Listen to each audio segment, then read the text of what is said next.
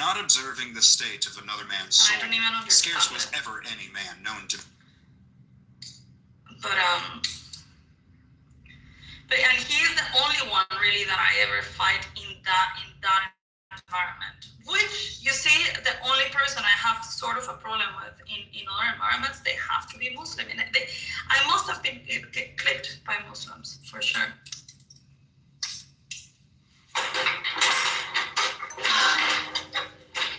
I broke a nail, and it's very annoying because now it's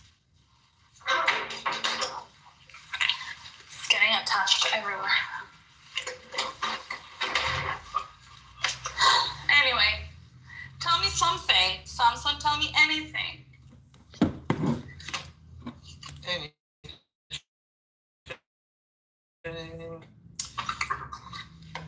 You know what's a little bit weird? What? So, like, my original plan was to be in Mexico by now, right? Mm-hmm. And someone was trying to convince me that, you know, when it comes to all these hurricanes and shit, like, oh, they pass around the time of September, October, it's fine, you can go, like, Caribbean is not an issue. Look at how Jamaica got fucked. Oh, Yeah, it's different. It's different. So Mexico has got different type of conditions, although probably if you're going to go to the Yucatan Peninsula, you might be fucked too, but not as much as the islands. Because, so for example, in my country, and we're also in the Caribbean, you know, and we are also suffering from these hurricanes. But in Guatemala, since we're surrounded by so many mountains, so many volcanoes, the hurricane gets caught, you know, like it gets caught and it loses its force, and all of them come into Guatemala as a tropical storm rather than as hurricanes. And so in the islands it's different because they're not protected, so the hurricane just like goes there and takes everything with it.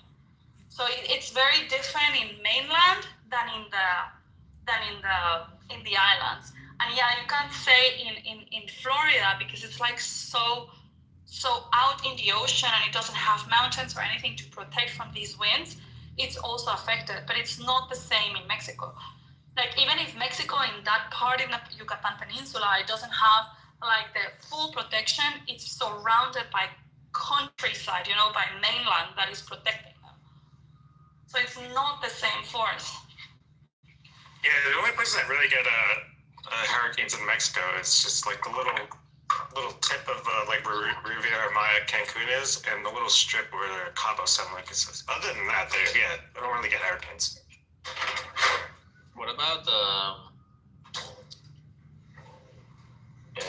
Honduras and Belize and these countries? No, they don't get the same.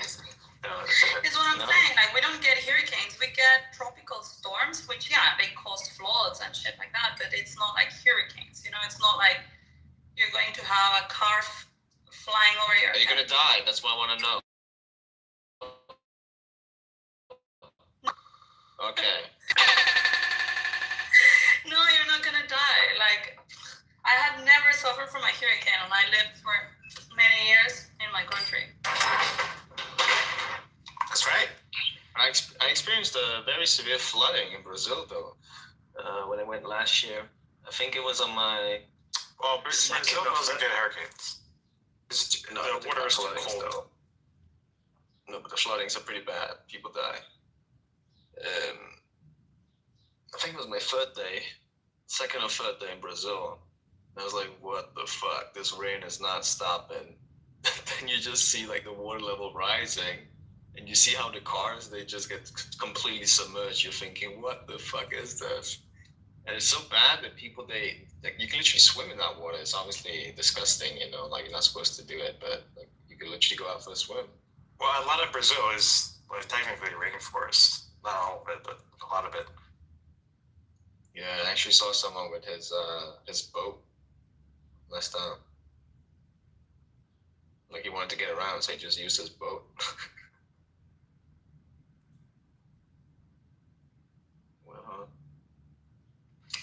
Yeah, the floods are very bad, but also because our infrastructure is very poor, you know, so the draining systems or the drainage system is like It's a joke. So yeah, we got a lot of floods, especially in the poor areas. And even in the cities, you know, that are more developed and stuff, it's like everything is stuck, like it doesn't flow very well. But yeah, in the poor areas, of course, there's probably not even drainage system.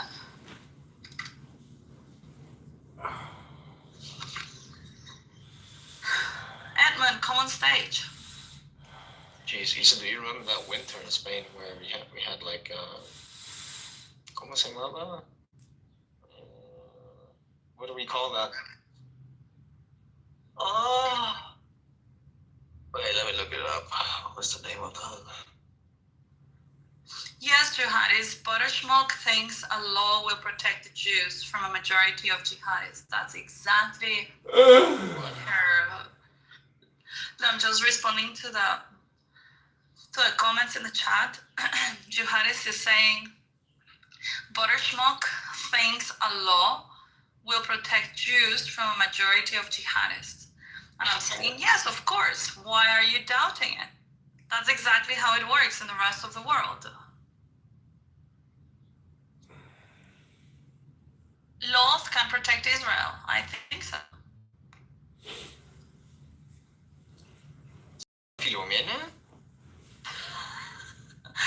I don't know. I have no clue. ¿No te acuerdas de Filomena? No me acuerdo de Un montón de mierda. Is that a tropical storm? It was, yeah, but yes, but it brought like massive snowfall in Madrid, and like I literally saw people like skiing. Like people just said, "Fuck this!" Like, Cyclone. I'm just gonna bring out my ski and then go to work or whatever. It's a cyclone.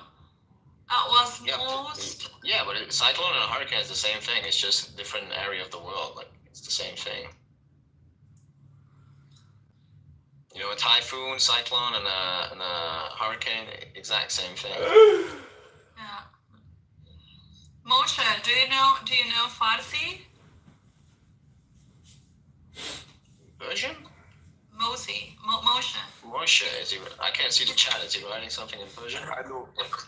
Excuse me, I'm a bit sick, but I know some Farsi words. So I live above a Persian synagogue, and I'm a part of the Persian synagogue every Shabbat. Really? So I'm with Jews from Iran like every week. What the fuck? Yeah. Well, you're not Persian yourself? No. But you're in Israel, right? No, Moshe? not right now. I'm in New York right But now. where are you? I'm in New York right now. Oh, cool. What? I thought. That's a Persian synagogue in New York. Yeah. Bezrat Hashem, I'll be back in Israel soon. But you've never lived in Israel. No, I've been there for different periods of time, but no. But my next trip is Bezrat Hashem to live there for good. Bezrat Hashem. Well, Moshe, he's been coming to the room since forever, and I always imagine his voice and his accent to be like Yoav, you know, or like. Just like a Hebrew, like a real accent. Yeah, exactly. I don't know. It's a combination How of are you, my his friend? PPR. Amos, how are you? Yeah. I get Moshe. I have a very bad, wrong conception of who Moshe is. Yeah. It's cool. So what are the Persian words you know? I know a lot of bad words, I know a lot of good words. They teach you the bad words in the synagogue? No, I was actually not there for talking the bad words. No. Are they your friends? Iranians? Yeah. Jews? Iranian Jews? Or Iranian Jews? Yeah. Sure. Close with the So you're Jewish, Moshe? I'm Jewish, yeah, of course. Of course. Jewish from where? Jewish from where? America. Yeah, but like, where do your people come from? Is it like, I don't know, like? Oh, Israel. That's the answer to Homeland. You said that's the answer. I don't even know how to ask this question. Like, I guess I'm trying to understand where do your Jewishness come from, you know, before it came to America. Lithuania, Ukraine, Russia, He's from all over. Israel, Italy. Oh, jihadis.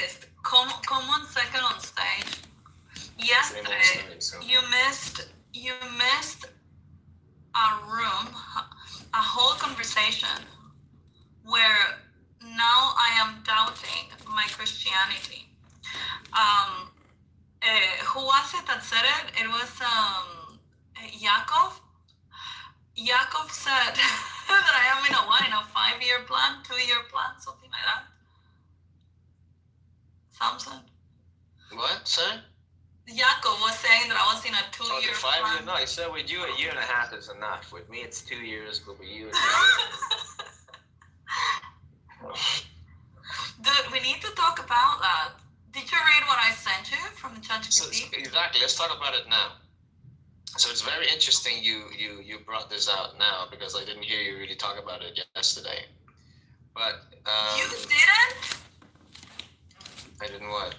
You didn't listen to the whole discussion yesterday? No, I did.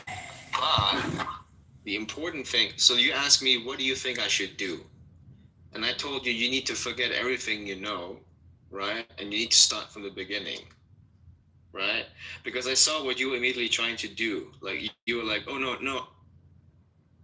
Also, the rates of immigration are such that they're gonna become a majority in 2490. It's like, yeah, in 5 centuries, we're gonna, have hovering mosques in Europe. Centuries. We're gonna have to worry about We better hurry. Majority. It's like, Listen, yeah, the thing is, hover it's all systemic. mosques. Yeah, it's like. So then it's all systemic because look, Europeans, because this is how I see it. Usually the more civilized, the less children they have. Usually. Back then, it's still racist. John Roberts haven't changed his view on the Voting Rights Act. He was from back in the day and still haven't changed his view. So when you guys say these things like somehow, oh, you try to defend this old Clinton, he wouldn't have done it. You don't fucking know that. Why even say that shit? You don't know that. I think Donald Trump has proven to still be racist today. Yeah, exactly. Clinton has been proven to be racist. So you could say, oh yeah, there's a light inclination right there. He did something like 5%, 10% racist in it. So he might during that time, the culture and the zeitgeist during that time was all white or racist. No, it wasn't. Before, Because all else would have still been in check. I thought Donald Trump was classist initially, but he's proven to be racist. You know what I'm saying? Like when you say shoot protesters that are the black protesters in the legs and shit, but then you fucking pardon 1,600 violent fucking offenders from January 6th, it's a racist, a racist shit to do. Yeah, but his father was literally, if people understand we have to listen to Trump's niece talked about how domineering the father was and how he raised Donald and Donald's other siblings. And specifically, it was very much contextualized in race and also how to manage the buildings and how to treat tenants. And the thing about the father was literally arrested as part of a KKK rally in New York City. People don't seem to want to talk about that. He was literally arrested in New York City as part of a KKK rally. Doesn't he have like a shit for like fair housing lawsuits against him and shit? Yes, he has fair housing lawsuits, racist lawsuits against him, used to treat tenants. But the thing about what people don't realize, Donald Trump literally had one book by his nightstand. Not the Bible, not the Trump Bible. He had Mein Kampf. Who told So you this is the that? person we're dealing with. Who told you Huh? that? Hey, Anthony. Who told you El that? Nomo, you come off mic again, and I'm not talking to you, and I'm not gonna address you because you're not. I don't talk to people now. I realize we're not fake. You go troll someplace else. I'm not trolling. Who told you that? What book did Shut I the fuck invent? up. I'm not talking to you. Don't you hear when somebody doesn't want to talk to you, or doesn't want to answer your question? Well, how would You have a anybody fucking know problem what's with on that? his nightstand? You buy your mic, Anthony? Yeah. So the thing about it, the people who clean his house saw the book there. That's how we knew what the fuck was on his nightstand. You know the brown people he hired come clean his shit. Yeah. I just want to ask, man. I want to ask, like, when it's a mega supporter, man, a Donald Trump vote or whatever, man. Is it racist for Donald Trump to say shoot the black and more or less abolitionist white people, you know what I'm saying, that were at the black protests, but pardoning all the radical fucking white folks that was climbing on the Capitol and shit, does that sound racist to y'all? It sounds racist to me. It is Shoot the racist. peaceful, shoot the motherfuckers that's peacefully protesting and shit in the legs, but you know what I'm saying? I'm a part of the other guys that are chanting "Hang Mike Pence." Is that not anti-American and racist?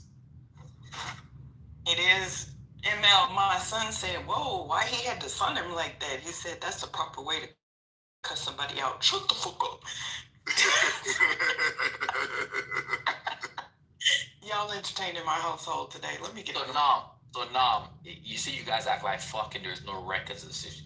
Okay, on record, in a 1990 Vanity Fair piece reporting per Ivana Trump, he had a book of Hitler's speeches, My New Order, which a friend later confirmed giving him.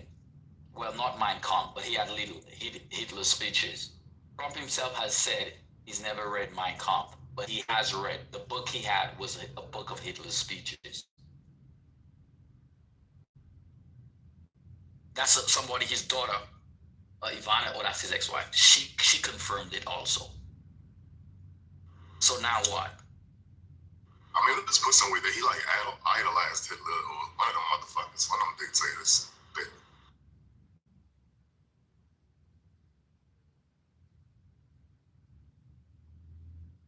Shit, I think it's anti-American towards our earlier conversation to have fucking MAGA 2028 hats in the fucking White House gift shop. That's crazy. Fuck, you got Trump 2028 hats, knowing our Constitution, our democratic processes will not allow you to run in 2028, but you still are selling fucking MAGA 2028 hats in the fucking White House. That's crazy to me. That's anti-fucking American. Did y'all see the little closet that he has that they had made, like the little shelf of all of the MAGA stuff? And what he does, this is so embarrassing. He takes visiting dignitaries and, you know, CEOs, executives, whoever, and he actually allows them to have something from his MAGA closet. That's how bad it is. Like, did y'all see that video? He just kind of gives them stuff like, that's now the new gift from, you know, the United States of America. Cheap, made in China, MAGA stuff. Like, they actually put a closet in. It's just so bad. It's so tacky. It's just beyond tacky at this point. So now, also Trump has been noted to quote from Mein Kampf a couple of times. So when you guys come on here and you guys say they should just try to just jump in and try to derail the conversation like somebody's lying and there's no proof about it. So Trump said that immigrants are poisoning the blood of our country during a rally in New Hampshire. He doubled down in the comments when it was addressed. You know, he actually said it again. It's crazy what's going on. They are destroying the blood of our country. That's what they're doing. They're destroying our country. They don't like it when I said, and I never read Mein Kampf. They say, oh, Hitler said that in much a different way. Yes, a lot of stuff you say can be attributed to what Hitler fucking wrote. So it's those coincidences like people talk about is wild. And when you guys come on here and try to defend Trump like somehow people are lying on Trump, nobody lies on fucking Trump, bro. He's a fucked up human being, and you guys act like he's not, which is the weirdest thing. But no one come and say, well, I'm a Democrat, but everything he says is pro-Trump. Get the fuck out. Not to mention, I mean, Trump's grandfather was a whole immigrant. His wife is a whole immigrant. So I don't understand how he's so anti-immigrant all of a sudden. Didn't he do business with the Deutsche Bank? Right? Because he couldn't do business with banks in the U.S. because he was bad. Nobody would touch him. He was a huge credit risk. Trump never paid his debts, and then he filed for bankruptcy. So why as a credit risk officer would authorize a loan to Donald Trump? That credit risk officer should be fucking fired, because you know the history of this guy, you know? And the problem is that when they act like, you know, when you say he's a bad businessman, he goes, oh no, he just knows how to take care of the tax code. Yeah, every successful businessman I know just files for 7 or 8 bankruptcies in their lifetime. Yes, they bankrupt casinos. Get the fuck out of here. And that's the thing I'm saying. Like those guys, they don't come in here to have a fair conversation because they're not steeped in reality. They don't want to address. They want to deflect and go around. I don't know why. You cannot be that sycophantic about somebody. You guys definitely in a cult where the brain don't work. Because too, they suffer from real TDS, Trump defense syndrome. They would defend him no matter what he does, what he says. They'll find a way to talk around it. It's like they would have a script because they all would say the same damn stupid shit, and that's not fucking normal. My thing is that for them to be such an admirer of Donald Trump, they're grossly uninformed. Like, do they not know that the man had over 1,000 lawsuits because he was notorious for stiffing his contractors? Why do y'all think that he had to run out of New York and go to Florida? Because he had pretty much pissed off everybody in the state. He never liked to pay his bills. Why do you think he filed bankruptcy so much? Bankruptcy is not some great strategy. It's a legal way to stiff, right? To stiff the people that you owe. And yeah, the IRS allows it. Okay, and you can do it multiple times. So now another time, Trump, in his own words, said this during an interview. He says, "It was my friend Marty Davis from Paramount who gave me a copy of Mein Kampf. And guess what? He's a Jew." In his fucking own words quoted. So what you got now? I could go on and just start pulling up shit on the internet because there's a lot of shit about him and Mein Kampf. But you act like this shit didn't fucking exist.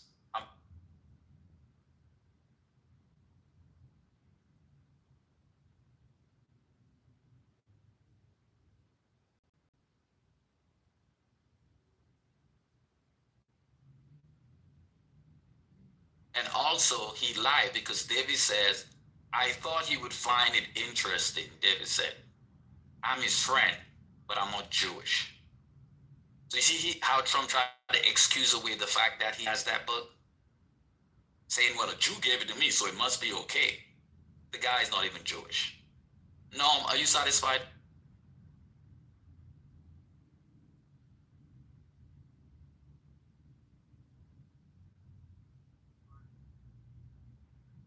Norm goes, "It's not on his nightstand." Just Norm. I care with y'all. No, is that yeah, is that what you is that your retort? Oh, it's not on his nightstand. Not the fact that he has it or doesn't have it.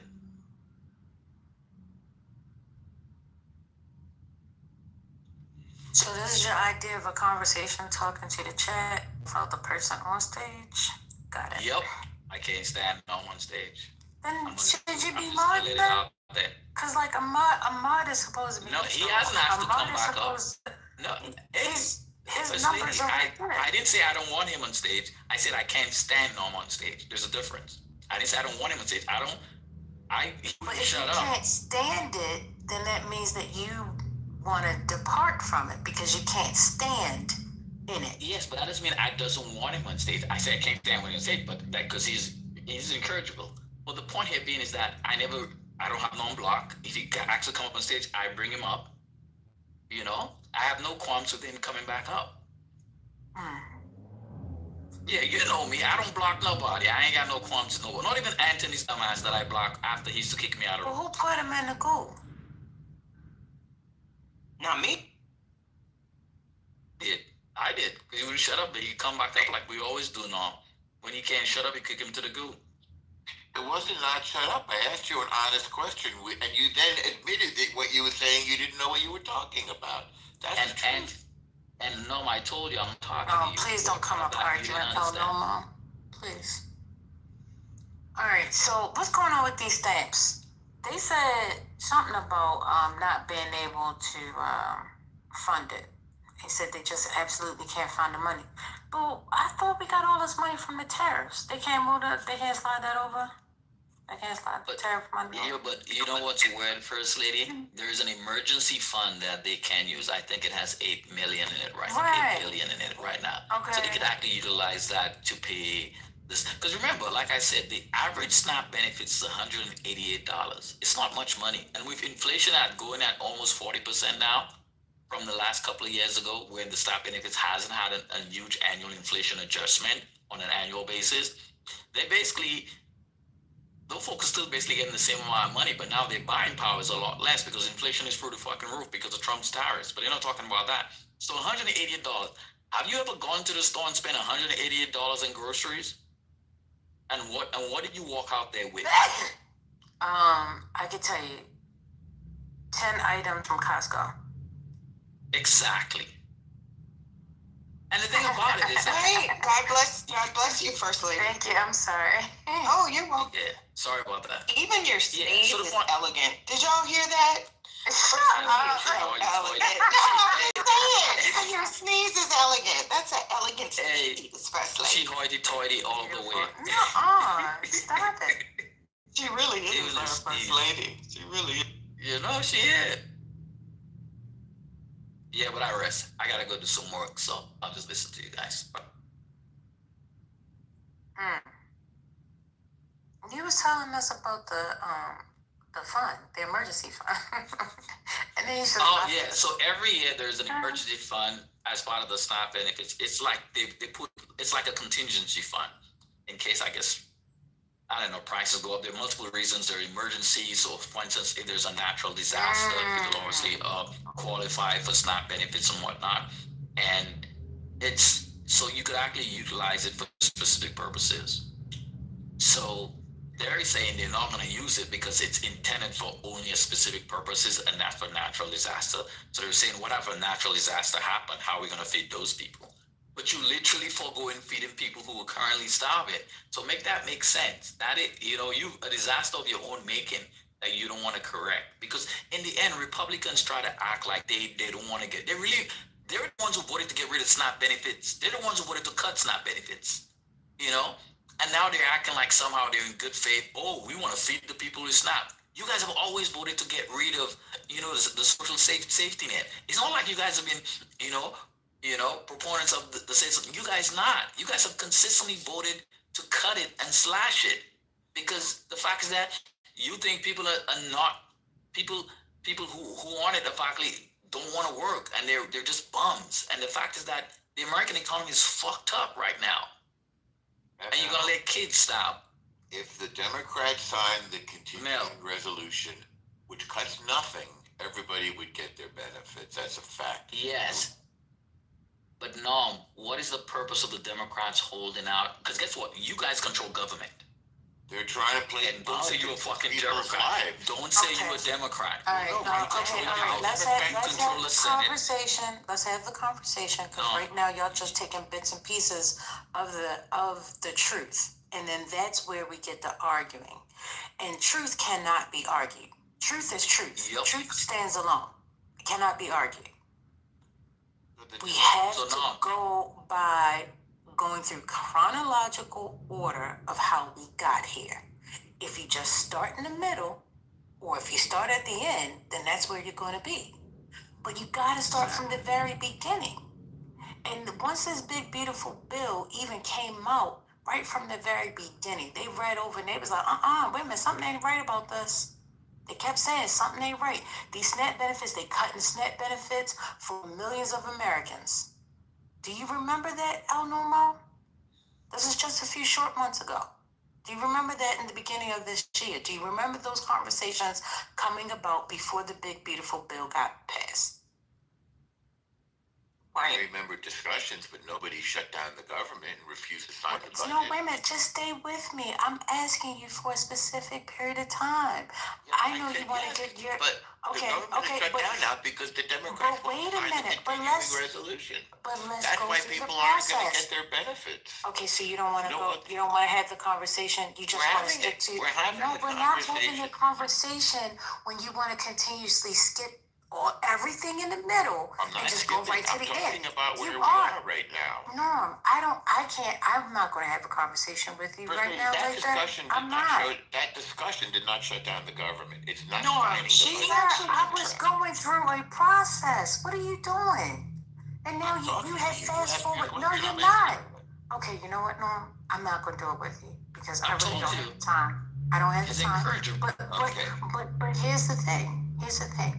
I'm going to be nice about it. You're just a little different about it, ML.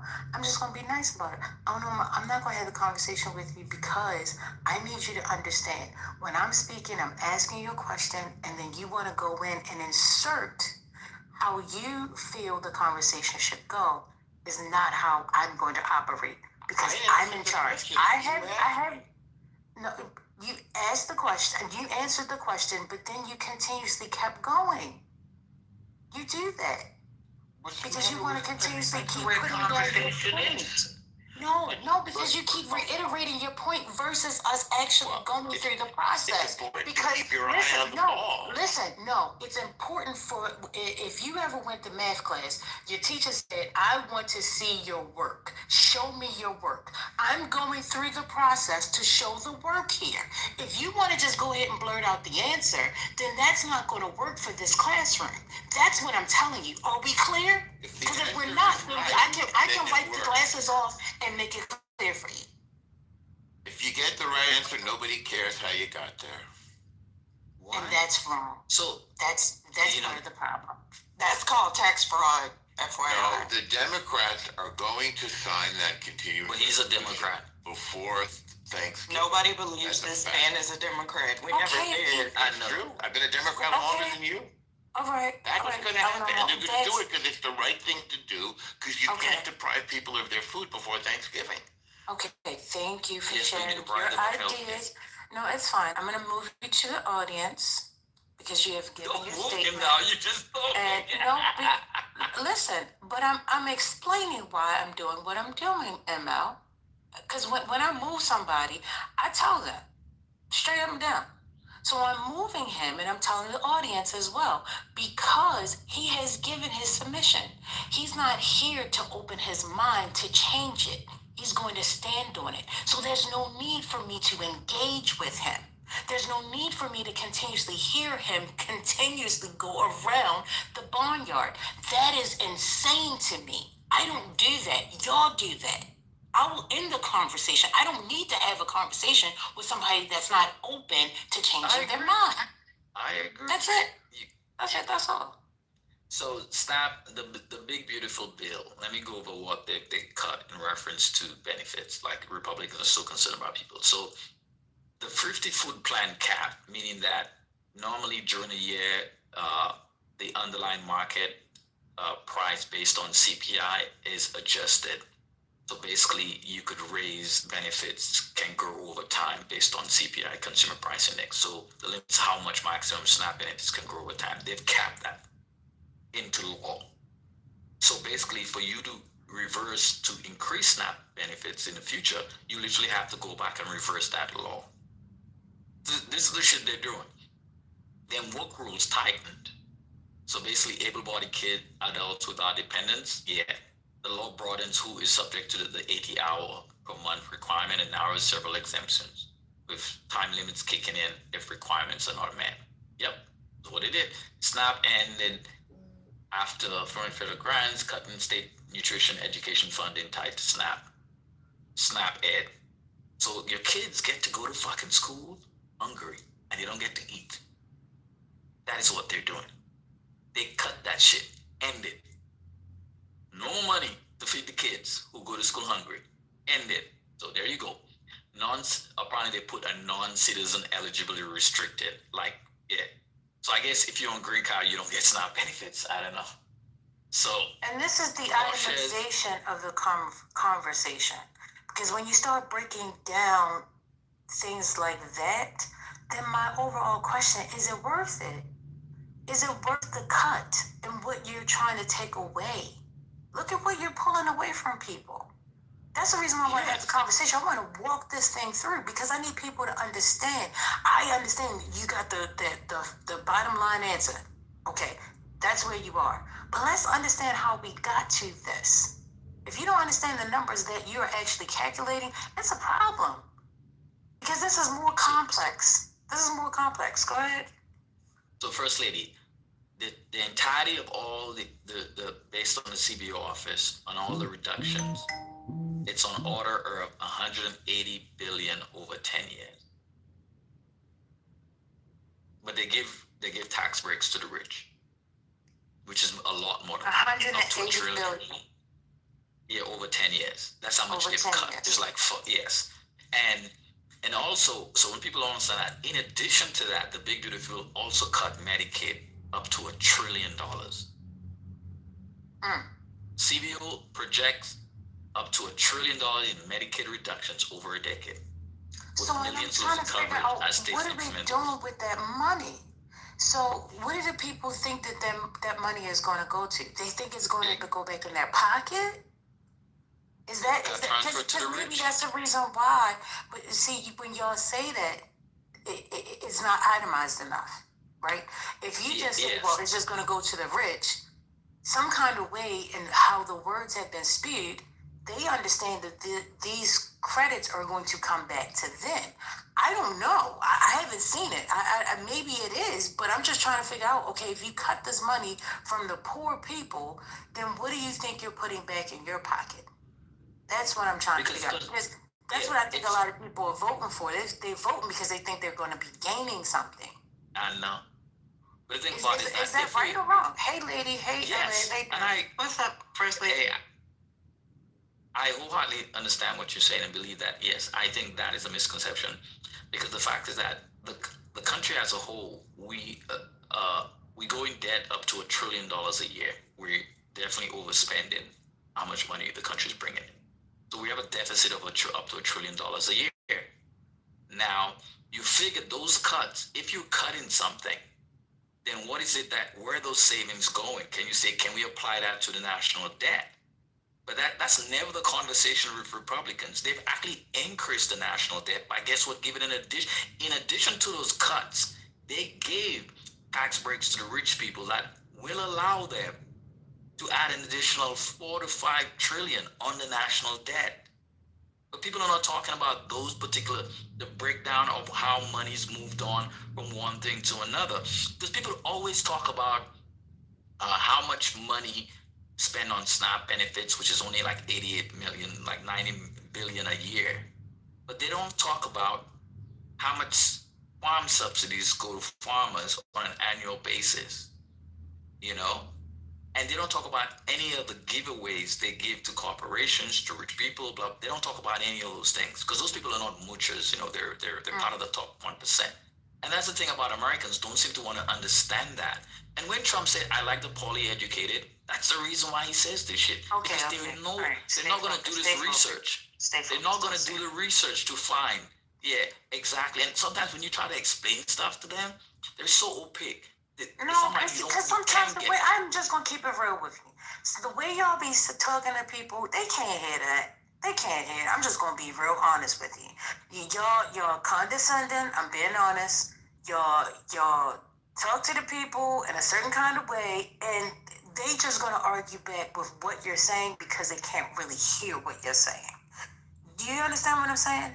It's the way, like right now and how you're saying it, I'm following. But then when you start saying, this is why they do this, immediately everything that you just said, they're gonna exit out and they're gonna start fighting you. I'm just telling you. I've seen it. I sit back and I watch how the conversations go. But I want to stick there. I want to get other people in the conversation. My overall question is, do you really understand what you are looking to cut when we're looking at these, cuts from these different programs? And, be able to stand on it and sleep at night. Because at the end of the day, somebody may not have been as fortunate as you. I understand you guys want to get us a time limit on it and things like that. Then that's fine. Let's do that. But let's find a progressive way to do that. Or, go in progression. Go in, bits and pieces of time to do it. But just cutting it away from people without any kind of planning, without any kind of expectation, is very hard. And it's not just going to be difficult on them, it's going to be difficult on everybody. Because if they're not eating and they're not getting it, then guess what? Then it's going to be a lot of crime. So then your tax, property value, all of that's going to drop because crime is going to rise. So it's a lot of different things to just look at outside of just your own immediate home. Okay, I'm shutting up. Emil, can you share where you were reading from so we can read it on our own? If you take the big beautiful bill, and I mean, I just Googled what the CBO says on it, and then I just summarized it. That's it. If you go to the CBO office, you could get it. I don't even have the link up anymore. Yeah, so you just go to the CBO office and see what the percentage. And sometimes if you go to Politico, they actually list what the cuts are up to the bill also. That's another article that lists that. Sorry, I'm actually working now, so I kind of got out of that. Yeah, sorry about that. I just wonder if some people actually care. Like, nobody's protesting in the streets about food stamps. 40 million people are going to lose their food stamps in November. I don't know if people care. I think they'll care when they see the crime raised. But right now, I don't know. I think Trump is winning. He's getting all the things that he wants and cutting taxes for the rich and taking it out on the poor, and it's crazy. I don't see anybody protesting this.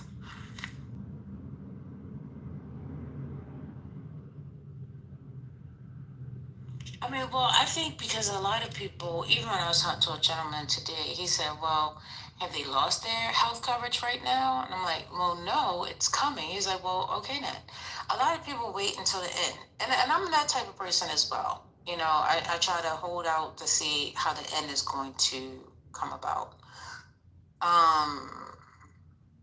But these people are clearly saying they got $8 billion somewhere for emergency funds, and they're not even going to take from that to feed the people. I don't know what they want. I got it. They just want the Democrats to fold. Got it. Because that's what Democrats normally do. They give in. They're the kind ones. They have a heart, and they give in. So I guess that's what they want people to do. I think it's $30 billion.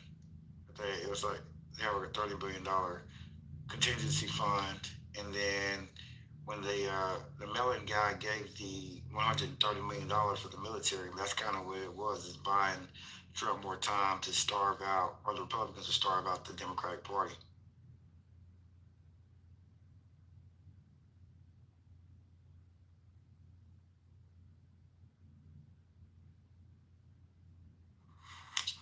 Reform, is that right? 30? Is it 30 billion they have in emergency funds? I don't know. Well, technically, the emergency funds call for. I was trying to look for those links. First Lady, I believe it's empty. And just to talk about like what's actually going on, there's no budget currently for SNAP, which is, you know, what this argument is about. So they have to appropriate or allocate those funds, which is why Trump is basically allowing this to happen. As I keep saying, he's the first president to not fund SNAP, because there's an emergency bill, I believe, to fund SNAP during the shutdown. So Congress is kind of weird. They have to come to an agreement to basically, you know, rubber stamp the budget. Trump's major legislation and push was for his One Big Beautiful Bill. Then this is what they do when it's a problem actually for every American, Republicans and Democrats. What they do is they pass these big ass bills, and then they worry about the funding later, which is kind of ass backwards, right? So Congress is not very financially literate, because you don't decide what you're going to spend and then see if you can afford it, right? But that's literally what Congress is doing. So there's technically no funds appropriated for it. So they're explicitly saying, well, it won't go out because we haven't funded these things. So there's an emergency fund, and I believe that's been depleted anyway also. But it's not like the Fed could not go to the states and give them an IOU and say, hey, if you guys have the funds, right, why don't you go ahead and take care of it? Shout out to Mississippi, which has basically said, which is kind of interesting, y'all, because this is a red state, right? This is MAGA land. This is Trump land. I believe I'm going to confirm this, but I believe Mississippi has gone ahead and said, you know what, fuck it, we're not going to get reimbursed. We're going to go out and give out a portion of our EBT that's owed to our citizens. So some states are like, you know what, Trump, this is not cool. We're not even gonna play like that. We're gonna go ahead and do what we can, even if the the Fed is not gonna reimburse us. So I just wanted to point that out. There's so many different options that they have for this not to be an issue. And again, this is not why the Democrats. This is something that is happening because of the government shutdown, right? This is kind of like a byproduct of that. What the Dems are doing is holding off on these negotiations, or holding off on signing off on what's currently presented, because it is not going to extend the ACA subsidies, which would be devastating. If we think that no food stamps no EBT is devastating, no federal subsidies for the ACA is devastating, because the Republicans have yet to come up with a solution. Now, mind you, since 2016, we've been hearing Republicans say the ACA is trash, we're going to replace it, we're going to repeal it, da-da-da-da-da. You can't take away the funding portion of the ACA without tackling the main ACA. That's not how that's going to work, right? That's Madoff math. It just doesn't work, and you can't convince us otherwise. So that's what's going on. It's so nuanced. So what about this continuing resolution? Because, you know, the other side is saying, hey, listen, just sign the continuing resolution and kick it down the road. Because that was my thought originally. Like, just go ahead and do it. This was early on in October when they first did it. So what say you in regards to the continuing resolution? I'm going to use one of my examples again. This sounds like a husband who has cheated his entire marriage and is telling his wife, just give me 6 months, babe, and I'll change. And meanwhile, the side chick is calling your phone, telling you that she's pregnant again. She's pregnant again. She already got 2 kids for your husband. Damn. That's what that sounds like. There you go, First Lady. That's the Republicans right now. The Republicans are like, baby, please, I love you. This time is different. Baby, please, I'm a change. And the Democrats are like, go on somewhere. No, I'm trying to hold out. Let me get this divorce attorney on the line. Let me get my, you know what I'm saying, First Lady, let me get my sugar daddy to get me together, to get me out of this house. What? And, you know, the Democrats are trying. They're trying to hold on, but the Republicans are coming with the Louis Vuitton bags and you know what I'm saying? And the roses. Yes, the Republicans are like, baby, please, just sign right here. It's gonna be okay. And the Democrats like, nah, Negro, you full of shit. Okay, so we don't want the Republicans to wane. Stay strong, Republicans. He ain't no good. He ain't gonna change. Okay, that's what's going on. Okay, all right. So wait. I specifically wanted to know, like, from the very beginning. I understand now because the stakes are too high now to turn around now. But I'm talking about originally when they were talking about going to November 21st, when this first started. Why not sign the CR? And then if they still didn't make the change, then you hold out in November. Because firstly, they had since February to actually address this, and they chose not to. So it's not like they didn't have the opportunity. They've had the opportunity and chose not to like work with the Democrats on this. So the CR, it's an okie doke. Like before, you know, Miki is saying. Yeah, I got that part. Because that is exactly what I say back to them. I'm just talking about if you rewind your mind in time, and the beginning, why wasn't that done? Mega, I don't understand. Why you just can't come and talk to me? Just like, what's going on? By the way, real quick, this is happening now. Synagogue threat arrests Jeremy Wayne Shoemaker, age 33, accused of threatening synagogues in Alabama and other states. Weapons suitcase filled with ammo and body armor found in his home. He has been arrested with body armor ammunition after threatening the synagogues. Thank you. What's next? Hey, so this lady, I just want to bring up a news break. So Trump administration moves to overrule state laws. And they all care about separation of federal and state. Talk to me. And that the law that protected credit reports from medical debt. The Consumer Financial Protection Bureau had passed a law stating that states, it's called the FCRA. States could preempt any state laws or regulations when it comes to how debt should be reported to the credit bureaus like Experian, Equifax, and TransUnion. This repeals previous Biden-era rules and regulations that allow states to implement their own credit reporting bans. More than a dozen states like New York and Delaware prohibit the reporting of medical debt on a consumer's credit report. And Trump and them gonna, guess what? Get that shit while they don't pay, while they cut Medicaid. So pretty good. So y'all about to incur a lot of medical debt, and that shit is gonna be in your on your credit report. But the Republicans are doing their best for us. Just go vote for them because we're on the Democratic plantation. Yeah. I got a question though.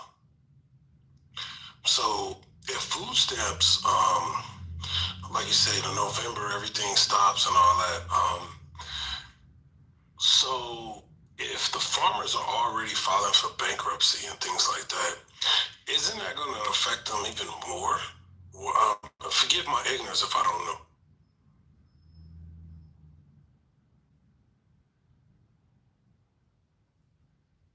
Maybe that was a bad question. I don't know. But I was just saying that wouldn't it accelerate the problem? No, I stepped away from my phone.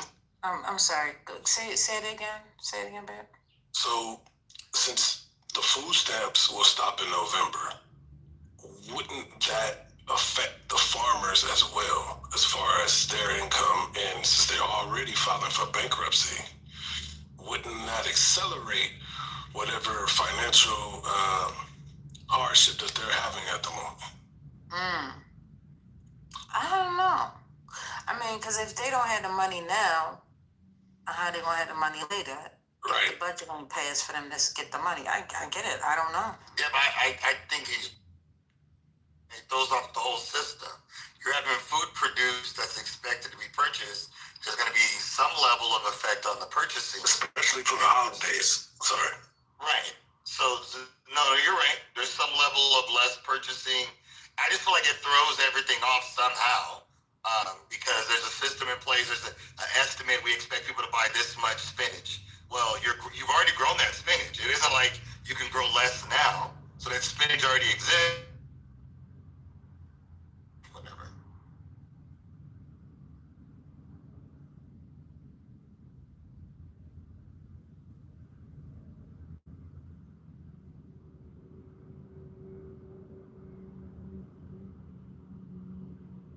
Is that me or you just went quiet?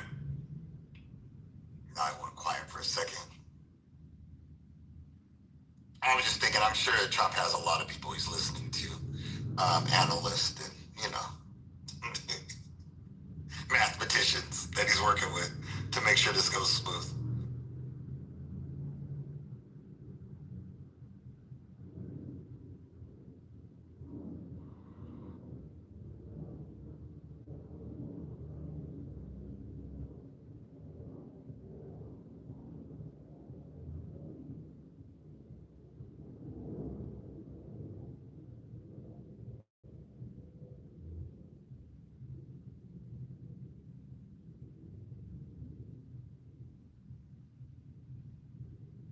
All right, hello, y'all there? What's going on? Why y'all quiet?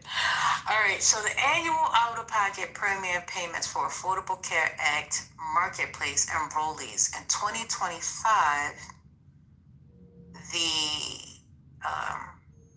what is this? I don't know what this red is saying. That's what I was doing. I was trying to take a picture of this. I don't know. It's saying $888, and in 2026, it's saying $1,904. So it's about $1,100 increase. So, yeah, I don't know the numbers. Anyway, oh, wait a minute, hold up. Okay. Ellie, somebody said I'm sure it hurt the farmers. Yeah, but when we're like you said, like is the food industry a part of the economy, make it up with a part of the economy, correct? Mm-hmm. So if you're speaking on the economy, you're speaking on all those things, wouldn't it have a domino effect of the consumers are not spending the money? And just like the gentleman said, they've already produced this stuff. I mean, and the animals and everything that they needed for the holiday to make up for the holiday, and then you take that away, so that anticipated money is not there. So a lot would be even wasted. Right. Waste and not producing. And not producing. You're right. Yeah. Yep. And then for a normal, like say the month of December, why would they produce more? Like, or what they would normally produce, they'll probably cut back because of the loss from November. So most crops, the season's already in. So the biggest issue is going to be is the possibility of surplus of things that won't last through expiration. So. Correct.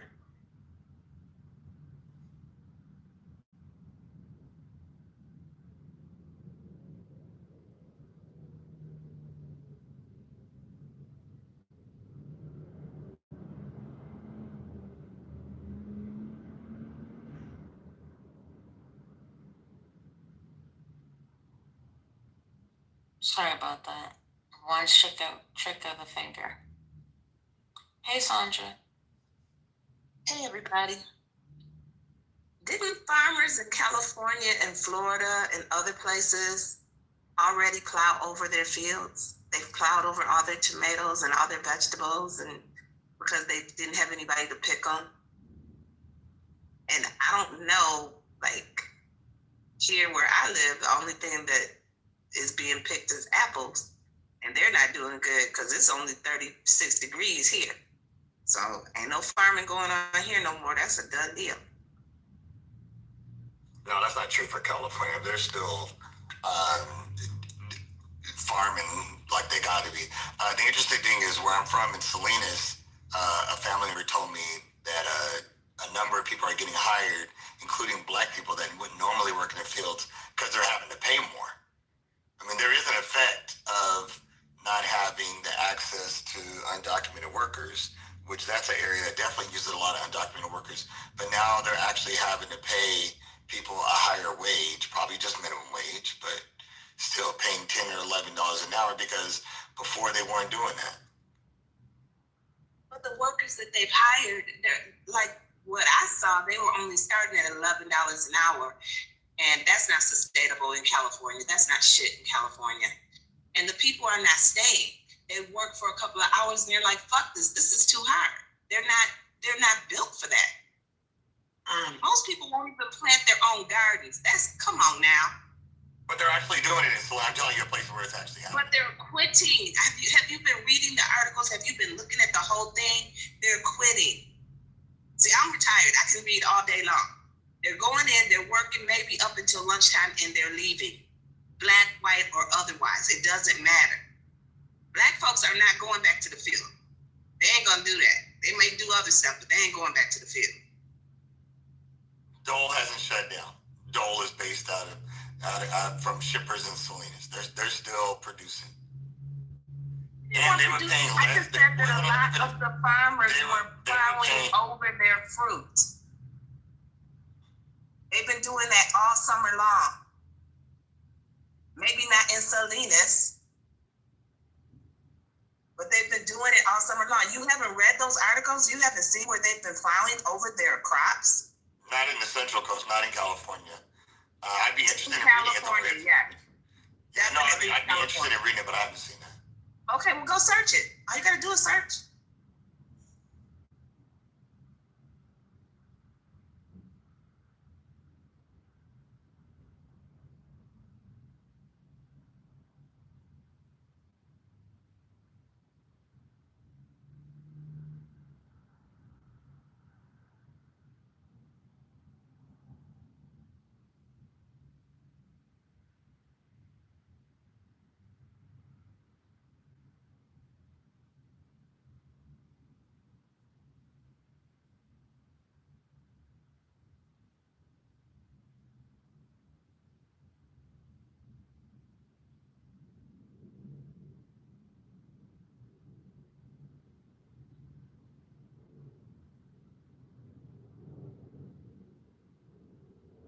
What's up, everybody? What else is happening other than the skyrocketing insurance prices? That's some crazy shit right there.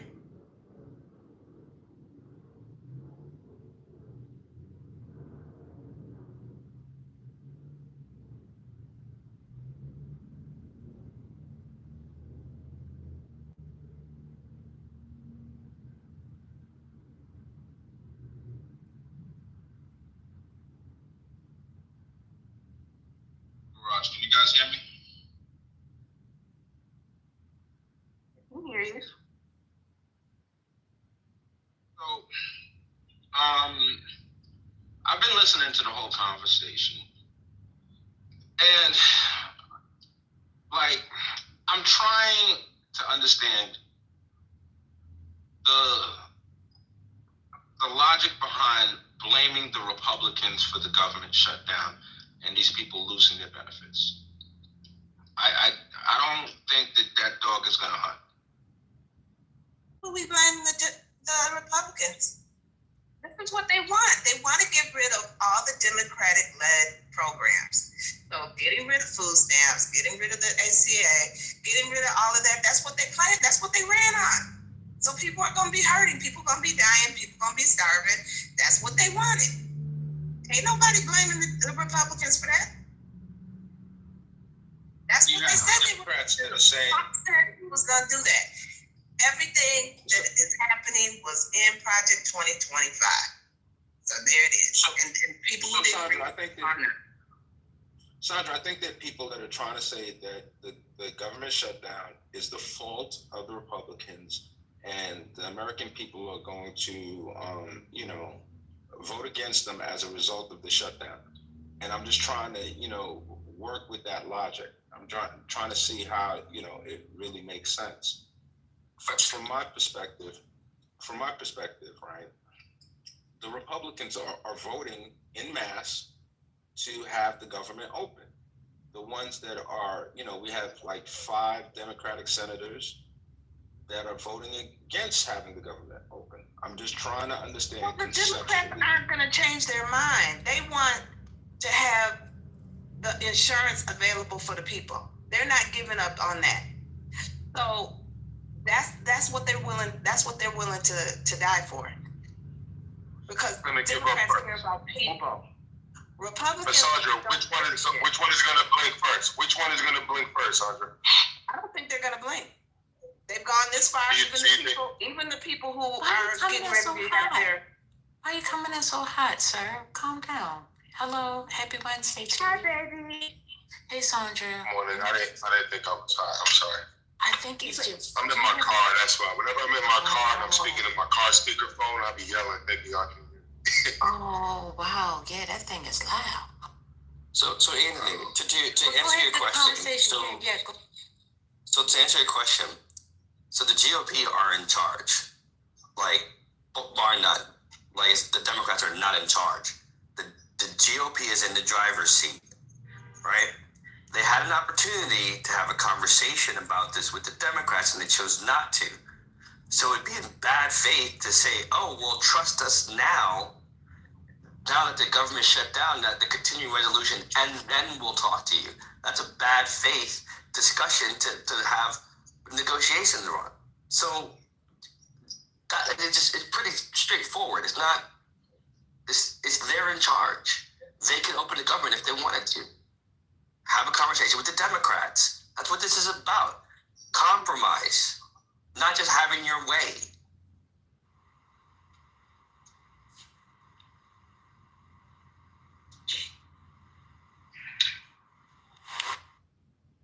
Did you want to respond, and Mayor Kennedy? I did want to say that I think this is being spun in the media, and even from from state officials here in Massachusetts, people are getting text messages saying that Trump is responsible for this. What's about to happen on November 1st. You know, I went to a few events, and it's being spun as Trump's fault. But I think that's a sin to blame Trump. I think we need to understand that this is a function of the dysfunction in Congress. The fact that everybody wants their way and they're not willing to compromise. So I think this should equally be blamed on both parties and the congressional officials who are leading us right now. I don't think this should be spun as Trump's fault or the Democrats' fault or the Republicans' fault. This is a failure of government functioning. It would be communicated that way, but it's not. You know, that includes Trump. Trump is blaming the Democrats. The Democrats are blaming. I just wish they would all take accountability, get in a room, and figure it out. You know, Trump should lead that, bring in Hakeem Jeffries and whatever the other guy's name is, the Michael Roberts, I don't remember his name. Bring him in a room, and let's figure it out. But to just, no, I'm not, you are. It doesn't help this country. It doesn't help the people who are depending on, these vital services. So I just want to recorrect or just like reframe this as this is a congressional failure. And let's stop the blame game and let's get things done. First Lady, if I may, good morning. But Trump is in charge. Trump runs the whole shit. This is Trump's shit.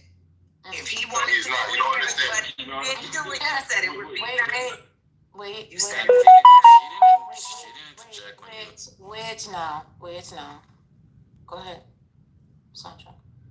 You said it would be nice if he would go in there, Trump would go in there and get them all together. He's not doing that. Trump owns this shit. This is his shit. He runs everything. Everything. We don't run shit.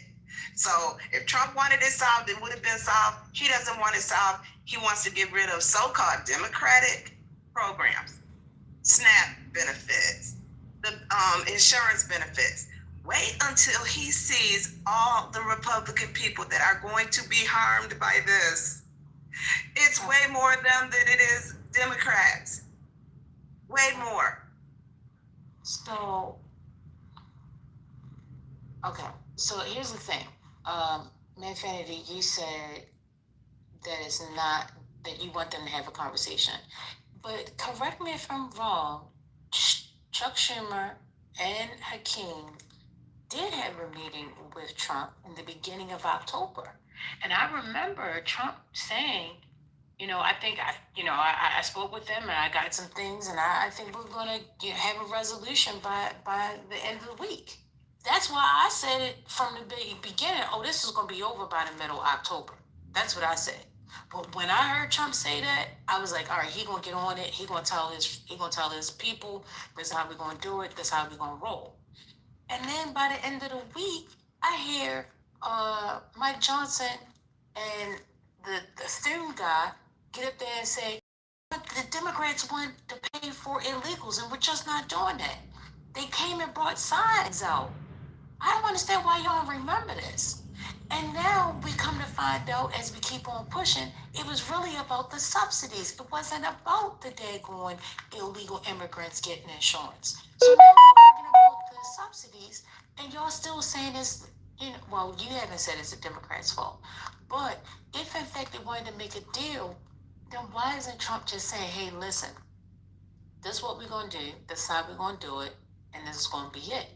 It's like right now, everybody is holding their cards. And the deal is sitting there saying, all right, you pass, you go, what's going on? Hit me, what's happening? Nothing is happening. It's at a complete stalemate right now. Go ahead, April, you wanted to say something? First Lady, this is what I remember. If y'all tell me if I'm wrong though, go ahead. First Lady, I think it's showing here on the stage that MAGA and Republicans are worried about how this is the optics on this now. Now they're worried about it. But as per Democrats or anybody putting out that this is Trump's fault, Trump's administration violating the Hatch Act has put up on most every federal website that services are delayed because of the Democratic shutdown. And whoever's giving me their little rolly eyes, thank you for noticing. So this is a game using the American people.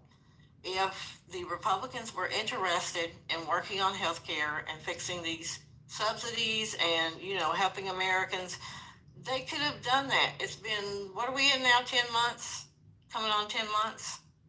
Trump said he had what was it? He said he had a plan, a concept of a plan. And as someone pointed out last night, it's been 10 years that Republicans could have tried to work out something on their own or with Democrats, and they've not done it. And I'm saying General MAGA told us in these rooms in November, we have it all. You guys are losers. Suck it up and drive on. Now you don't have it all. But see, what happens is when you say that Democrats could open it tomorrow, you don't say that Republicans could open it tomorrow. Because when you govern, which Republicans have not done by and large for quite some time, a decade at least, I would say, even more, you, the party in power, if you need the votes of the other people who are not in power, then you need to work with them to get the votes that you want. Now, you have your big, beautiful bill that cut Medicaid, and that's not enough. You need more. But when you work in government, your job, you were sent there for the people, and not just the majority, you have to consider the minority. So if you can't work in a bipartisan manner, then it lays on you. The onus lays on you as the party that holds all the branches. They even get the Supreme Court. They packed it up. So it's not a matter of blaming Trump. It's showing what has really been going on in our government. What has happened in the House. Mike Johnson, there's a bunch of compilations out of him being asked about various topics when it comes to the administration. He's like, I don't know. I haven't looked at that yet. We haven't talked. I haven't talked with the president. And we hear that a lot on these stages too, that people don't, I didn't know that. This is a ploy, okay, to try to make it look like the Democrats have not tried to work with them. The Democrats have not been asked to work on anything with them. This is how it is. And when they are asked, it's like, okay, performative, because Trump delayed that first meeting he was supposed to have with them. He didn't delay it. He said, I'm not doing it. And then he did it. And so as the president owns what happens. Y'all hung everything on Joe Biden, but now you don't want to hang anything on Trump. That's not how this works. It's optics, it's public perception. And that's what it is. So I agree that Trump does deserve some blame in this for not using his leadership in a way to get this done. What I'm saying is the blame goes beyond Trump, it goes beyond the Republicans, and it bleeds into the Democrats. They're all responsible. They're all our leaders. And it's not just Biden or just Trump. Reality dictates that this is more than just one party or one man. And I hope you don't think, April, I'm sorry to call your name, I hope you don't think this is just Trump and the Republicans' fault. This cuts across party line. I got a text message today, not me, but somebody sent me a text message saying, look, this is what the Massachusetts Department of Transitional Assistance is sending out to the DTA people who get SNAP. Listen, President Trump is currently choosing to not issue November SNAP benefits that help you and many families put food on the table. You may also have benefits further cut starting in November. Basically, and then she goes, benefits, okay, starting in November because of changes congressional Republicans and President Trump enacted in the one big, beautiful bill. Learn more and blah, blah, blah. So what I'm trying to say is, both sides are using this as a political football to score political points. Meanwhile, you have people who can't make ends meet. I was at an event, a political event earlier. 70-some-odd widow said, listen, I'm not working. My husband's passed away. I'm 75 years old. I'm not getting SNAP benefits in November. Okay? And meanwhile, Democrats and Republicans, I don't like the that Trump is saying on the websites, Democrats are at fault. You know, and I don't like that. I'm getting some people are getting stuff in the Massachusetts Democrat governor blaming Trump and the congressional Republicans. This is ridiculous. Stop with the political bullshit. Get in the room and get things done. So my infinity. There's been 15 votes. Hold on. There's been 15 votes to pass a clean CR that will fund SNAP. 15 times Democrats have voted no to not fund SNAP. Joel, Joel, I think you didn't hear me speaking, and if I said hold on. No, so let Joel the point here being this is crazy. Bro, you in a fucking mode. Shut up, Al.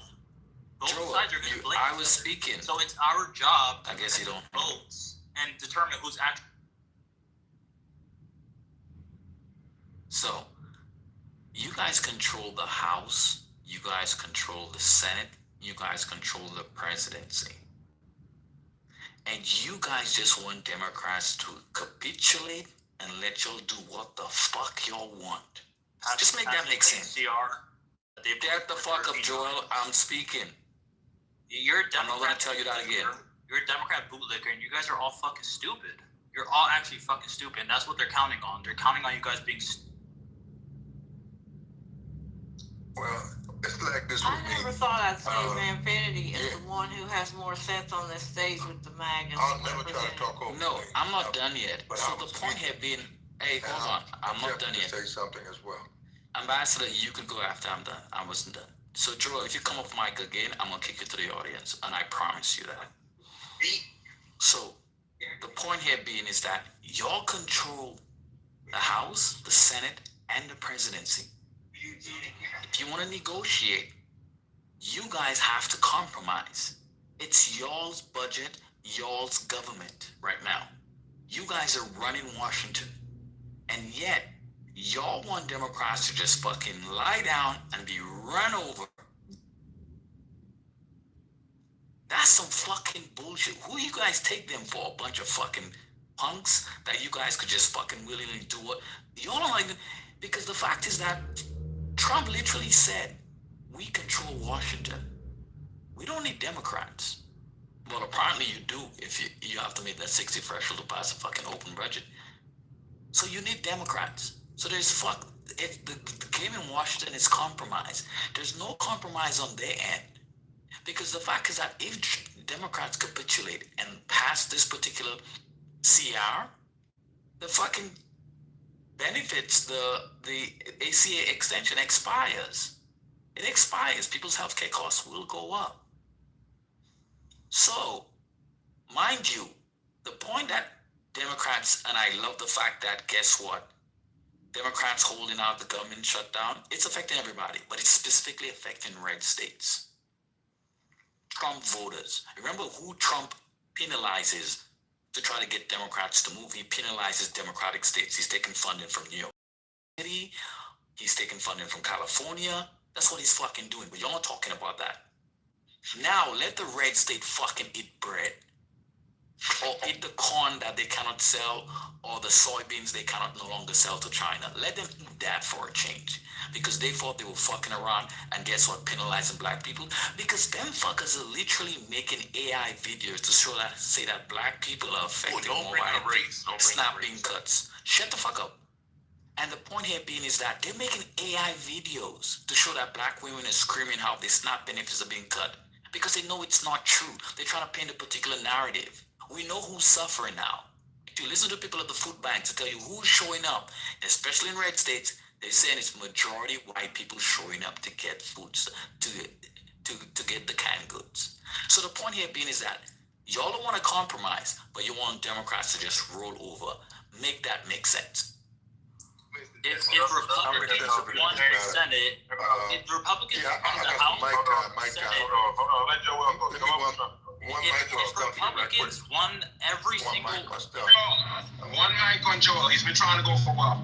If Republicans won the popular vote, electoral college, the Senate, the presidency, and the fucking House, why would Democrats not be the ones who need to compromise? The American people voted in the Republicans, so they obviously want what Republicans are selling. If anything, ML, Democrats are the ones who need to fucking open up their fucking brains and think for a second, maybe we need to compromise because the American people voted in Republicans. So we should be compromising with what Republicans want. That's not how this works. Democrats can't lose, and the American people can't vote in Republicans, and the Republicans are like, okay, we have to do what Democrats want. That is completely against what the American people want. So what you're saying makes no sense. And again, there's been 15 votes on. So 100% of Americans voted for Republicans. Okay. No, because you want us all to live in a white America. Because it's a majority white. Joel, don't say because you interrupted me. Hey, who said shut up, Patty? Are y'all okay? Who the fuck said that? So again, there's been 15 votes to fund SNAP. Better calm the fuck down. Every time to not fund it. But they're wait, Al, you said shut up, Patty? Shut your ass up in the goo. You done lost your fucking mind. So again, 15 votes to fund SNAP. Every single time Democrats have voted to not fund SNAP. You're repeating yourself now. Can we get something new from you? Yes, low IQ voter base. You want to put up a stat to back that up? We have to emphasize how dumb you people are to blame this on Republicans when Democrats have voted 15 times to not fund these these programs. But apparently majority of Americans, 50-something% of Americans are actually blaming Republicans. So I guess majority of the country is fucking brain dead, like you said. Obviously, because you can look at the guys used to think that Trump was going to lose the election.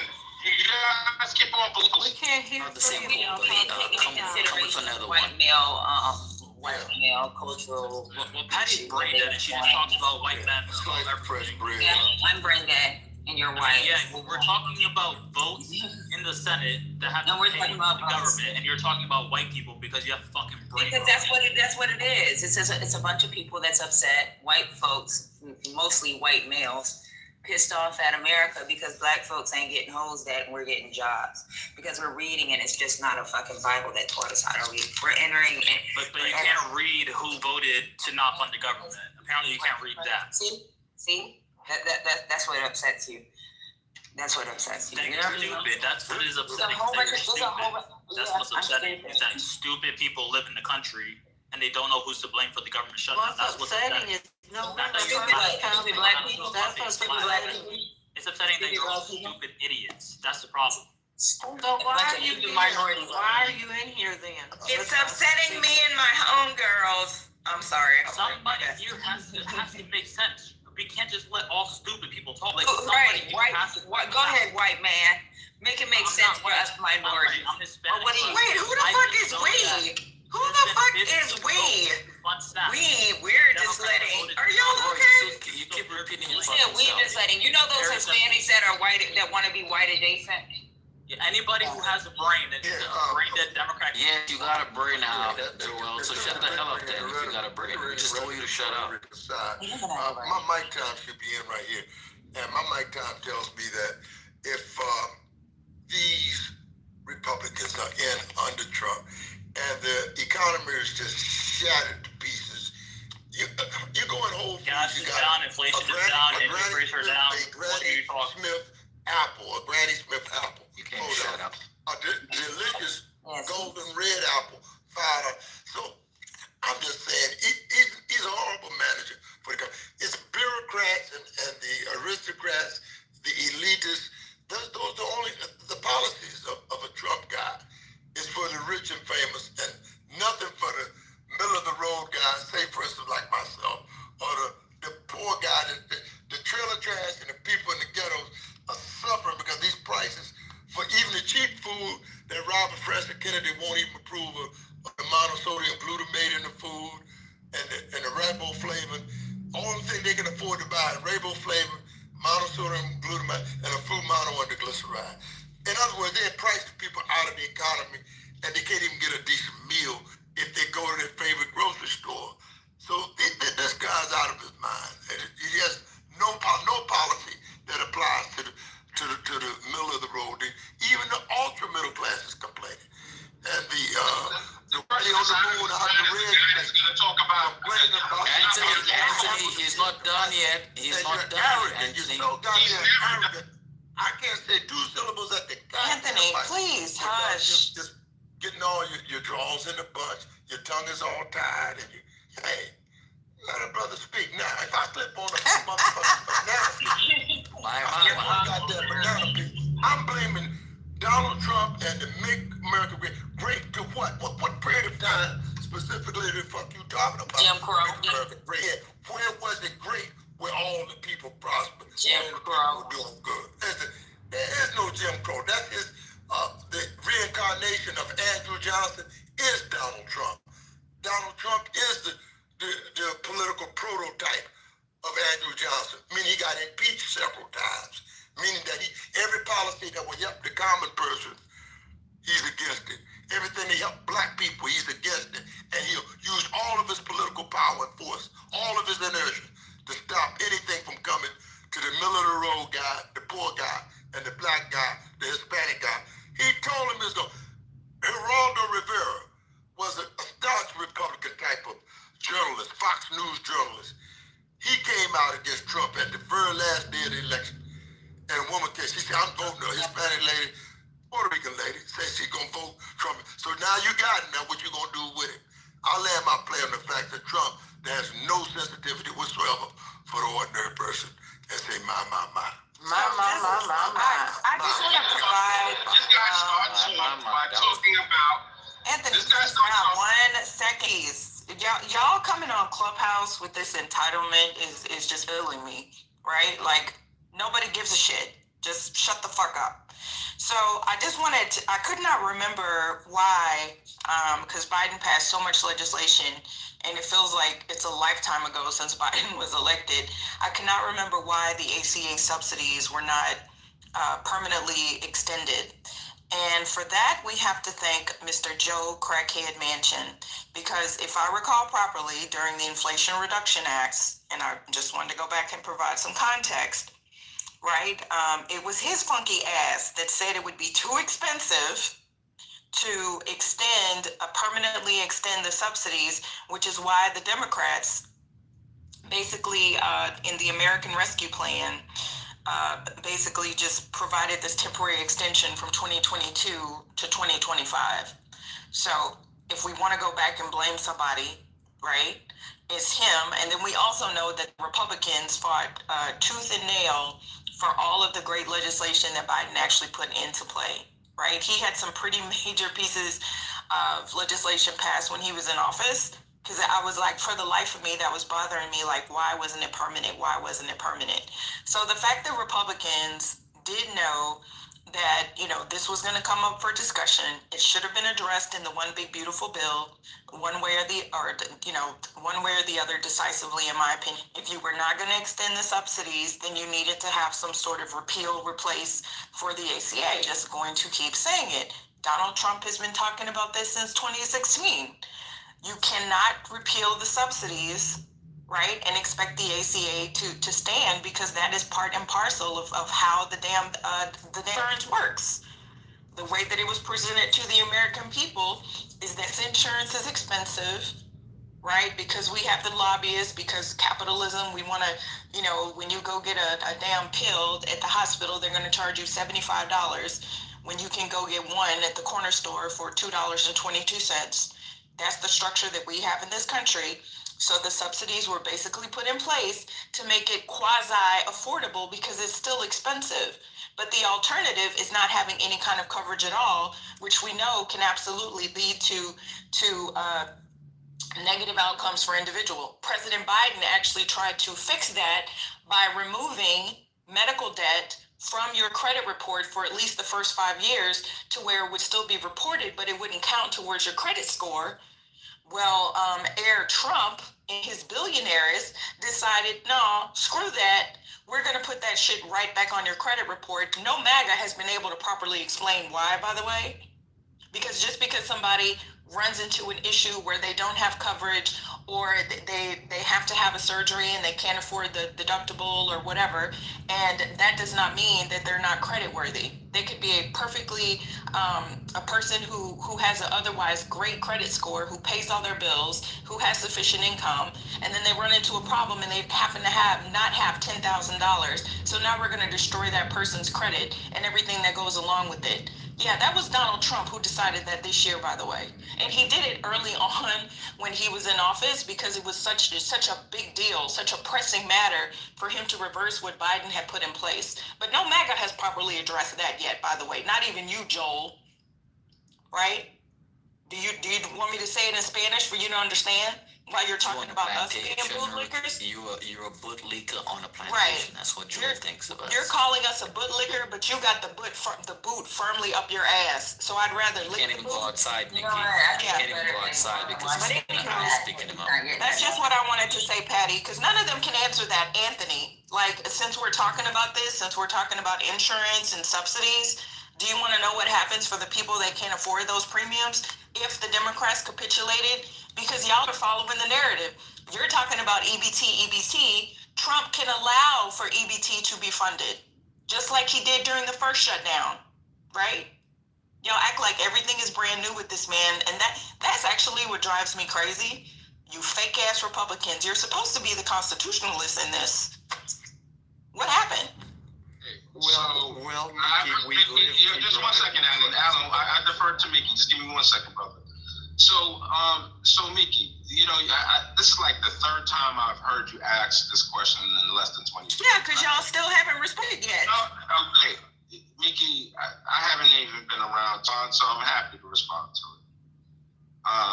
As far as the federal government telling, Equifax, Experian, TransUnion, what to include in their credit models, I don't think that's the federal government's place either way.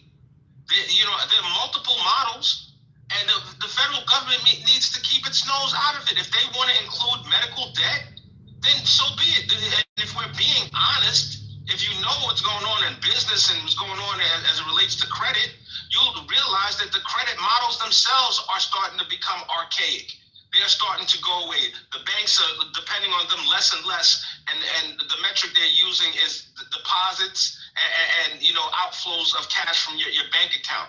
That's becoming more looked at than the credit model. So this is such a I don't even understand why we waste energy on this kind of stuff. The federal government needs to step out of the way. I don't want them to say yay. I don't want them to say nay. I want them to mind their business.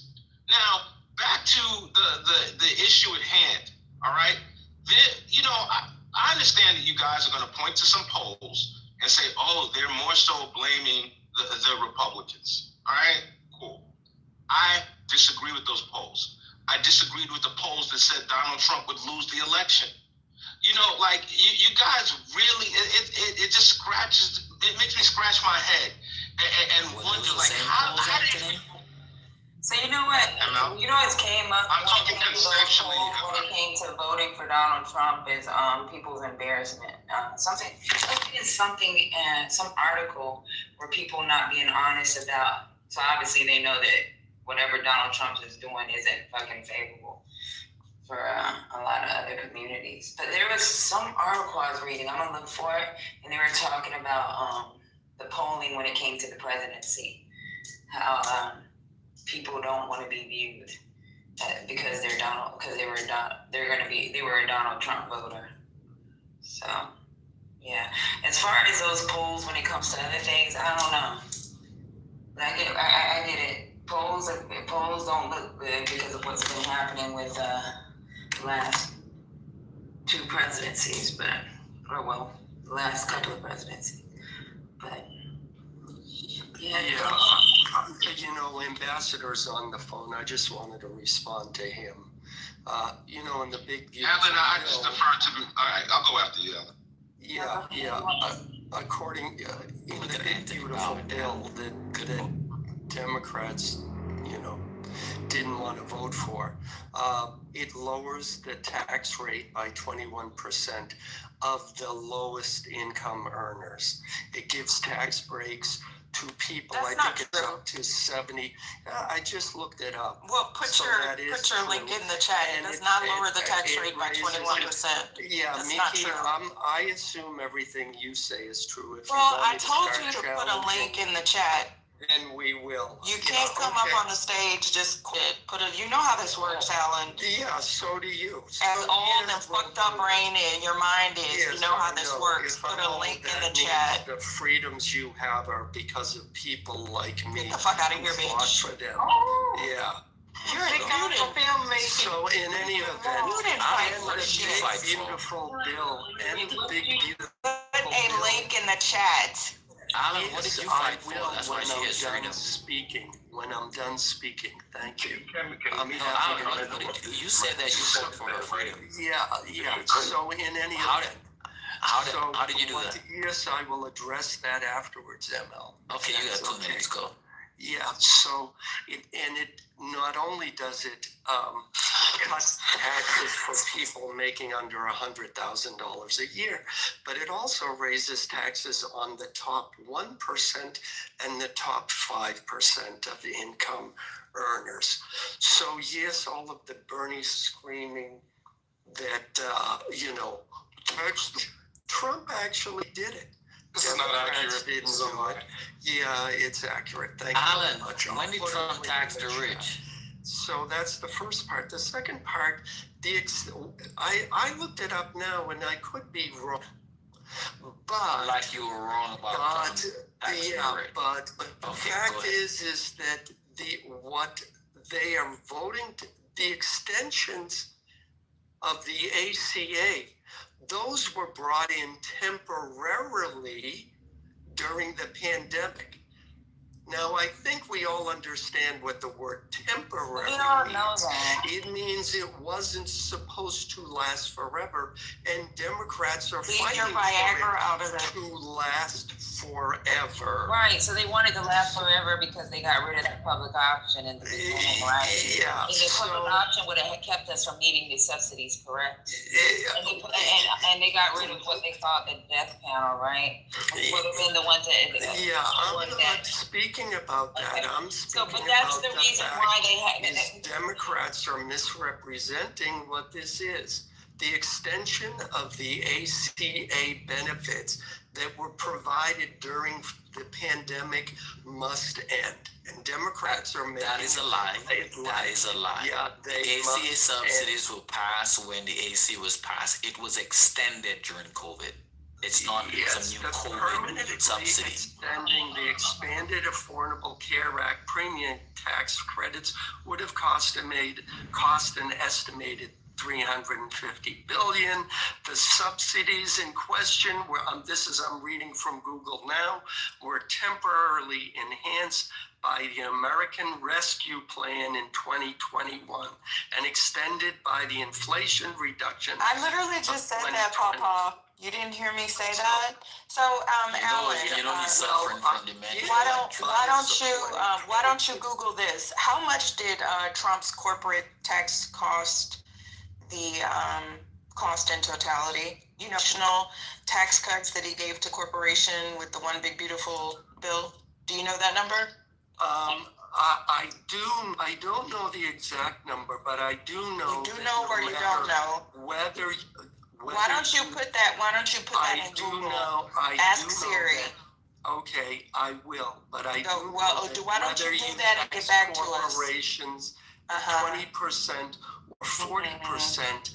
It's the taxpayers who pay those taxes, not corporations. So you're right. So then why should we give corporations taxes on corporations? Are you serious? Getting rid of the subsidies raises taxes on people, but they're not subsidies to corporations, they're subsidies to us. Now, tax economists. Not to us, it only goes to people. Yeah, do you know who gets the subsidies, Alan? Don't even pay taxes. Yeah. Alan, do you know who gets the subsidies? I am called away by real. Alan, do you know who? Alan, do you know who gets subsidies? You haven't made a point because you just lied. So, Alan, the thing about without the subsidies, you're talking about the affordability of the ACA. That many people, who doesn't get job-based coverage will not be able to afford insurance. You weren't allowed. Hold on, Lord, why are you interrupting me? Lord, why he left? Lord, why are you interrupting me? So, the point here is that while he was speaking. Fuck, Lord, I'm a mod. That's why I'm going to move you to the audience because you don't have to shut the fuck up. So there you go. So with that help, many people who don't get job-based coverage cannot afford the premiums because it's capped at people who make less than $67,000 a year. Basically, you guys know that the subsidies are also capped on what you pay as a share of the income of your income. And all it does is reduce your out-of-pocket expenses. Because the fact is that those red states did not accept Medicaid extensions. So therefore they said, hey, we're gonna meet you guys halfway. You guys get subsidies to offset the cost of insurance. And now you guys are complaining. Man, I don't know. Republic, you guys, I think you guys are all paid because to continually go down the river of denial, to be in denial, it's wild. Not everybody is a paid actor, okay? And these people really, I don't understand, like, when you listen to their research and what they come back with, why you can't believe that they believe that stuff? Just because you don't believe it. First lady. Exactly. But this is my question about them believing what they believe, right? Are they only looking for that as information? Are they not trying to, like, why aren't they, this is where it's a problem. Like, do they really know how to do research? Like, you can look for information. They're looking for the information that isn't even making sense. Like, the shit that they fucking bring up on the stage, or even some of the articles that they try to present, be kicking them in their own ass. Like, they want this to be they want this to be the truth. What's the number one thing that causes most countries to fall into chaos? Isn't it food and not being able to... Food insecurity and water. And water. We don't realize that in order to suspend civil government and be able to put power in one person's hand to be able to do whatever they want to do, we are on the brink of that. I guarantee you that there is planning that's already taken place, that he's already got in place for when the uprisings take place because people cannot have food and water. His plan is already taken. This is right. This is what he hoped for would take place. But another issue that people are not bringing up, which is very important that we understand that it's a prevention of adverse selection, and I'm saying that to say that lowering the price by paying as subsidies pulls more healthy people into the insurance, into the risk pool, meaning that which helps keep the premiums from spiraling up for everyone. Because a lot of people who make less than $67,000, a lot of them are younger. They're younger, they're healthier, so we want those people in the pool.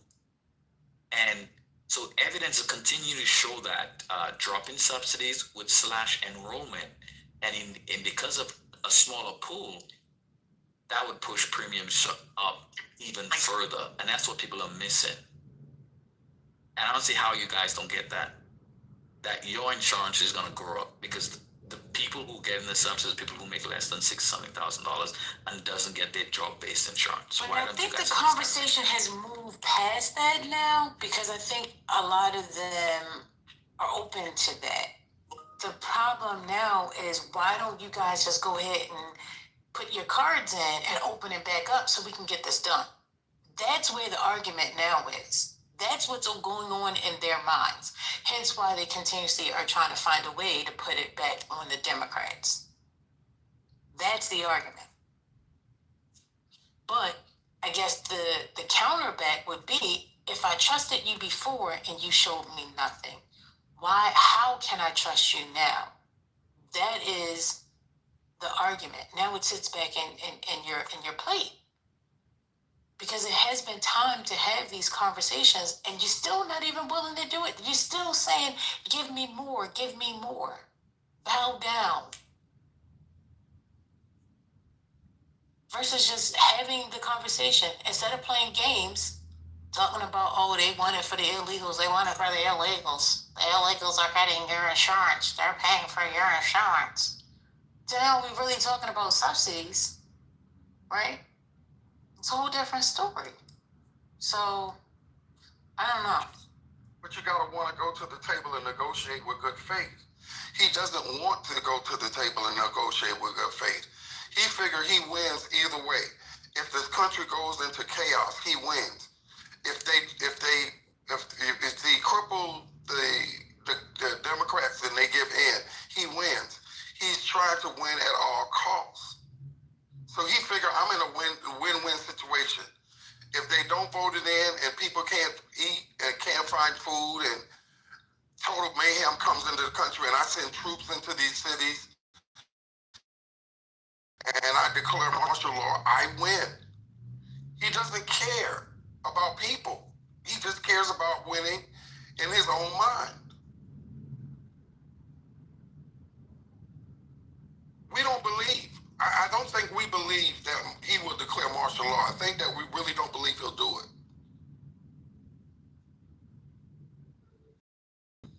Oh, to Brad S. down there, I'm feminine now, baby. I don't need to wait until November 1st. Okay, love? The Democrats, we should, as Republicans, say we want the government open and not be held up.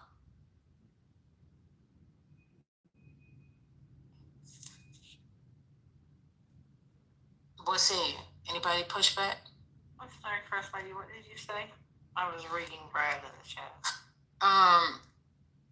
It says, we should, as Republicans, say we want the government open and not to be held up. We do want it open.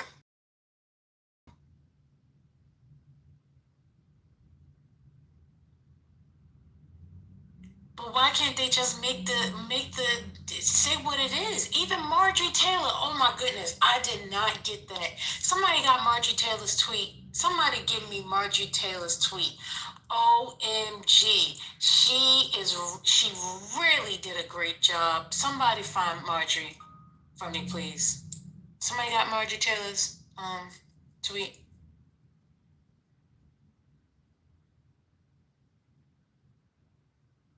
No. Trying to see if I can find it. Because Marjorie, listen, I've tried to speak with the speaker.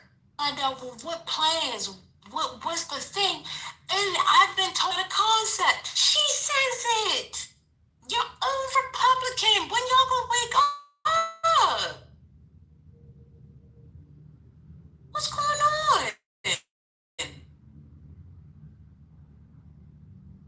I'm telling you, y'all need to go read it because I'm in agreement. I want the government open now. I don't want to see people without food. I don't want to see people without having pay. None of the above. Right? So let's get the government open. I thought they was gonna make a deal back in October. For whatever reason, there was no deal because it was still, again, you talking about is for the illegals. And now once we get to a week or two right before, and we start talking about the subsidies and how the subsidies, now people starting to listen. And instead of saying, okay, let's go ahead and finish this out, meaning make the deal because we already started it this way, you want the people to say, okay, I put down my cards, I fold, and we're going to open it up and trust that you're going to do something different. I don't know. Help me understand. He better hope the military don't get fed up with his foolishness and he find tanks outside of the White House and say his time is over. I need that tweet. Where's Marjorie? April, you was gonna say something, babe? No, I was just asking. I'm sorry, I lost the thread. Sorry. No, you said the you was paying attention to what that boy was writing. Yeah, paying attention to foolishness, but the 21st of November will follow close behind the 1st of November, and isn't that when further questions about the subject occur? Isn't that when the decision has to be made for real? I don't know. I'm asking the question. Because the 21st, even if they open now on the 21st, if they open now the way the Republicans want it on the 21st of November, we would be back here at this point of contention again. So, as someone who's affected by the shutdown. And I say that affected, my husband's not getting paid, but we'll be all right. It'd be nice if they opened, but at this point, I don't see it happening.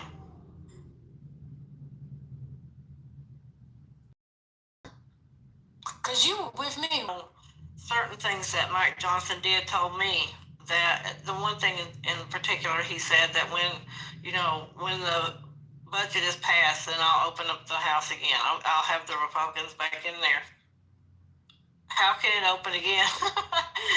He's basically saying, Democrats, give me what I want, or I'll keep it shut down. But you can't tell people that. And Trump continues to do what he wants while the government's shut down. We don't have Congress actively, well, senators are there, but we don't have the House actively working to try to fix it. Mike Johnson, to me, is ineffectual. He never knows anything. He bows to Trump. We can never expect him to get anything moving in the House. So as we got further into this, I'm like, okay, we can tighten our belts. We'll be okay. There's so many more millions of people who want, but it breaks the government further, right? This gives them, there's many ways the Republicans have used to break the federal government, to break the agencies, to get rid of, to shed off federal employees, to do everything they possibly can. And the remaining federal employees are living their lives day to day, hoping and praying that their job is still working, right? So to act like I care what you think. But if this continues, and the further it goes, the more the public is saying, hey, this is the Republicans. They own the government. They have to govern. This is the problem. Every time I speak to a MAGA or a Republican, you have the onus is on you to govern. You did not win the mandate. No, 100% of voters didn't vote for you. You're there for bipartisan lawmaking. And when you don't want to do that, if you're the ones in power, right? If I'm in power and I need the other people to come over, some of them, and say, hey, yeah, that makes sense. I need to work for that. You don't just get that handed. You don't get to just shut people down, right? Because they have constituents too who will be affected by this. So if you are unable to govern and you blame the other side, I don't know what's wrong with you. I don't understand what it is that you don't get about governing. But as I say, Republicans don't govern. It's not something that they're used to doing. They're used to just small government. We're not going to do this. We're not going to do that. And they get in power and they leave a mess behind for the next president. And Lord help us, 2 Republicans in a row to fix. It's historic. It's on the books. We know Republicans have had so many years, 10 years, decades to come up with something and nobody in this room can sit here and tell me that rising costs of insurance, co-pays, all these things are not a problem for the American people. Nobody can sit here and say that. And they were just barely paying $800. That means you've broken the system and you have nothing to replace it with. You have nothing to make healthcare affordable or to make access to have healthcare. You've not done it. You've wanted to kill the ACA up here, and you haven't been able to. And here's your chance. And that's what they're doing.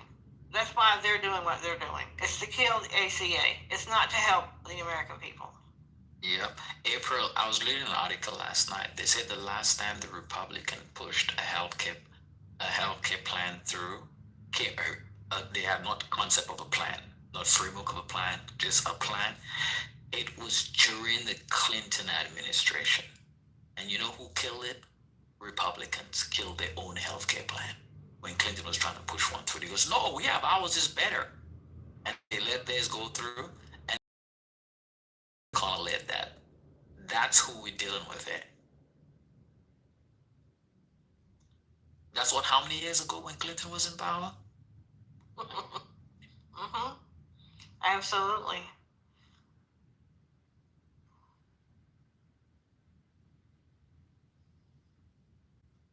You know, I was reading today, and a lot of people are talking about just letting their health insurance go if it gets up that high.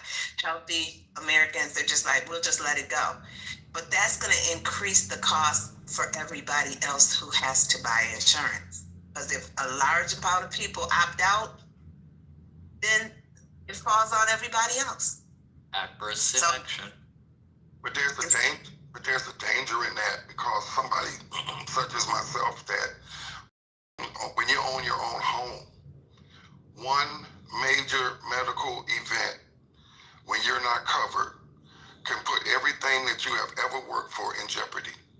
Because when you can't pay for that heart attack, when you can't pay for that car accident, after a while, they put a lien on your property, and you will be forever, ever put in a position where you'll be in such a hole that you may not never recover from when you take the chance on dropping your medical insurance.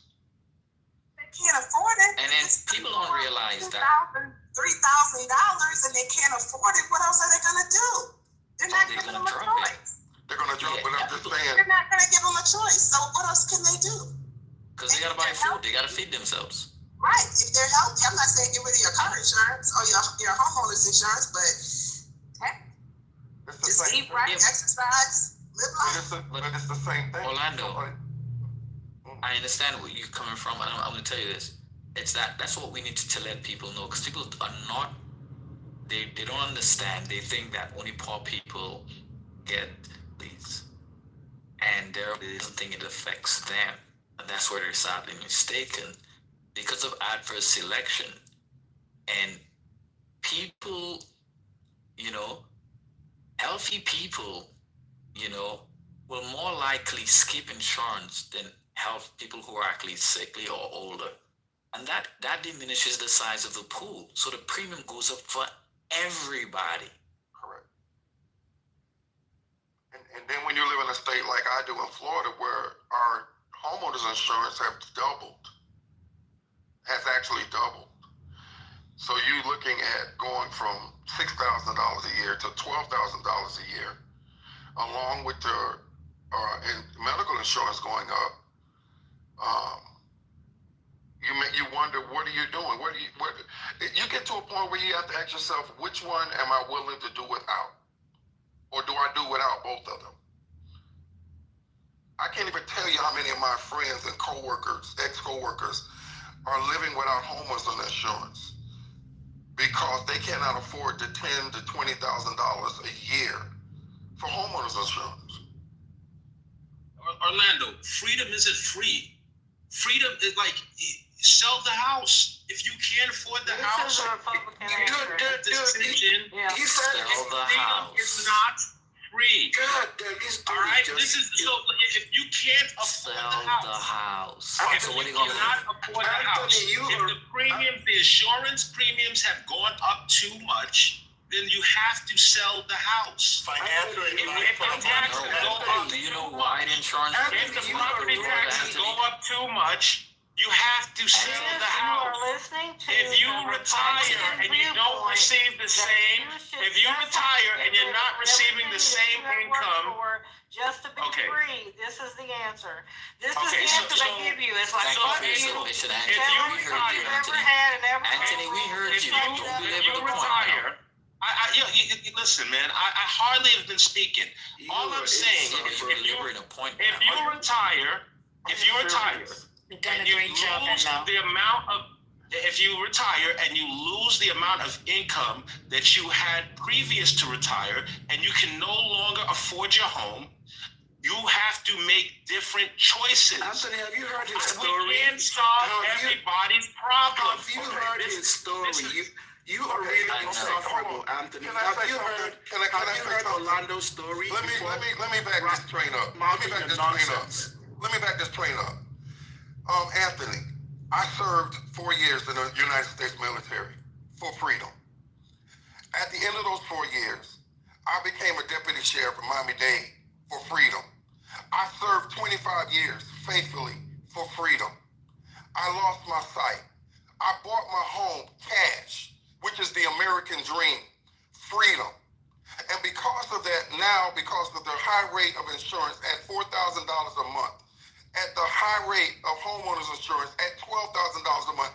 Your freaking answer to freedom is I need to sell my home that I worked all of my year, all of my life to purchase for my family is to sell it? You sound like a freaking idiot. He's an idiot. A lot of always I sound like an idiot because I said to you that if you can't afford your home, that you need to sell it. It makes me an idiot. Because I understand the laws of gravity. Because I can't talk the same time as you. Okay, go ahead, man. I'll talk after you're done. You're a fucking idiot. You haven't even heard his story, his background. All you want to do is wake up in phone. Oh, sell your fucking house. Think I'm a fucking idiot. Fucking idiot. Now that we've gotten that out of the way. Now that we've gotten that out of the way, right? I'm saying, right? We have to deal with reality. Life is about choices. The reality is... I didn't interrupt anybody. I stopped talking when people started talking. I did not interrupt anybody. Orlando, I'm happy to stop and pass you the mic. Orlando, let me land. Orlando, let me land. Orlando, let me land. No, Orlando, let me land. Okay, Orlando, let me land. Let me land. Okay. All right. Orlando. So, Orlando, right? Orlando, here's what's up, right? Orlando, you feel like you did something noble, and I don't disagree with you. You fought for the country, right? Orlando, let me finish, man. Please, brother. Let's not get emotional. Let's just talk. So, Orlando, you could potentially, right? You could potentially take and set up a GoFundMe. You have a sympathetic story, and maybe you can garner enough attention that people would contribute to your GoFundMe. You could have a compelling story. I'd contribute to your GoFundMe. I would be happy to try to help you because I respect your service. I respect the years you served as a police officer. I respect that stuff, and you have a compelling story. But Orlando, what I'm saying to you, if you choose not to do that, that's up to you. I'm going to fight with everything I have to make the choices that I make. If I cannot sustain the life that I have to make different choices. This is not a controversial topic. It's not about being right. It's about dealing with reality. I'm not, if the insurance companies say, we're gonna double your premiums, what happens if it goes from 4 to 8? And then, there's a whole bunch of, stuff that happens, and now it's going from 8 to 16,000. At a certain point, you're going to have to say, you know what? I capitulate. I am not going to pay this exorbitant amount of money. This is reality. But Anthony, we have to deal with gravity. The problem with that is that's not a politically popular, you're not, housing is viewed as a public good, right? That's the reason why the government regulates mortgage rates. That's the reason why the government regulates insurance companies. What you're advocating for is just pure unfettered capitalism, which is just not a popular concept. I mean, even irrespective of whether or not you make sense or not, no one left or right is going to agree with you on that point, right? And so, plenty of people that agree with me, Mister.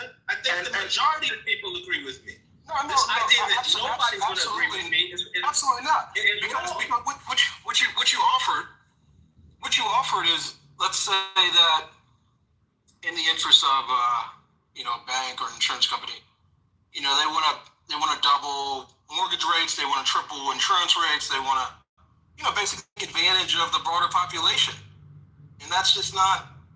I mean, yeah, sure. If you own those companies, if you have economic interest in that, which a very small percentage of people do, then sure, that's fine. But if you don't, which is the public, right? Then that's adverse to the interest.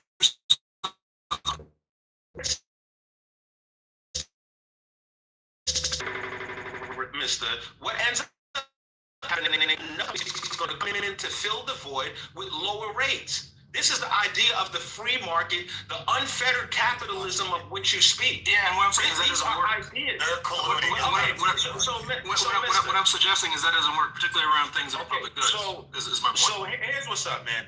I do believe that, like we should fight against monopolies because then we're not really having capitalism. If there's no competition going on, I do believe that, there's certain times that the government should step in and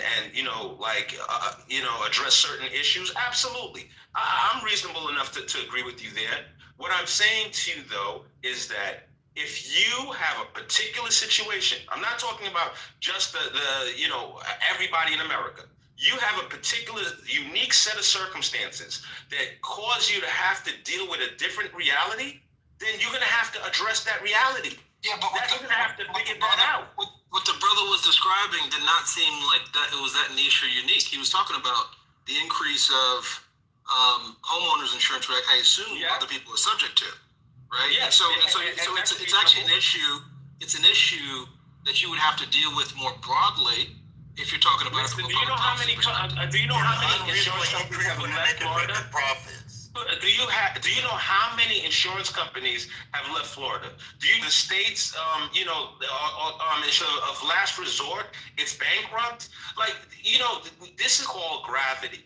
Do you know how many rich people go uninsured because they're like? And Ron DeSantis, to your point, Ron DeSantis is offering public solutions to that because it is an issue that impacts the public, and that's the point. And I'm not. So what I'm saying to you, Mister, is I don't disagree with him offering public solutions, right? But what I'm saying is, if you, I'm sitting here and I'm looking at the Florida market. I'm a real estate investor. You know what I'm not doing? Buying property in Florida. If I did have the property in Florida. There are condos in Miami right now that would be like a couple of weeks paycheck in terms of how much they cost, and they're not selling. They're not selling. I don't want to get caught in a position where I can't sell my property. I might have to take an L, and there's people taking L's. There's a YouTuber, super popular guy. His name slips me right now, and he talks about this incessantly. How many people are losing money in Florida right now? I'm not going to disagree with it. So wait a minute, hold on. This argument. Wait a minute. Let me just say this real quick, and your men can go back at it. Anthony, I think, as you're continuously explaining it, it sounds a little bit different.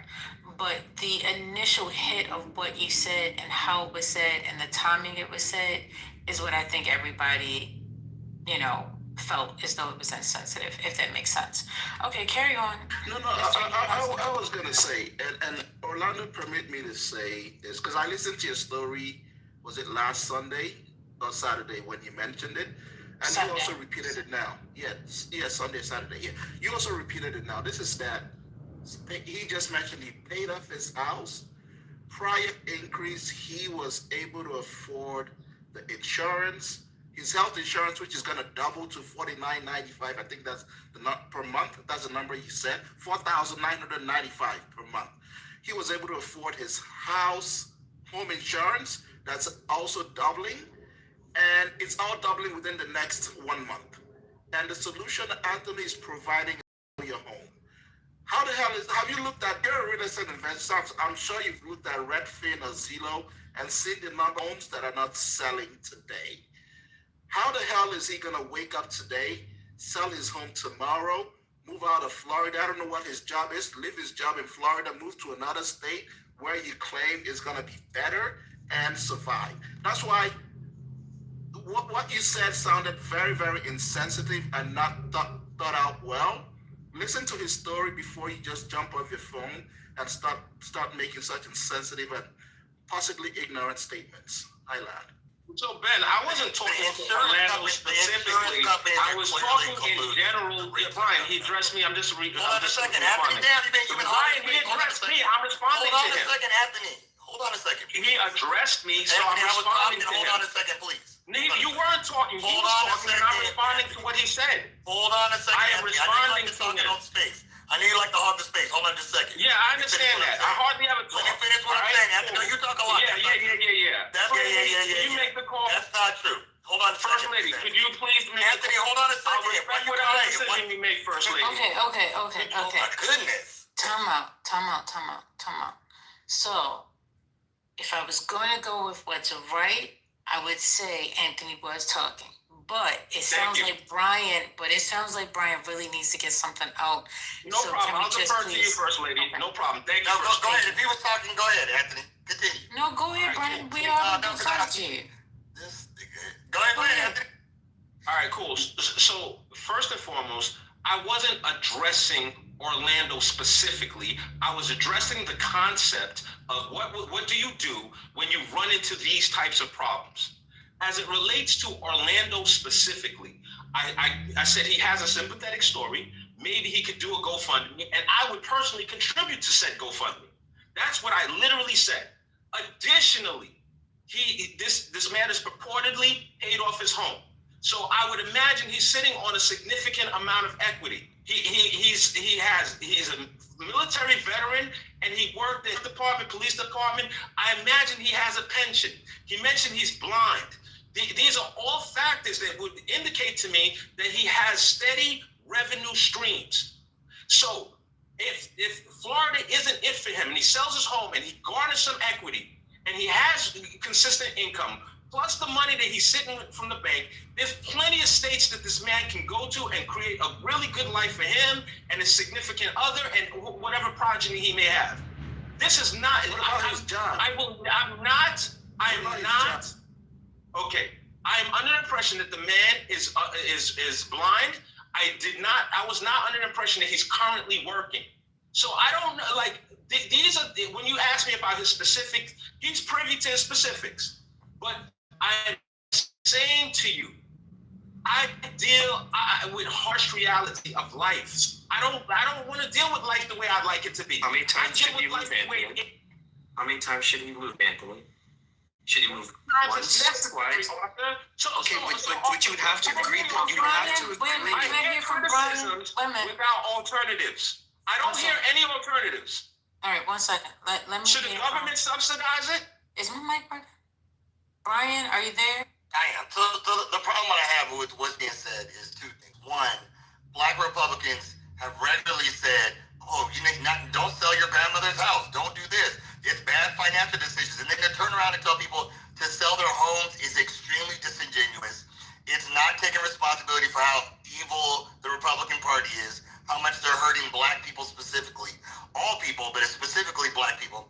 In addition to that, you have a whole industry that is working together to come up with these rates. The insurance companies clearly are working on the rates because the rates are similar. And I'll give you an exact example of it.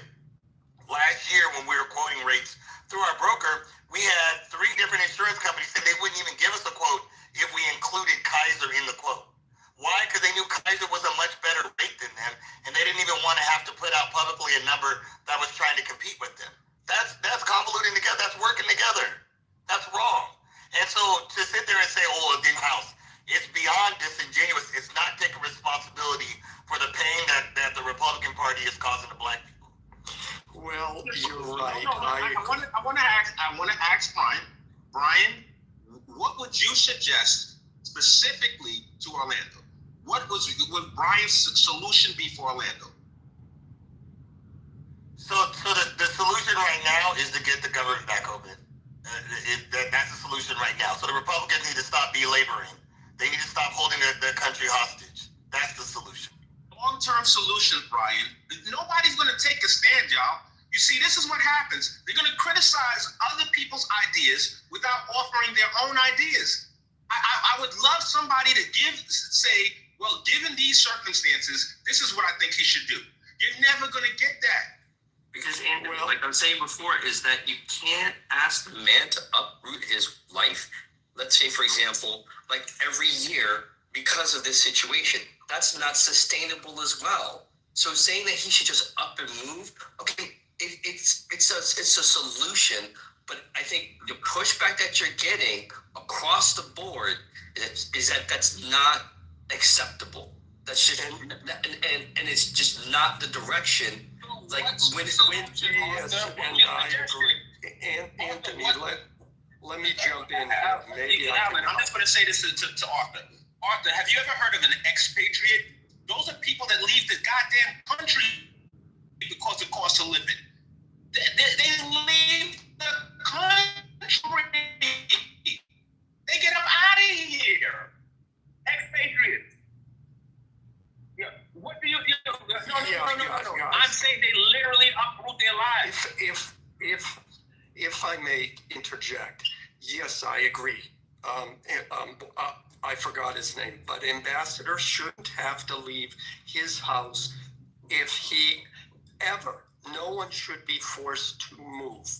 It does happen that people downsize, but in this situation we're talking about, no. However, having said that, I think Brian cast the blame on Republicans. I come from California, where Democrats specifically pass laws to make it harder for people to pass down that generational wealth. And I have spoken on that multiple times. It used to be that you could gift your house to a child or grandchild without any added tax benefit. They changed that law in 2020, and the last time I brought it up, Miki pointed, well, that only accounts for houses that are over $1 million. Well, I can tell you something. In 2020, prices were below $1 million. They are now above $1 million. So yes, what all of us knew at the time was that this was a law that Democrats passed so they can not only tax homeowners more, that includes all Black people trying to pass on their generational wealth, but it also includes everybody else. What this means is, if you are a person who bought your house, paid it off, you live in that house, and you want to give it to your son or grandchild or grandchild, you will see the taxes on that house go from say, I don't know, $5,000 up to $15,000 or $20,000 per year just to live in that house. And on top of that, if the child doesn't take possession of that house within 1 year, you lose that benefit. So heaven forbid the house should go into probate after a parent's death or something like that. Then you are screwed. That's what Democrats did specifically. Now, there are other things I can talk about that Democrats did in the state of California to specifically. And you're still in the state of California. They put 1 million people out of work in 2020. Now, that's something I remember. Now, having finished that, going back, I put the links in the chat about the tax cuts that the big, beautiful bill provided for the lowest income earners, and how it raised taxes on the rich billionaires. It did not. Fair share. It did. It did not, Alan. I don't know who's talking. It did. I put the link in the chat. Either you provide your link now, or you stop contradicting me, because I was challenged to put the link in the chat. I just did. As far as healthcare, by allowing the ACA extensions, which I pointed out earlier, Alan, I don't see a link in the chart. Temporary. It means that, and here's the thing, Alan, Democrats I don't see are a link saying, in the chart. oh my God, the entire country will lose its health care. It estimates that extending the cuts would have provided health care to 3 point. Hey, Alan, you said you provided a link. Could you please provide the link in the chart? Yes, it's in the it's chat. It's not in the chart. Which chart? Scroll up, and when I'm done, you just said you did it. Well, can you? I did. It's in the chat. Now, I don't see it. I'm at So 14 well, minutes. hold up, and I will provide it. How many minutes I'm ago? at 14 minutes. I almost landed. When did you post it? I'm at 16 minutes. I will do it again. I'm at 17 minutes. It's a Oh, wait a minute. simple It's at 18. It's at 18 minutes. Yeah, He said you just posted 20 it. seconds from finishing. The point. Can you repost it, lady? Yeah, I'm not touching that. Just go with it. I will do it. Thank you. I said before I would post the links. I did. I will do it again. So what is the link saying, Alan? By allowing the extension to expire, it will affect 3.8 million Americans. Americans will continue. It's going to affect more than that. No. It said, I put that also in the chat. Alan. I will put it in. And as we know by the population of this country, most of those will be white people. So I want to thank you all for fighting for the rights of So you aware of adverse selection? and how does that apply to what we are saying then? Because you think that the subsidy, if it's done away with, only affects everybody, you know? I don't think that's the information I just got. I understand No, but I'm telling you. that subsidy was temporary. And understand. Yes. During the pandemic, I got extra help, and now that help is going away. It wasn't just during the pandemic. Yeah, it was. It was from the ACA. It was extended during the pandemic. Okay, What is an hold on. extension? Give it to him. Let me give it to him. Let me give it to him in mouth. Listen. So originally, there have always been subsidies in the Affordable Care Act. Would you agree to that, Alan? Yes. Okay. So in 2020, right? Based off of the law that was put in, those extensions were going to expire. We were in the middle of the pandemic, right? And that's when they created the IRA, and they found a way to extend the benefits under that.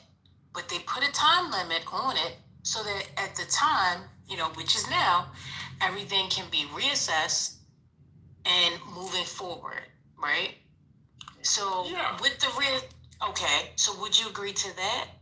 Yes, everything you're saying is true. Okay, all right. So now it's due to expire the end of this year, right? Yeah. Right? Okay, based off of what was done in 2021 under the IRA. So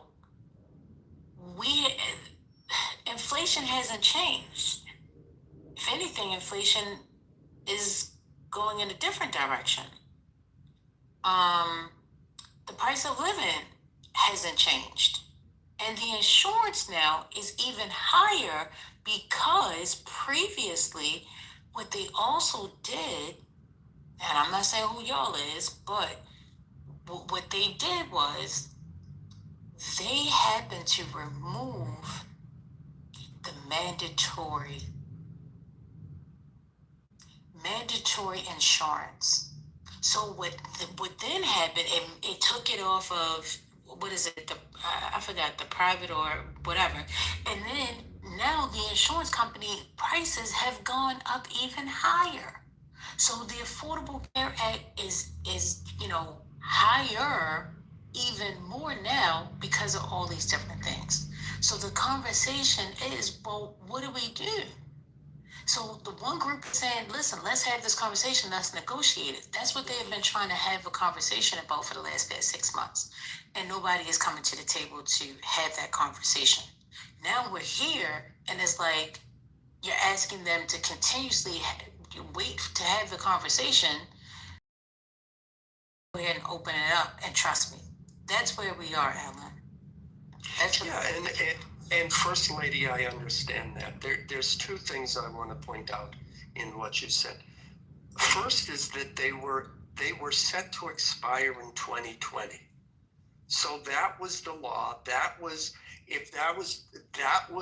negotiated or agreed upon. I don't know when those extensions were put in, but whatever it was, Democrats and Republicans said, okay, we're going to provide these extensions, but they are temporary. They're going to expire in 2020. So 2020 comes along, we have the pandemic. Oh, well, geez, this is a really bad time to let them expire. So let's extend it. And they extended it again. And now, again, we're having this same conversation. Well, we need to keep extending these, what we've already called a temporary extension. Now, is it a good time to do it, given all the factors you just said? Well, I agree. Let's have that conversation. That conversation was had in July. That conversation passed by 51-50. That's what happened. And now the government runs out of money. It is running out of money, and the Republicans say, okay, Democrats, you want to revisit that issue yet once again. The issue of these, quote, temporary extensions, that's important to you? Great. We discussed it in July. You want to discuss it again now in November? Okay, fine. It wasn't agreed to by the Democrats in July, though. So why isn't it permanent? Did the Why bill isn't it pass? permanent? Yes or no? Yes Why or isn't no? it permanent? See, and I've heard that argument. Oh, well, they didn't have proper discussions. It went through the House. It went through the Senate. The GOP have the majority, so they didn't have to negotiate with the Democrats. What don't you understand about that? Arthur, it passed 51-50. That means 2 or 3, I'm sorry, my math is failing me now. That means 2 or 3 Republicans voted against it, and every other Democrat voted against it. So you may not like that vote, but it is what it is. But it wasn't negotiated. It was. What do you mean, was it? The Democrats didn't agree and didn't want the bill to pass. Well, in the way that it was. Yeah, and conservative and Republican representatives to go against what their constituents wanted. So now the GOP get to feel the pain now. This is of their choosing to not actually negotiate.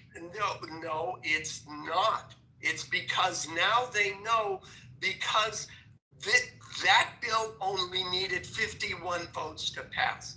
This bill, the continuing resolution, they know that they need 60 votes for that to pass. And they know because the Republicans only have a 53 vote majority, they know, okay, we couldn't force it upon them in July.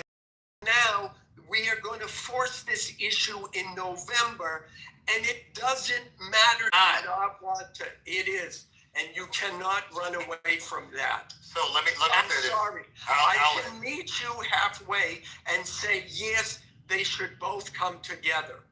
I can meet you halfway, but the proper time to do that is after that. So they did the first time properly in July. So why would because they rammed it through. They didn't negotiate with the Democrats the first time. So why should we believe, Alan, hold on. Why should we believe that they would negotiate in good faith this time when they did the first time? Make it make sense. And Alan, that fact you sent, yeah, that shit is made by the ones that control the bill. Patty, I already looked. Right, so maybe you should have used the CBOs, and I'm gonna go ahead and put the CBOs. The CBO. And I got the CBO. Right, the CBO is actually more factual. The one that you sent is not a fact. You sent some, but this shit is advocacy material for the bill. That's all it is. Yep. If you read through it, dude, I just did a quick glance of this shit. I read it through entirely. So, Alan, the whole thing you said earlier about California is not true. So if anybody can look up hold up, Alan. You went on a rant, man. Come on. So anybody can look up Proposition 19. You could still gift your home to your child. You actually misquoted the $1 million. The whole thing you said was incorrect. So number one, you can pass your home down to your child if it's assessed and then it's over $1 million over the assessment, because you're supposed to get your house regularly assessed California. No, that isn't. But hold up, Alan, mute up. Dude. Alan, he didn't interrupt you. Alan, interrupt you. If your house is regularly assessed, stay on mute. because I'm in California, I think you get on this app and just make up stuff and think no one's going to challenge you. No, I don't. So I'm in California. It's factual, but anyone can also look it up. You can gift your home. You also have to, your child has to live in that home to qualify for that. So if it's like a rental property or something like that, then there are different stipulations and there's different taxes that apply to it. But for your living home, your forever home, no, you can pass it down. And if it's $1 million over the assessment, the most current assessment that they have on file, then they'll get taxed a portion of that amount. But no, there is no just, you can't hand your home down to it. The other thing I wanted to say too, while I have the mic, is the thing that's gone up, we're talking about is insurance rates. You know what else has gone up? Pay for CEOs has gone up a lot. I'm looking at this list of increases. The CEO for Allstate, his went up 26%. He now makes $26 million a year. The CEO for Berkshire Hathaway, which is also Geico, he's at $15 million, and that's actually 2024, so that might be higher right now. The CEO for Travelers Insurance is at $23 million. So they're getting these huge amounts of money, but we got black Republicans saying sell your home. That's crazy. That's crazy. They're not saying, hold on, sell your home and these move. Companies is wrong. No one's saying that. That is so wild. I would love for anybody to offer a solution. Anthony, you're being disrupted right now. Let me tell you something. I even went to the Tax Foundation's website, right? And you know they're more on the right. And they even show that the gains are going to be at the top. And then it's not even. They show you state by state how it's not even. So like you sent some bad shit, dude. Like you can put a link in the chat. So I did. I put the Tax Foundation. So let me correct Brian. In California, your house is not reassessed. When you buy the house, whatever you pay for it, that becomes the tax base. It only increases due to inflation. That is it. If it's your house 30 years ago, it is never reassessed. So saying that you should have it reassessed. He suggested that you should do it, not that it had to be done. That should be. That's the California law. I thought you guys have a grandfather clause. Prop 13. Now, the other thing you said, yes, it's your primary home. And yes, the child has to be living in it. What if it is passed on due to the death of a parent? It is at that point, if the child move in, which again, like I said, is possible because of probate courts, et cetera, you lose that. Third of all, again, speaking about passing wealth down to people, it used to be that no matter how many homes you owned, all of those could be passed down without penalty in tax assessment to a child or grandchild.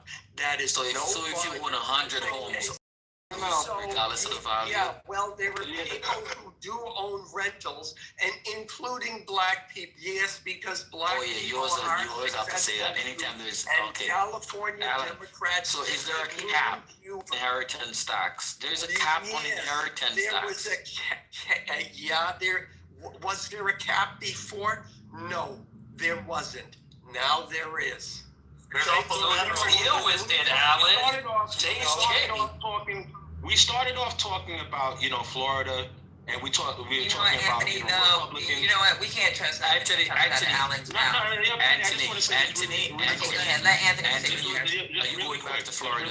I thought we moved on. Time out. So we have a Republican governor in Florida, and do you know what he says about property taxes?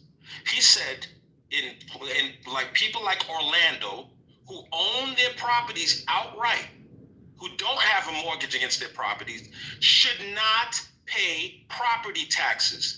This is the stance of the Republican governor in Florida, as compared to these Democrats that run California that want to kill them on property taxes and kill people on estate taxes. This is the difference of ideology. So it has passed legislation. So this is the thing. I can say a whole bunch of shit, right? Like, remember when you were in student government and you were like, yeah, we're going to have meetings with the lunch lady every week, and we're going to make sure you get pizza on Tuesdays and Fridays, just not on Friday. Like, has there been any legislation put forth that's saying that? Because I know it'll pass. Anybody here think it won't pass? As it relates to that specific instance, I genuinely don't know if there's been any legislation put forward. There hasn't been. Patty, that's not, no, no problem, Patty, that's no problem. You know more about it than I do, and I'm willing to take you face value. No. Patty, here's the thing. Here's the thing, Patty. Patty, the thing is this. The idea that he's going to throw his support, he's going to put this idea into the ether. He's going to stand on this and say this in front of everybody. This is the idea that he's pushing. There's no Democrats that are pushing a similar idea. They believe in taxing people to death. They believe literally to death. They believe in taxing people. Can you understand why they have to tax people to death? I'm still alive, and they're not even getting their dollar.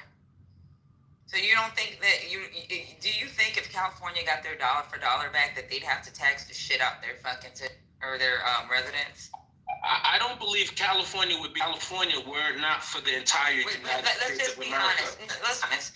Patty, do you think that California would be taxing the fuck out of their residents if they were getting their dollar for dollar? Because Mississippi's getting I the don't dollar think and change. California would be Kentucky's California. getting the dollar and change. Let's be honest. Are they getting I'm being honest. I don't think that California would be California without the entire United States. California is a cog in the machine. It's a big cog, but it's just a cog in the machine. There's a thing called import-export, right? Okay, there's this thing called the United States Armed Forces. Like California, if they had to just pay for their own military defense. Like, California gets way more from the United Guard, right? They do have a National Guard, yeah, but I'm saying they just have the National Guard for their own. I mean, who the fuck is going to try to attack? You think the United States is going to just attack a sovereign nation? Okay, if they were their own nation? If they were their own nation, the United States would take them over. Without backlash? If the United States, if times get desperate enough, Canada will be the 51st state. If times get desperate enough, Mexico will be the 52nd straight. Yeah, I'm dead ass serious. No. The reason why I think you crazy. Now you smoking crack. That's not gonna happen. I know y'all love to believe that whatever Trump says is real. Yeah, that's not gonna happen, bro. There's a reason why LA had the judge ruled in favor for California, and it's because a whole general snitched on their ass. Okay. There's a reason why the leadership is failing because you have a whole general there that said this shit is illegal and I can't abide these orders, right? So he's fighting the White House, and he pretty much had to resign, which I wish his ass would just stay, but he said fuck this. There's a whole reason why the CENTCOM commander is resigning. These people do not want shit, and it's crazy. These people are in the most strategic position. You got NORTHCOM. The NORTHCOM commander, he plans for the bigger U.S. You got the SOUTHCOM commander, he's planning for the Southern Command area, anything from South America, Central America going on down. The CENTCOM commander, that's the fucking Middle East. When you got star generals saying, fuck you, pay me, I gotta go. And it's sad because you really need them there because they still gotta be the people to fight back, but they don't want to fight back no more.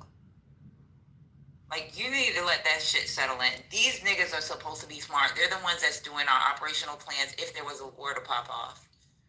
They're the guys that makes the big decisions. Hey, Trump's smarter than the general. But what caused that was when they called all of them to Washington and they undressed them. When they got undressed by somebody that's in the National Guard, when they got undressed, they went back to their places and they said, what the hell is going on? Who is running the government? And that's when they made their decisions that I'm out. That's what made them make their decisions to get out and retire. The CENTCOM commander actually dropped his papers right before that meeting because it was already bullshit. It was terrible. He told them that they had to pass the physical requirements that everyone else has to read. Alan, you could barely walk. What are you talking about? Can you pass it? What's going on here? Yeah, can you pass it, Alan? I'm not claiming their physical requirements. Can you pass it? You said everybody. Let me tell you something. At 50 years old, I'm gonna go ahead and look up their physical requirements for you. But I can tell you it's probably like 5 push-ups, 6 sit-ups. 4-star generals aren't 20 years old. They ain't got shit to fucking pass, to be honest. And a lot of them could be. Guess what? You could be on a permanent profile where your ass just walks. Yeah, and they made exceptions for that. So saying that they just can't pass, let me tell you something. They got to go to war college. They got to go to senior leadership courses. They have to take these goddamn tests. Whether somebody pencil whipping it at the unit, it's not getting pencil whipped at the higher. Now, the seniors, I get it. With the generals, their classes are not the same as ours where they have to take them. But I promise you, them little five push-ups, them little 6 sit-ups, and that goddamn 1.5 mile walk ain't hurting no fucking body. You know, and to be honest with you, if you looked at the picture, the sea of fucking 4 stars, I haven't really. Stars are more fit than you. People think Millie looks fat in his uniform. The bitch is motherfucking muscular. You know Austin? He used to get 5, and you could Google this and look up his number when he used to run. He has a 7-minute, between a 7 and an 8-minute mile. Every fucking U.S. And while he was a fucking general, I used to work for him in Corps. When we used to work for him in Corps, he would have. I used to run with them. He had 5 tickets, and he would give one to a female, the other 4 to males, or he would give it to whoever wanted it, but it was always males that wanted it, and I just happened to be a female that runs. I promise you, that motherfucker has. He don't look skinny like you think he does, but the motherfucker has anywhere from a 7 to 8 minute mile run. So and that's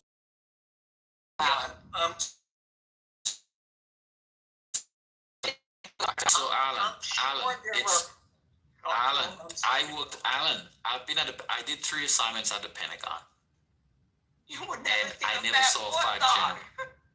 I never saw a fat 4-star at the Pentagon. And guess what? This is all branches. Dude, I have Yes, all branches. Senator Graham could not pass his PT test. Oh, well, there you go. And he tried, hold on. He tried.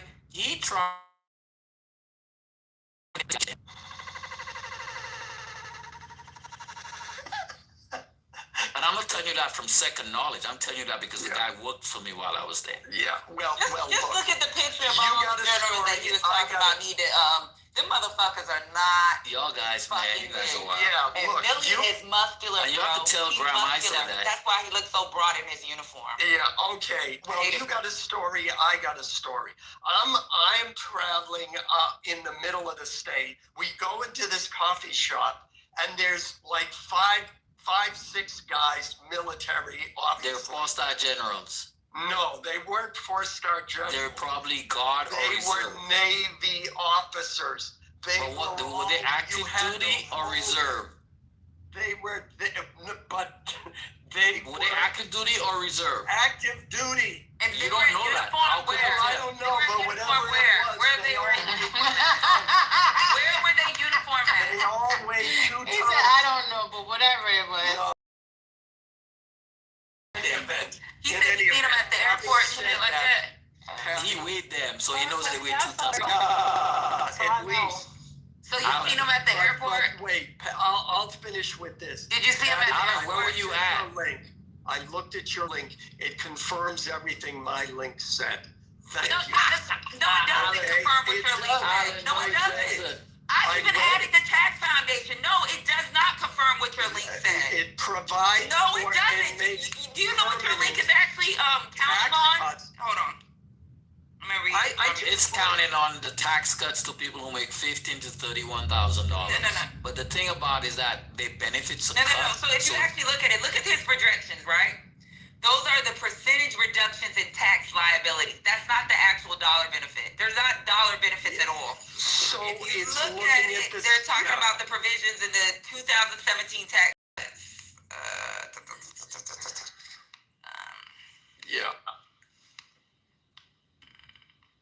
Yeah, one gives percentages. The biggest release to no, it's wrong, bro. Even the tax foundation, right? If you look at the tax foundation that I provided, right, and that's I said I'm gonna go ahead and give him his right leaning, and I was like, Google right leaning. Here we go. Yeah, I'm looking at the tax foundation. Hold on. Here it goes. CBO distribution analysis. When you count both the bill's tax cuts and its spending cuts, the bottom two incomes lose resources on net. While higher income groups generally gain, CBO's write-up of HR1's distribution show the net effect is regressive once Medicaid and SNAP and related changes are included. The ITEP, the microsimulation model. If you go through the microsimulation model, it's not, dude, you're wrong. You're fucking wrong. You want us to believe some bullshit. No, I don't want anybody to believe you do though. Anything. You gave us something from somebody that's promoting a bill. Like, you gotta, if you want to share information that's gonna be neutral, right? Even with the CBO, if you read the CBO, did you go through the CBOs? Did you read the CBOs? Because the CBO says the higher. Yeah, read the CBO, because the CBO actually, and this is a congressional budget office. If the CBO is saying that the rich are gonna get richer, what's going on here? Well, the rich are always going to get richer, but this bill boils down. Okay, you're right, bro. You know what? You're right. I'm gonna let you. No. But in your privilege, I'm gonna let you. Patty, ignore my glib comment. Anyone else that reads? Ignore my glib comment and let me proceed. I admit it was a glib comment. Okay. This boils down to a difference in philosophy between the left and the right. The right continually says we want to lower taxes, and the taxes that the American government inflicts, I couldn't think of a better word, on its taxpayers. So it does reduce taxes on the lowest income Americans. There were tax breaks for families that were set to expire and have been made permanent. There were tax breaks on and it's listed there. The only one I'm thinking of right now is the one for people who earn tips, et cetera, et cetera. It's 4.9%. This is yours, right? No, this is 4 years of GDP for growth. No, I'm looking at I'm looking at yours right now. 1.2% for annual growth. So obviously that's supposed to create more jobs. But they're not even showing any type of certainty when it comes to these damn projections, right? It's like they're saying if everything goes really great, this is what's going to happen. Well, isn't that what everybody says? We're going to see what happens, but I don't see when you're talking about the tax benefits that are provided to Americans. Even if you look at the fact sheet, it's showing the tax cuts benefits for people making. Why is the threshold at 500K? That I don't know. You know why? Because they know that most of the benefits are going to go to the upper income households. Oh, okay. Wait a sec. Which part? Let me look. Which part are you at? so I can address that. Oh, what, the 250 for single filers and 500 for joint? Yeah, are you reading the part that says make the state and local tax SALT deduction cap permanent at a higher threshold of $40,000? Right, because that's how they're. Yeah, what that is talking about is currently you can deduct what you pay in state. What you pay in state income I'm not dumb. tax. I understand that. I understand that. But there's a reason why they made that threshold so high. Because they know that these benefits are going to go to upper income. It's like even at 500K, right? Even with 500K, right, for a dual household, that's still 5%. That's only 5% of most U.S. households. Yeah, but that's if you're filing jointly. Right, but then if you actually look at an independent, independent view of what it looks like, and you a household under 150,000, they don't have the same numbers. That's what I'm trying to. So benefit distribution is not going to be the same. So I think they added the number, and I'm just me thinking, right? So if you look at one that shows what it looks like for a household at 150K versus up to 500K, it's totally different when it comes to what the distribution looks like. Yes, that's true, but I think you're misunderstanding. Those making more money. No, I'm not missing the point. You're missing the point. The ones that benefit are going to be the ones that make money. So the reason why they added the additional, they went all the way to 500K, which we know less than 5% of households in the United States. Only 5% of the households in the U.S. make that much. If they went that high, that way they can make the sheet look better. No, because these are this shit is, and then even reading some of these facts, all this shit is assumptions when it comes to growth. Yeah. None of this shit is nothing is put in what's currently going on and what changes will be made based off a policy that would make that assumption a reality. So I don't understand why you tried to share that. I do understand why you tried to share that. Well, look, Patty, on the because you thought I was a dumb nigga. That's what it was. No, I'm not. This is not a gotcha or anything. The 250 and 500 people making above that don't get that benefit. It's not that people below it don't get it. It's a cap meaning that if you make above that, you don't get to deduct state and local taxes. Currently, everyone in this room, except for me, because I have a vast financial empire that goes across the globe and I have interests in multiple countries. But for the rest of you mere mortals,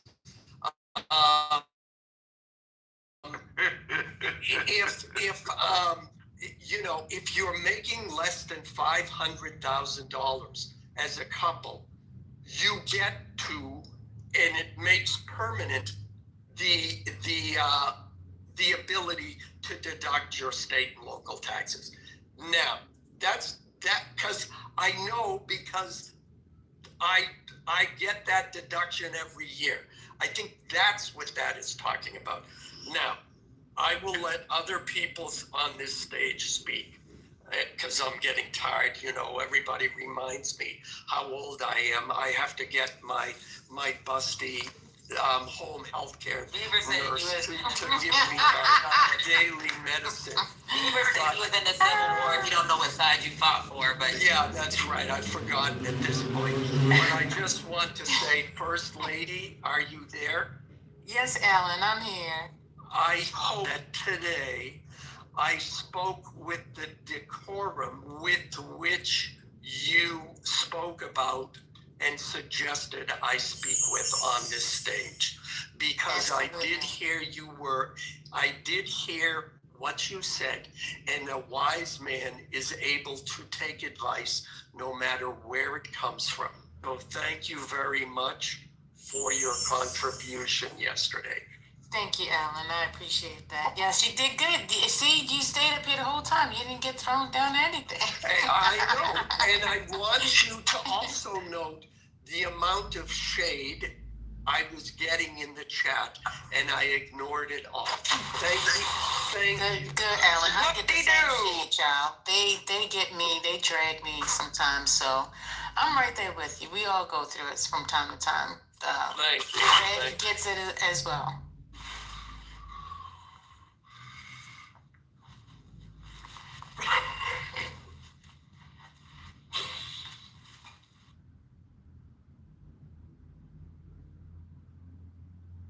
Coco, you been on stage. You ain't said nothing. I've just been listening and hearing the exchanges and listening to the exchanges on the stage. I don't even a lot of the points that I wanted to make, people had already made them on the stage. So I just been sitting here just listening, chilling. Happy Wednesday. He trying to be slick with that Happy Wednesday. First Lady. I didn't see. If you actually read who it was submitted by, hold on, go back to shit. The meat be healed. He just did better with how he spoke. That's all. Instead of saying things that make people want to jump down his throat.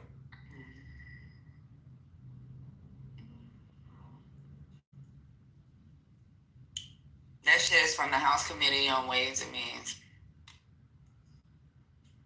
This shit was a goddamn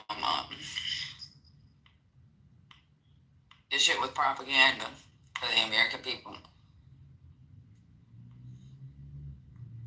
I was like, wait.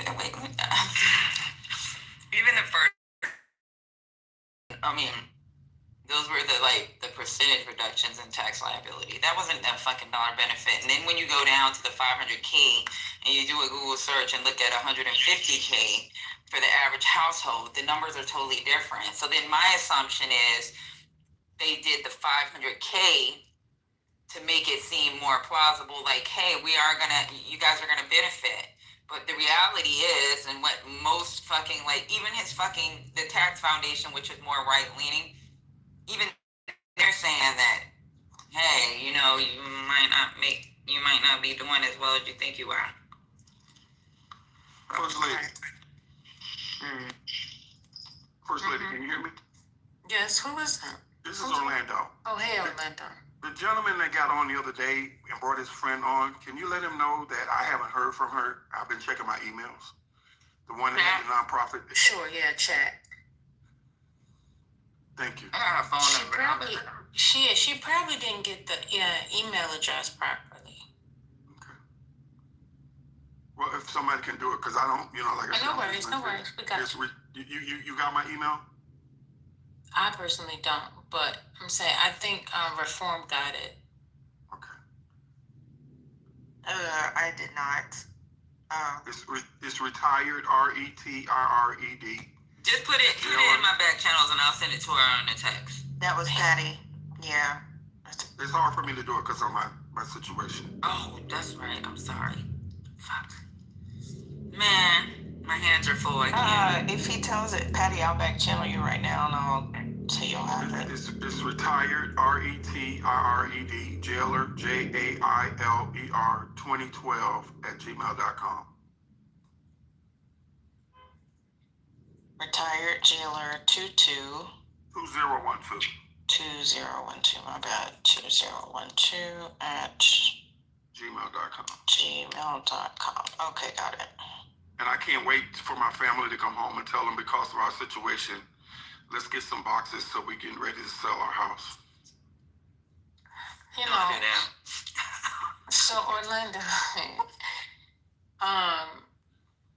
I know that getting information like that can definitely be shocking, but I know there's been times in my life, in my career, I've had to sell things that I didn't want to. I sold a car, because I wanted to pay the rent, and then that didn't work. So eventually, other things I had to do,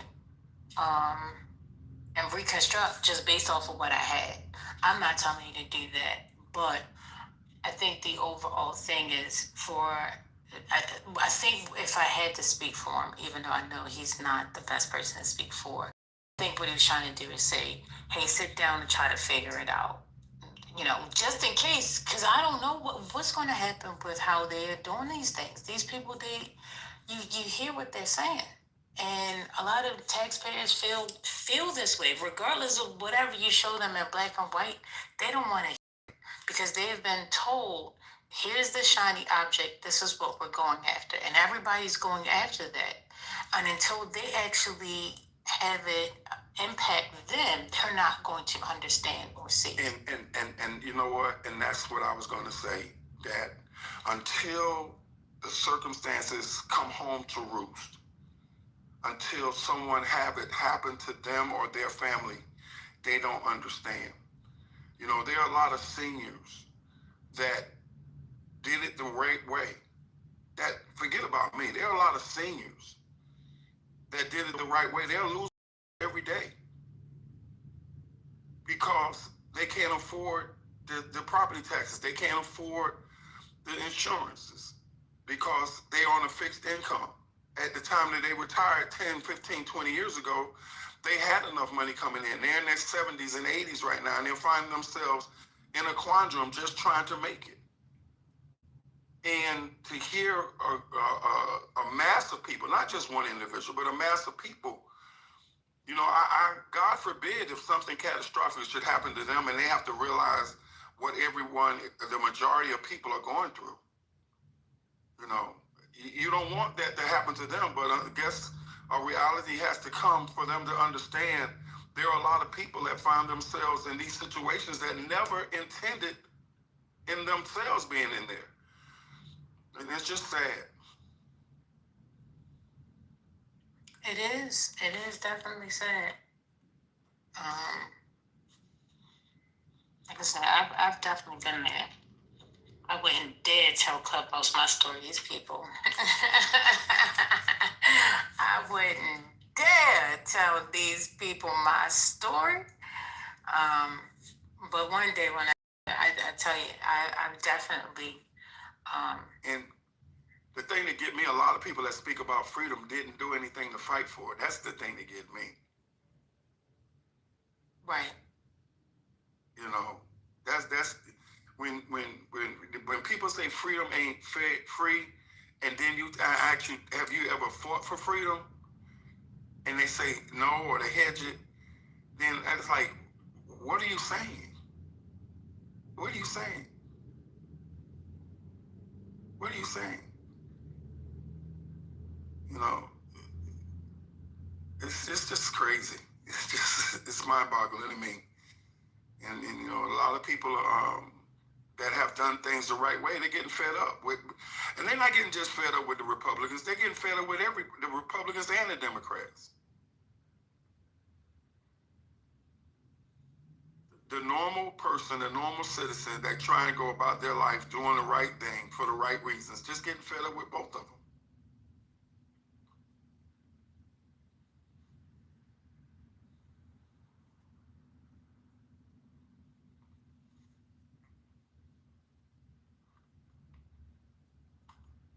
Well, people buying into it. They believe they can make it happen. Hey, Rez, how you doing? Good morning, ladies. I can't stay long because today is our official merger day. I just wanted to tell y'all I love y'all.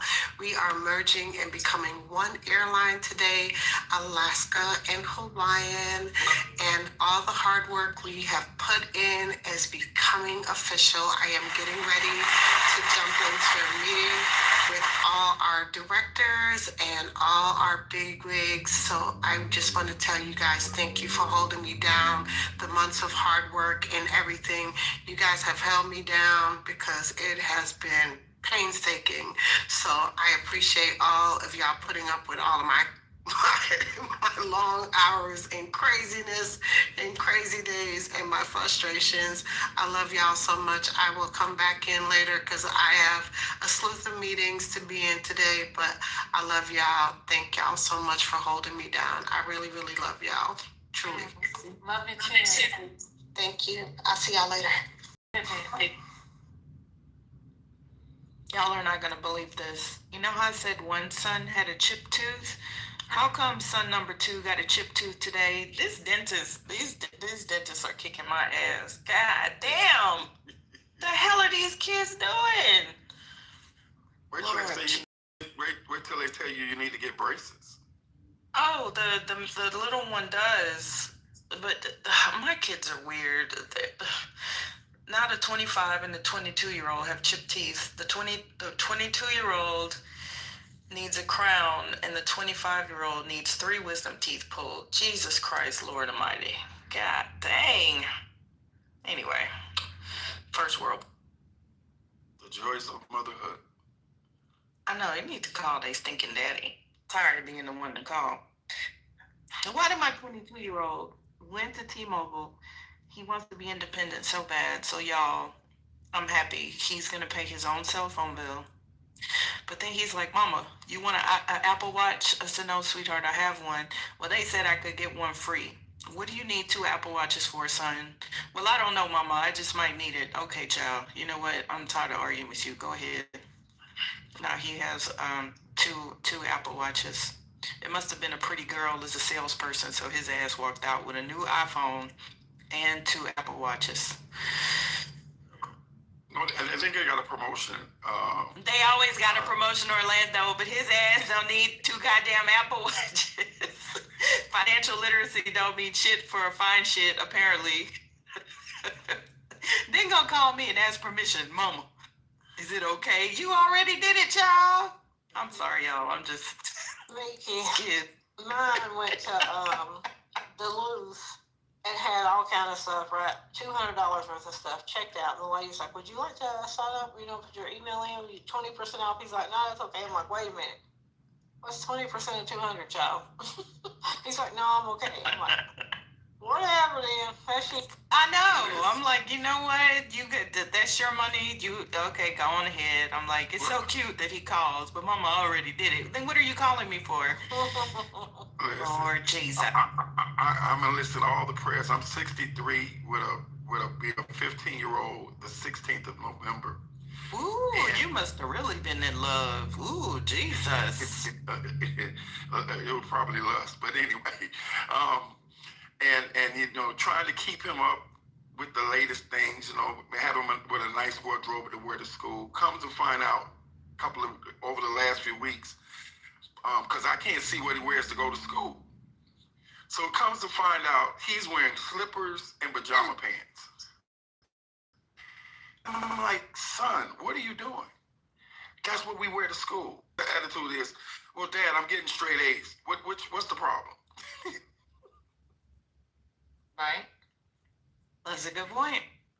What's the problem? I'm getting straight A's.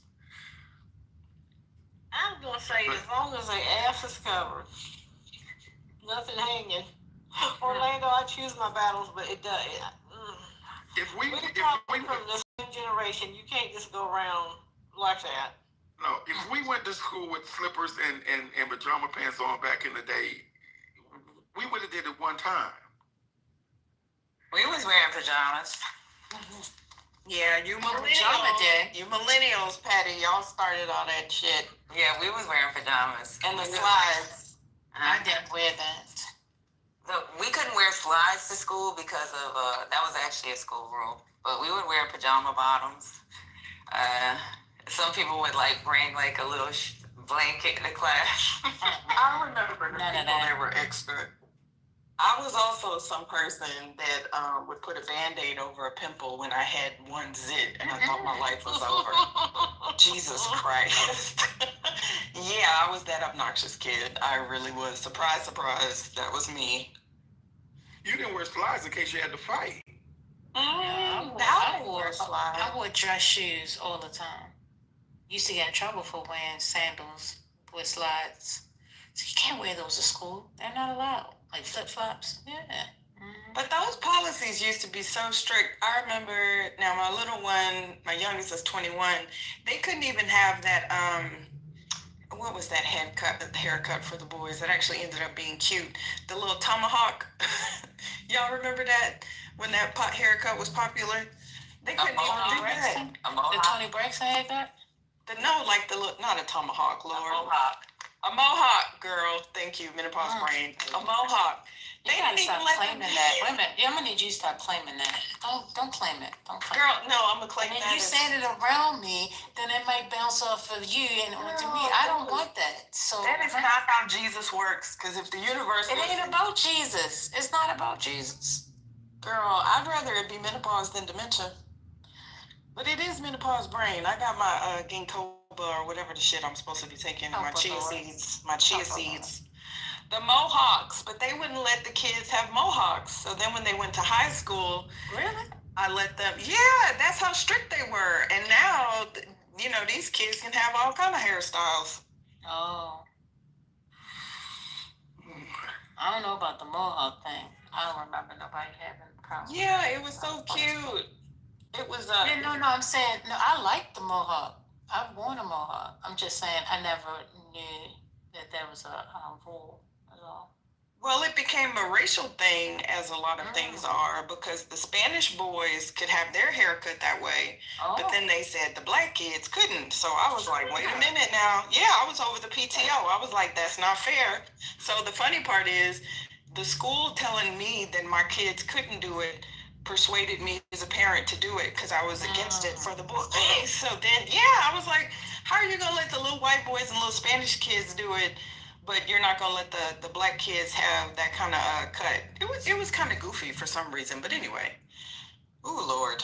Though I'm so glad those days are over for me. If you need somebody to fight with you, you call on Mickey, okay? You call on Reform. Oh, yeah. I'm a parent. Reform is going to get in there and fight. You understand? Yes. I've been a PTO president, a HOA president, volunteered for life. Like, oh, yeah, let's get into it. Did you know they just be some of those principals, child? Some of the principals have been assholes. I'm just gonna say it. I love my educators, but you know, some of those principals, the way they run the schools, they are crackheads. They really are crackheads. Anyway. Hey, Saul. Hello, everybody. Hello. How are you? Oh, I'm well, thank you. Oh, go ahead. I'm sorry. Yeah, what I was gonna say was, I don't know if everybody's following the news.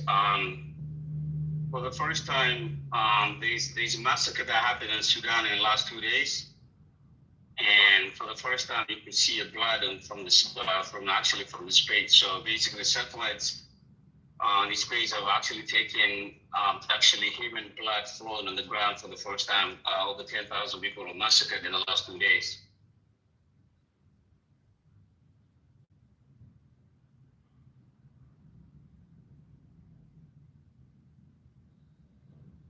Thank you for letting us know while I'm complaining about my child having 2 Apple Watches and how much I'm going to have to give to the dentist. That really does put things into perspective.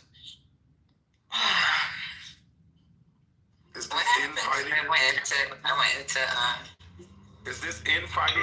You guys heard me, but I don't know. I got disconnected a little bit there. No, I just wanted to I don't know if you guys, if the room knows about this situation that's happening in Sudan. Yeah.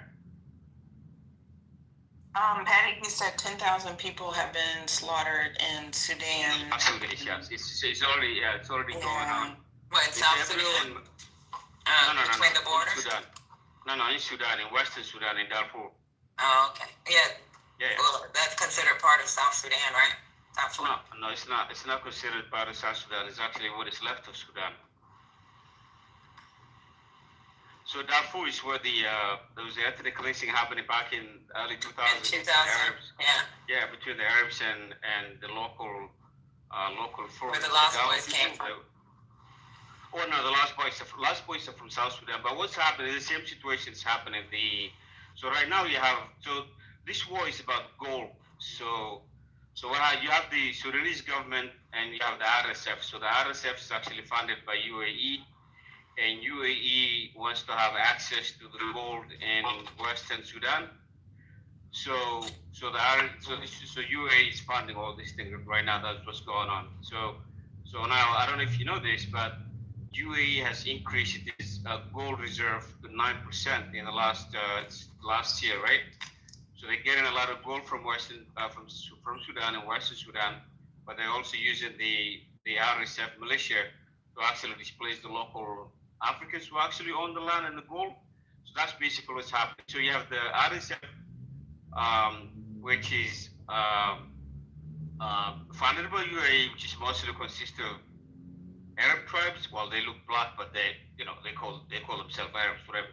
And then you have the African ethnic people that live there, like the Furi, the Sagawa, right? So that's basically what's happening. So we have. No, I'm not trying to, spread drama or anything like that, or propaganda or misinformation here. But what I'm telling you is that we have. When people always talk about Gaza and these other Gulf Arab states, like Qatar and not Saudi Arabia much, but Qatar and UAE for the most part. So, but that's what we have. It's very unfortunate, but you could actually, there are pictures everywhere. They're on Instagram. You could literally see blood from space right now, based on the amount of people that were murdered. So I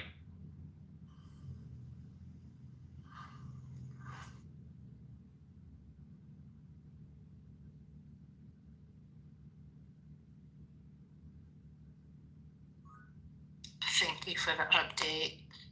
Good morning. Well, hey, everybody. It's Oh. Oh, child. What's going on? Y'all need a nap? Yeah. Oh, let me tell y'all. Trump got rebate checks coming. Huh? It said Donald Trump just did it again.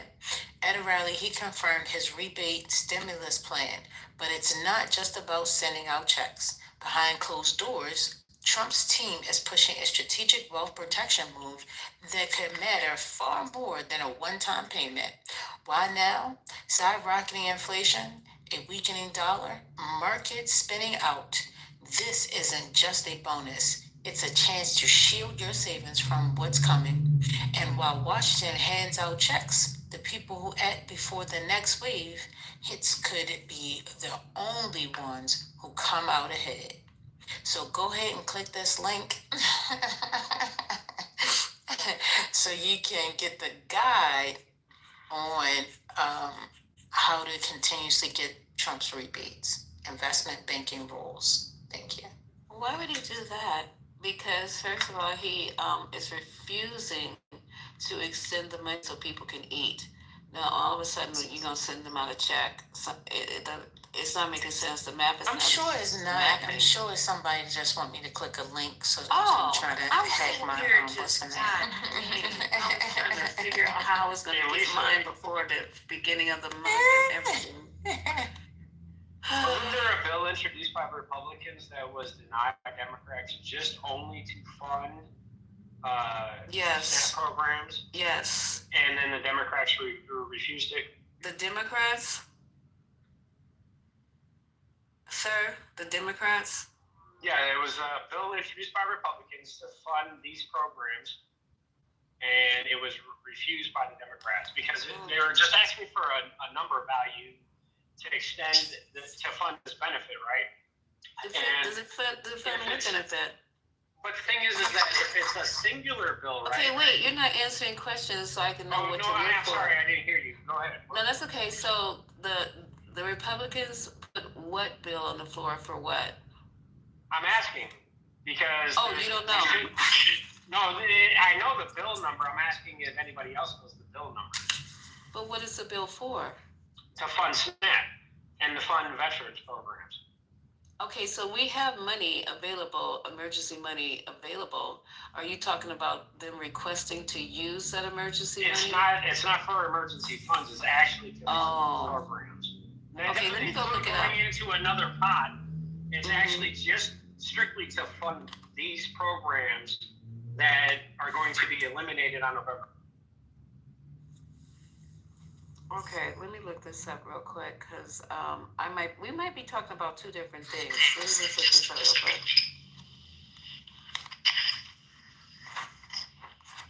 I don't go to the VA anymore. If you still go to a VA facility, more power to you. Get them benefits if you're traumatized from war and you went over to steal land and property from another individual under a government. That's tyrannical. Funding for SNAP.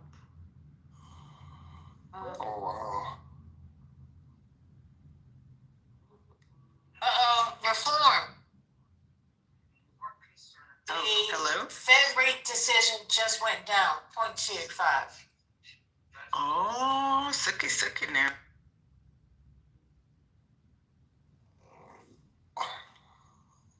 I don't see anything what this gentleman is talking about. It says 1 hour ago, introduced bill. Hold on. And now to Capitol Hill, where the government shutdown enters its 5th week. If it's still shut down in 6 days, that will tie the record for the longest shutdown, which was 35 days during the first Trump administration back in 2018. And if the government is not reopened, Americans will lose their federally funded food benefits.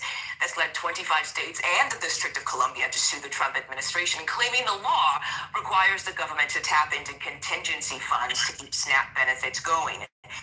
For Donald Trump, he is pushing back. Here's what he said on Air Force One late last night. The Democrats have caused the problem on food stamps. All they have to do is sign. And, if they sign, I'll meet with them. They do want to meet with me when I get back, but I say get the economy open and we'll meet. I'll meet and we'll solve any difficulties. CBS News congressional correspondent Nicole Killian joins us live now from Capitol Hill. Nicole, thank you for your time once again today. We understand Senate Minority Leader Chuck Schumer is planning to introduce a bill today to fund SNAP. Is there any chance Republicans will actually support that bill? So it was a Democrat. Okay, so no, Josh Hawley introduced the bill. I put a link in the chat. Josh Hawley introduced the bill 3 days ago. So they both 3 days ago? Yeah. So they both. So this just happened today. So they both did. So the Republicans brought a bill first, and it was that's not true. There was another bill that was. I'm not a Republican and I'm not a Democrat. I'm a libertarian. Yeah, but you could be a libertarian. You could be a Liberian. I don't give a damn. But libertarian. Liberian. I know what a libertarian is. I'm playing with you. Okay. I don't understand how the denigration to a label that I choose is. Oh my God! I'm gonna go mute. The thing is that when we have this bipartisan BS, it doesn't get anything done in government. It's just a bunch of showboating by both sides, and then those that agree with one side or the other will attach themselves to supposedly some good information because that's a part of their party. But we all know that this can be solved very easily in a single bill process to fund one program. It doesn't have to be a multiple program bill to get stuff done. And the government is not completely shut down. I know that when I got my paycheck last week, the taxes still came out of it. So the government ain't completely shut down. It's just a bunch of bullshit that propagandizes people to want to initiate to whatever their ideology or their specifications of their lifestyle says. And it's a propaganda campaign. I would like human cooperation for everybody to move forward in life. I don't care about bipartisan politics. It's about what is right and what is wrong for humanity, especially in this country. We will bury crops to make sure that the price point on Wall Street is okay, instead of using that overabundance to make sure that people are fed. The ridiculousness of money and economy and this person, that person, label, title, category, this funding, it's all just a bunch of nonsense so that everybody hates each other. Okay, so we would bury crops so that we can make sure we pay Argentina $40 billion. That's what we'll do. Yes. So I mean, and who right now is in charge? Who got the House? Who has the House and who has the Senate? Who has the presidency? The Department of Agriculture is the one that writes policy for that, right? Okay, so the Department of Agriculture needs to be eliminated. No, okay, so who's running it right now? Who's running it right now? Who's running it right now? Is running and who's the government? And who's the government right now? And who's the government right now? Right now, you have Republicans running the government. Okay, so there you go. Okay, so all years the ago you had no. You're not gonna do that. It's not 3 years. It's not. It's 2025, sir. It's 2025. It is 2025, sir. And you just want to argue. You had your you had your mask and everything, and your nap and your Jello cup. So you tell us. You tell us. This is not. You're not going to interview me. I didn't ask to be interviewed. And I just want to know, you have a point or you have a mission? Which one is it? My mission is to prove that all I of thought this is so. nonsense. Let me go. Yeah, it's all nonsense. Because you got the people that believe in this system is if we do one change here, one change there, if we get rid of this power structure here, that doesn't happen. And if you look at the world, it doesn't happen. And I'm sorry that it doesn't align with political ideology, but I'm not here to align myself with any political ideology. And you're not here to have a platform. Yes, he came up here to align himself. He called himself a libertarian when you called yourself a libertarian when you came. I am a libertarian. So you came to align with something, and they have an ideology. So don't sit up here. Don't sit up here and say that you didn't come to align. And you know what we learned? A lot of libertarians, you guys have aligned with the MAGA. Negative. Yeah, you have. That's something that has been propagated by news that you follow. No, that's been talking points that's been coming from a lot of libertarians. I'm sorry. I don't give a fuck what's going on in Libertarian Commission. Y'all have a set of rules just like Republicans do too. But how they've been moving at MAGAs haven't been moving. And have which they want to be aligned with.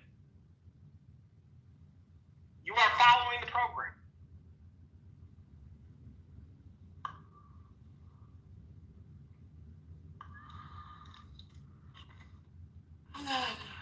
Boy, that didn't take long.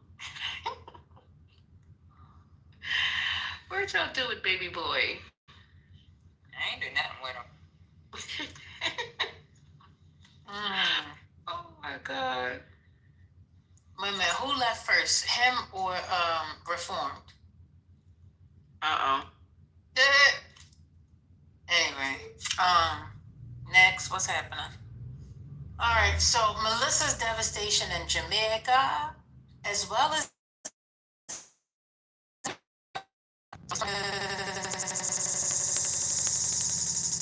subsided a little bit. I think it's down to a 1 category. I know it was a 2 a couple hours ago, so I'm hoping that it has calmed down since then. SNAP funding on the line. Man, I knew it was gonna come to this. What's happening, CO? What's happening, Aleph? Happy Wednesday. Good morning, happy Wednesday, everybody. I'm just here listening to the entertainment, but I'm always fascinated by some of the conversations that happen. I was going to ask Guy a question, but it looked like you guys beat him up and he popped out. I did not lay a hand on him, sir. I was over here just literally having a nice Kirkland water and moisturizing my face with Olay, and he came in crazy. I was like asking questions. I didn't touch him. No, he wasn't kicked out. He left on his own. His stuff was still in there. He left on his own. His blood pressure was up. I thought it was ironic that he said, I'm not here to align with an ideology. And then called himself a libertarian. Right. The hell? Supposed to be funny. And libertarians have been aligning themselves with freaking MAGA. Freaking what's his name? That podcaster that everybody freaking worships like he's a god. Is this yours? He left this here. Not me. It might be mine. A part of their talk. Because remember I was talking about listening to the consistency of their talking points is really amazing to me, and how much they confuse people. And some of these people, it's always, I don't know if that was you, Lisa, that asked, or maybe First Lady, was it a mission? Who said that? Is this your mission or something else? Was they literally? Lisa said that right now, but I asked El Normo the same thing earlier today. What are you here for? Are you here to have a second thought, to open your mind, to have conversation, or are you here to just continuously spread what you came with? And that's the same thing with Lisa saying. It doesn't make sense to have that type of conversation. Go ahead, CEO. I'm just gonna say, if you think of I remember watching the cast of the insurrection, right? And there was this particular lady, and she was all distraught, and she was like, I'm just here for freedom. And it's like a funny little soundbite or whatever. But that lady was disillusioned, misled, and confused. And throughout history, people have taken these, these commentaries on whatever medium that they listen to, and they really believe this stuff, and they get ginned up, they get mad. They own people who were regular women as witches back in the day. So it's like we're in a time where this propaganda is incentivizing people to think crazy because they just don't know. So I'm always wondering, is this a person disillusioned, or is this somebody with intentionality that's being destructive? So it's just always hard to tell. But some of these people really believe what they're saying. You know what I mean? So I was just going to say, to me, and I'll land here, I wish that we were pushing back on the narrative of all the Democrats, the evil Democrats need to do is just sign on the dotted line and you can have SNAP benefits. And rather than them telling Democrats or people who are associated with Democrats or people who just want humanity to move forward and use these our tax dollars for important things, I wish we would start saying all the Republicans have to do is meet with the Democrats and extend the ACA so people can have health care. Because that's all they really want. And nobody wants to meet with them because they don't want to extend the ACA. So they got a cool excuse to blame the Democrats for them canceling entitlements that they always wanted to do. So I just wish we'd push back on the BS. That's all I got for this morning, though. Ladies, you all always do a remarkable job in these conversations. So this morning I heard that. Thank you, Sia. Aleph, you sound like you're talking into your pillow. Oh, really? You better now. Can you hear me now? The Democrats did that, and that the Republicans pushed back saying that they would lose leverage. Or someone said that probably would have them, that the reason why they pushed back was because they would lose leverage. But the jury's still out whether they'll do it or not. And this isn't about leverage. The express goal from the Project 25 to the preceded Project 2025 to the past several years of replacing, repeal and replace, but no, all they got is concept of healthcare plans. They don't have a plan. They've never come up with a plan because they don't really want a plan. They just want to destroy it. So they've been destructive about all of these entitlements and have said as much. So this is the perfect window to blame the Democrats for doing what they've always wanted to do. So it's just really interesting to watch this stuff play out. So to your point, Alan, who has leverage and who's did this and whose fault it is, that's all showmanship in a game. At the end of the day, the way the American government is set up, so representatives of every part of the goddamn country can have their voices heard. So they're telling half the country, we don't care about your voice. They're telling people, even in Marjorie Taylor Greene's territory, that your health care being tripled isn't important. You got to meet with people. And I'm sure the Democrats, if the Republicans were sensible and came to the Democrats and said, hey guys, this is what American government is for. We're supposed to talk to make sure all voices are represented. And you guys are saying you want to extend these healthcare benefits and then we can get the government reopened. Okay, cool. We'll give you the healthcare benefits. That's the most reasonable thing that can happen. But it's like none of the conversations involve that simple rhetoric. Not even some of the Democrat conversations that I hear on the news. I'll land there. That's it for me this morning, though. Thanks a lot for your point. Yeah, and I agree with you, brother. Well, wait a minute, hold up, real quick, and y'all can get back to this. Did y'all know that Schumer backs the GOP-led bill to extend SNAP benefits? Okay, go ahead, continue. No, what'd you say? That's what y'all talking about? I think so. Initially, it was proposed by Republicans, and they were saying that the Democrats were supposed to shut down. And then the Democrats pushed back and said that yes, they wanted to constrain it just down to the AC, to the SNAP benefits extension. I don't know if you're at work left, but I don't know if it's just but I can't hear you. Okay, I'll come back later. Okay. No. I want to hear what you're gonna say, but it just when you just said that, I can hear it. Oh, well, there you go.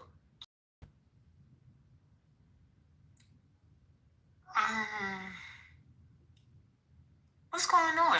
They say Schumer backs GOP bill to fund SNAP program. So I guess they must have came out with a bill for it.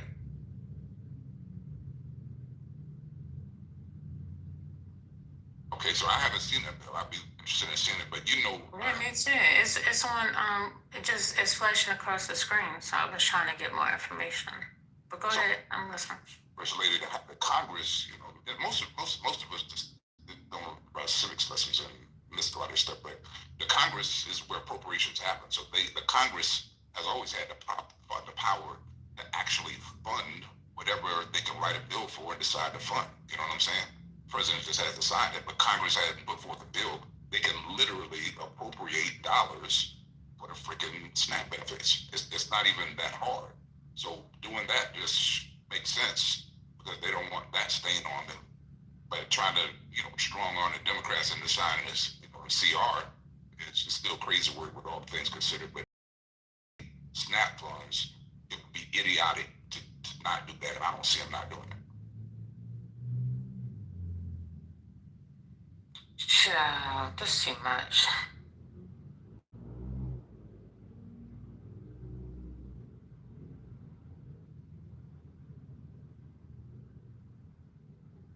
What is happening? It says Native American advocates on government shutdown. And then I see live now on C-SPAN, Dem leader Jeffrey on Gov shutdown. But I don't see where it is. Where is it?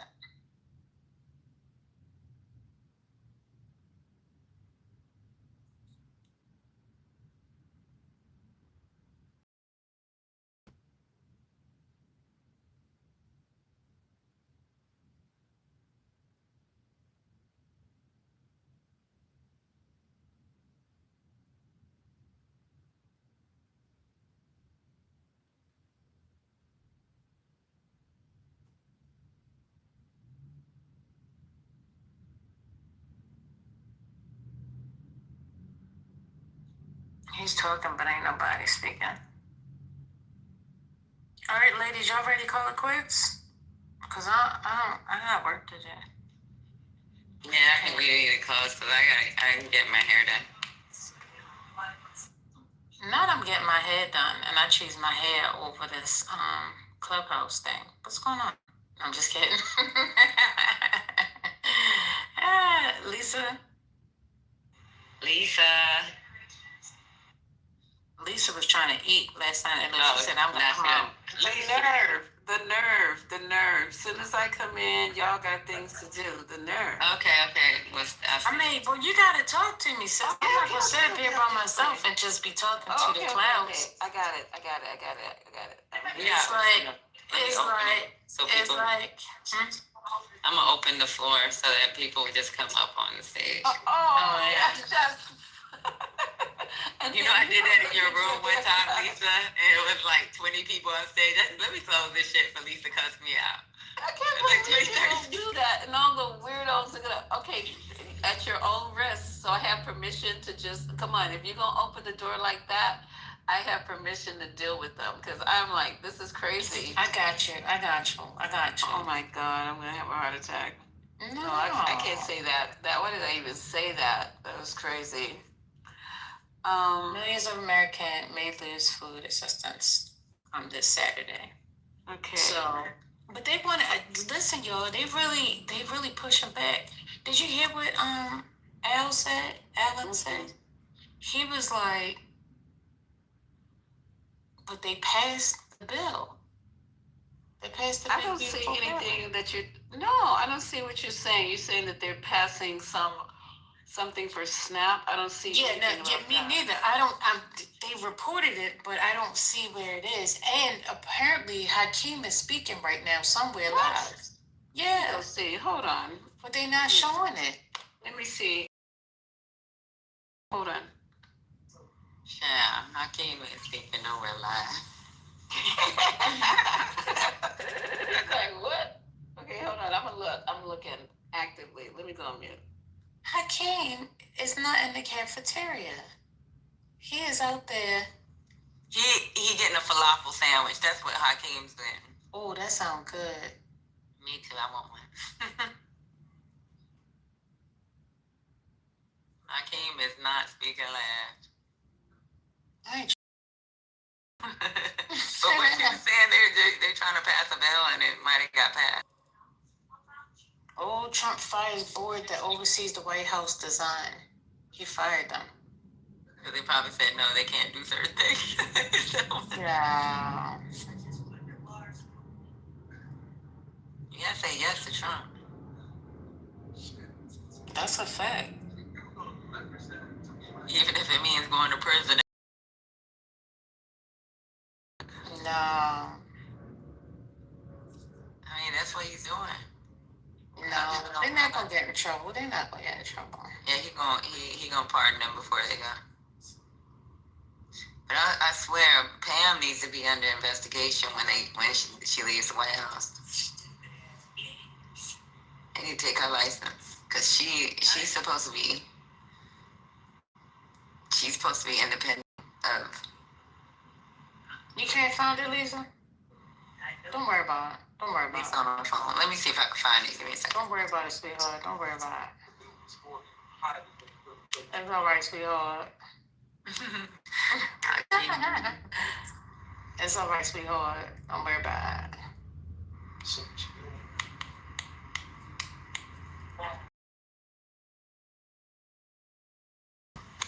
Let's see. I found something on Facebook.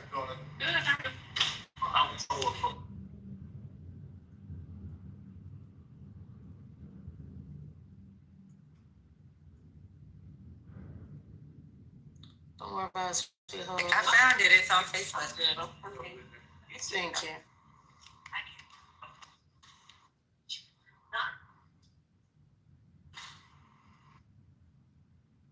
Y'all hear it? Nope. Hold on. It's on Facebook Live. Oh, wow, they with the mad ad time. I told you. That's why we can't hear it. On their 5-week vacation. Oh, they got it. It's on Reuters. The center to the shutdown plan. Looking at a year out, provided regardless of what we all friend is here on the shutdown,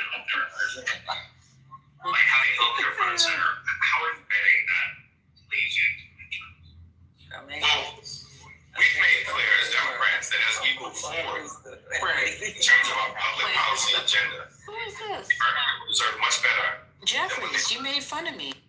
Oh no, I was looking. Then I Unprecedented the assault phone on rang. the economy, on healthcare, on nutritional assistance, on veterans, on farmers, on law-abiding immigrant families, on nutritional assistance, on the rule of law, and of course on the American way of life.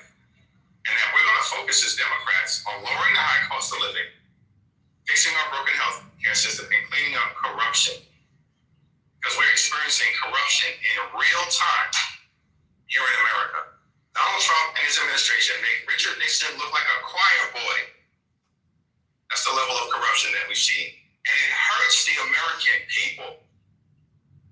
Because Donald Trump is more focused on rewarding his friends on Wall Street by doing things like finding $40 billion to bail out Argentina, and he can't find a dime to extend the Affordable Care Act tax credits, or is withholding billions of dollars in SNAP assistance that the administration has because it's been allocated by Congress in order to cause children in America to go hungry. That's Republican policy. If I can just follow up what we're planning on. Healthcare is a fight we're happy to have.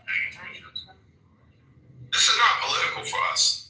This is about making life better for the American people. And it certainly is the case that in working to make that happen, we've got to fix our broken healthcare system and decisively address the Republican healthcare crisis. My hair, money, and money, then we're going to have a problem.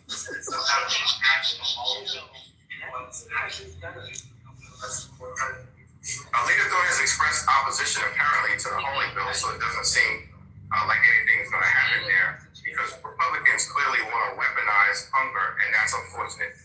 The best path forward is for Donald Trump to instruct his administration to spend the money that has already been allocated by Congress, more than $5 billion that they have in an emergency contingency fund for moments like this, to ensure that there's continuity in terms of SNAP benefits. And as has been the case for weeks now, the American people will continue to hold Republicans accountable for the shutdown, for the refusal to reopen the government. to address the healthcare crisis that extremist Republicans have created, and now for the possibility that 42 million Americans, including 16 million children, 8 million seniors, and over 1 million veterans may go hungry because the Trump administration wants to cut off SNAP benefits on November 1st. Government shut down. They can't find it. Government, well, eventually, yes, completely, but right now, it's because the government isn't being funded. They shut down. Right, but what are the like, what is the lower?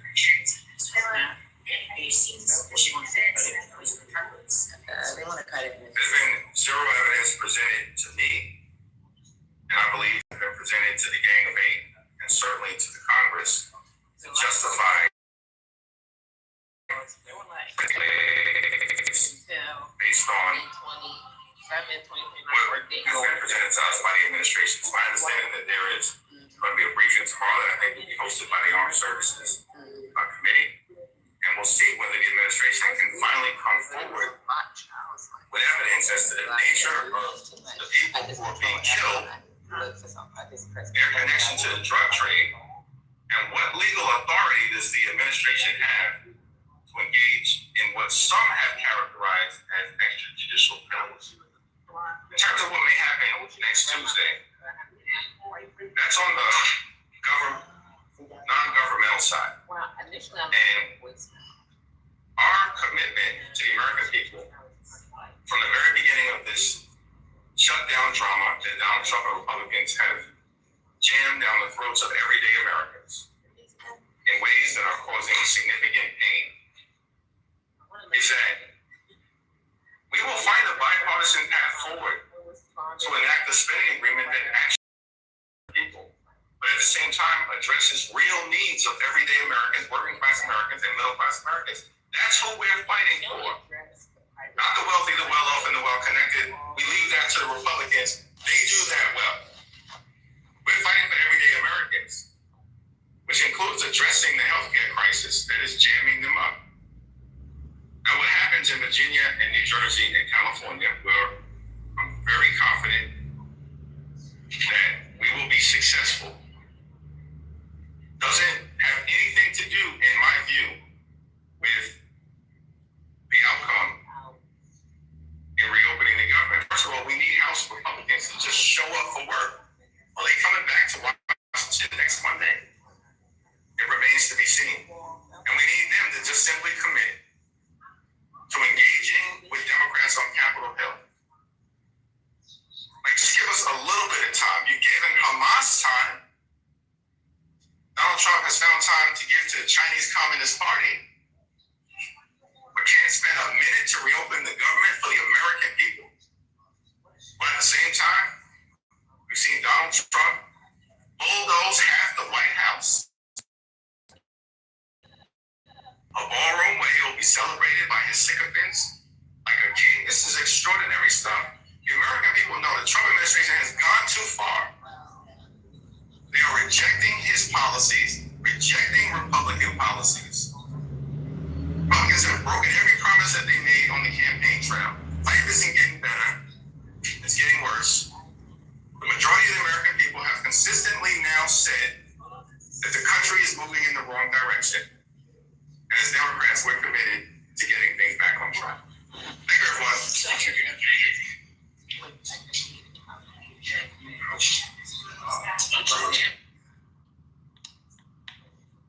That was it, yeah.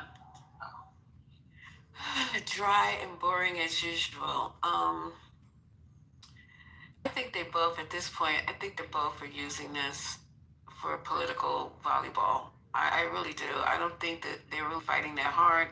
Hakeem seems like he's actually bored. He's boring himself. And they don't mind. I mean, where's the fire? People are not eating. And your monotone voice and your milquetoast comments, it's just starting to be a little bit, for me, I don't know, I'm speaking for myself, just a little old. And he needs to really he needs to get out there and look like he's putting up some sweat, a little sweat under his underarms, roll his sleeves up, and get up there and do what he needs to do. Call for a meeting every day. Put a resolution down every day. Come in front of the cameras every day. I think they like this vacation. They're getting paid. They're getting their health insurance. They're eating in the cafeteria. Tell them, Lisa, tell them. They like this shit. It was a bomb, though. I heard it was a bomb, that cafeteria for the house and everything. And it's free. So, anyway.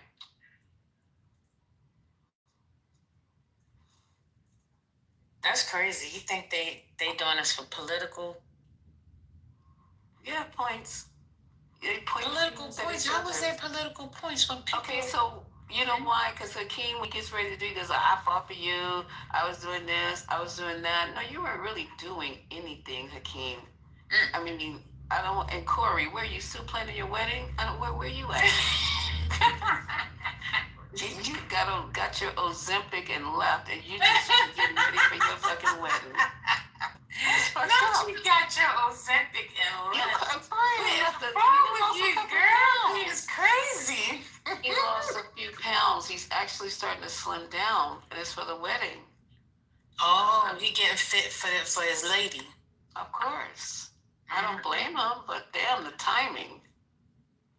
Like, they can't postpone that for a minute. Well, yeah. We need you. What's going on, John? What's going on with you?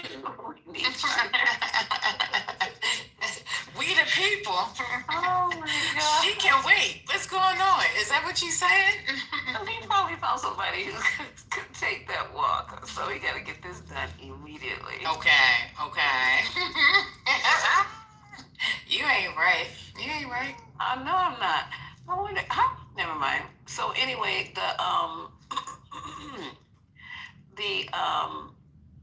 the boat, they were talking about this on one of these financial programs like Bloomberg or Squawk Box or whatever. They were talking about how much it's costing to keep the biggest aircraft carrier in the world over there. They said it is hundreds of millions of dollars a day. Stop. I'm just done. I'm done with the throwing away of the money, the pretense that you're trying to help the people, and we're just throwing away money left and right. Yeah, Squawk Box or either Bloomberg, hundreds of millions of dollars, because people on that aircraft carrier, if I can remember. Mm-hmm. So they have to be fed, maintained. The ship has to be maintained. Plus, there's a whole carrier group involved in it, just for Venezuela. I get a call for 20 minutes. I get a call for 20 minutes. You keep getting up. I know. God. Bouncing in and out like a super. Hello. Guess what? Sit down. I actually have stuff to do today. Surprise. We'll figure out a way to get back in here. I told you, know. as soon as you open this app, so from this point on, hear my voice. Look into my eyes. I usually hit leave quietly. I forget. Lord. No. So this Hit leave quietly. I forget. Lord. No. So this is what I'm trying to tell you. Listen to me. Listen. This is what you have to do. Before coming in, as soon as you hand, you click that far right in button, the messages. You have an iPhone, right? Mm-hmm. Okay, click on the message button and then navigate from there. That's how you have to do it. So even when you find it, either you find somebody that you know that's in here, right? Then you get back in and just stay there. If you go out into the hallways and leave quietly from the hallway, you're going to automatically be put into the goo if you don't scroll fast enough. Do you understand that? Because what happens is now the app allows you to listen to certain conversations is that you're actually in the space. You know, I heard that weirdo. Yes. Thank you, First Lady, because I was really confused. I was like, you know what? It just doesn't like me at this point. Yeah, that's the whole thing. When you're in the hallway, it's automatically putting you in somebody else's space. So if we're at the top of your hallway and you leave quietly, you're in the hallway, which then puts you in the audience of Politically Correct. Appreciate you. No worries. I hope y'all understand. Well, some of y'all don't even be on stage, but Or you know what, too? You notice in that Telegram, when you fall out of the room, just go straight to the Telegram and click, because I put it in the Telegram. To buy cheap. Thank that'll y'all. help you too. Yep. Mm-hmm. So the Fed cutting rates, despite having no empirical data, is going to be kind of interesting. It's almost if Jerome Powell is setting up Donald Trump. But this is pretty significant with the last cut that we had. So the good things are always expect to see the APRs on credit cards go down. This might be a good time for y'all to call and negotiate it going down a couple of points. But also, it's going to be interesting because the interest rates on what's paid out on loans and stuff is going to go down, but also the higher rates on cash is going to start steadily going away. So that's the plus and the minus, but we shall see. It should be a signal that inflation is going down, which it isn't. But I personally think the new normal is 3%. We're just not gonna be able to maintain 2% anymore, and maybe that's my 2 cents on that. I had another announcement too earlier. Did y'all see that Donald betting?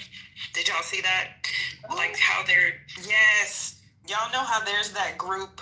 I thought that was his son's betting platform. No, True Social. So it's True Social, which is, I cannot remember if he actually has in True Social. He does. Remember that lawsuit with the other 2 guys? Yes. So that's it. Time ago.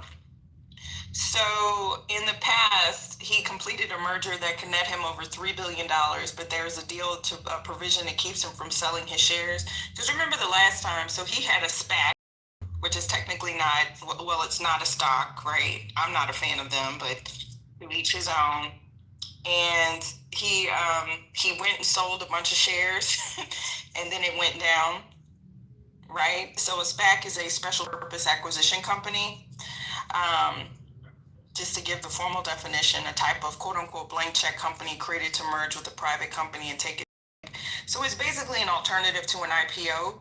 True Social probably couldn't have had an IPO because nobody would have signed off on the financials. It didn't make any money and it had an incredible amount of debt, right? So remember when it went public, it went up, and then it just kind of went typical Donald Trump enterprise. So does anybody remember that company that's pretty popular that was making all the bets? People were talking about it when it was coming to the election. They were referencing that more than they were referencing people that had done this kind of, political theory for decades. Isn't that his company's name, Bet on Anything? I don't see the name of it, Lisa. It's just, let me see. Gosh darn it, this new iPhone update is annoying as hell. I can't ever find my articles. I know, and I can't go back to them once I know. They're God gone. Damn it, Apple. Gone. They always doing too damn much. I'm glad it's just me, not just me, girl. No. Okay, it's irritating. Let me share I had to just Google it again. I don't know. I think it merged with Truth. Polymarket. Thank you, Roger. Polymarket. So this sounds like it's going to be another Polymarket. His Polymarket was super popular.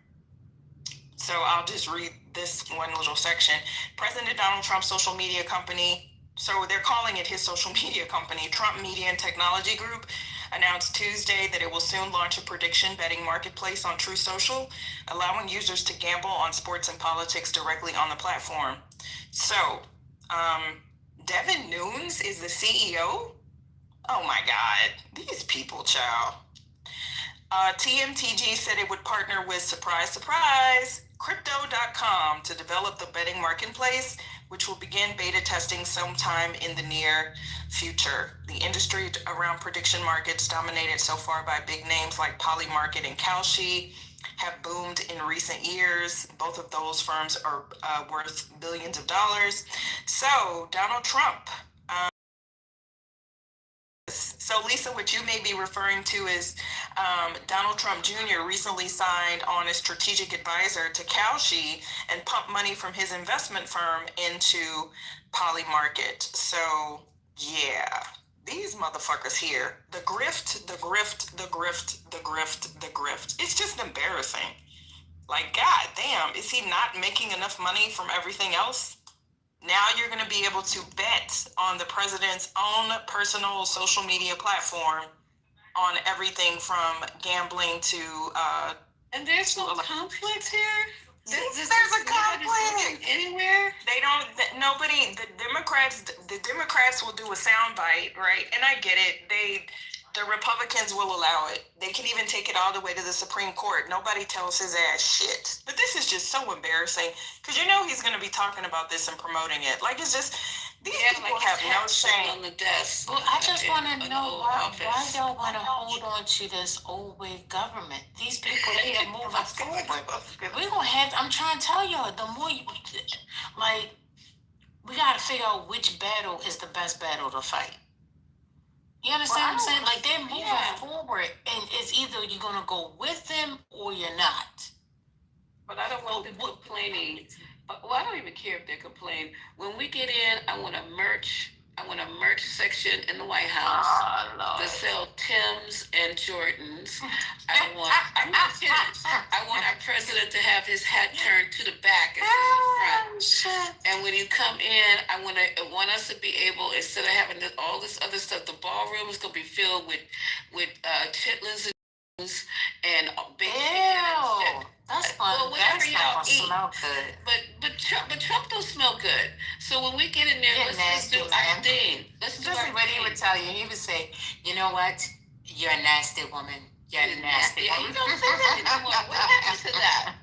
You're nasty. What happened to that? Hey, y'all. So my hairdresser was telling me that, I know I didn't mean to. This is, did y'all know that? And I just looked it up. Elon Musk came out with Brokopedia. It's supposed to be a petition to Wikipedia. One of the first posts, if you look up in Brokopedia who George Floyd was and then compare it to Wikipedia, George Floyd was a drug addict, a criminal. Dude. I know we're gonna collectively push back on this. Yeah. It's a mess. Brokopedia, this is crazy. Y'all just letting them just run right over us and back over. Now, I do want to add that Devin Nunes, y'all, here's for they just pretty much let Republicans run roughshod. Devin Nunes, who is the CEO of Trump's social media group, this isn't a conflict of interest. He's the chair of the president's intelligence advisory board. So what the fuck is that? This was the guy, right? He was in the representative California 22nd district from 2013 to 2022. And now, yeah, he's over the president. He also happens to be CEO of his goddamn business. This is some bullshit. You know what? These people, he can get away with anything the fuck he wants. Seriously. I'm not even going to say that's not, like, because what? They just allow him to do anything. Literally. What in the hell? And then y'all say you want Democrats to do this? That's not going to happen. That's not going to work, y'all. Because MAGA doesn't give a shit. You're right, Patty. MAGA doesn't give a shit. They don't care. They literally do not care. They don't understand how this looks to the outside world. It's like he's talking about the crime and this is what the bad guys have done. Now, did they used to do this behind the scenes? Not overtly like this. Hell no. We had safeguards in place. But this is literally looking like you know what? It is pay for play at this point. We just got to call a spade a spade. You come with the money, we're going to come with the honey. Right? That's it. Heads of state, CEOs, extremely wealthy people like that guy that just gave. Now, when the fuck have we ever heard that? Giving the United States $130 million for the military from a private citizen? The fuck is that? These people just, child. Ugh. sorry, y'all. I keep trying to find some good news, but there you go. The Fed cutting the rates is actually good news, but It's good and bad news.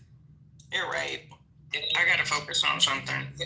So, bad news for those that had to lose their jobs, so we had to get this interest. You're right. You know what? It was probably the shutdown. It was. You're right. The job report and the shutdown.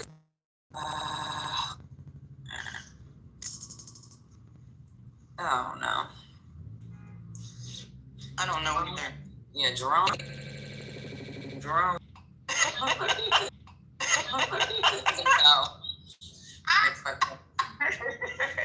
No. No. Trump said that he has the power to remove you. No. So are you thinking of stepping down? No. Jerome is funny as shit. I'm sorry. He's funny. And got a black person. I know. That's why I call him Gangster Jerome. Jerome is gangster. You know what? That is the one thing Donald Trump that's good is he appointed Jerome Powell. He can't remember that he did, but he actually appointed Jerome Powell. That was a blessing in disguise. Because you know if he could go back in time, he would definitely reverse that decision. So shout out to Donald Trump. Apparently he's going to take over though.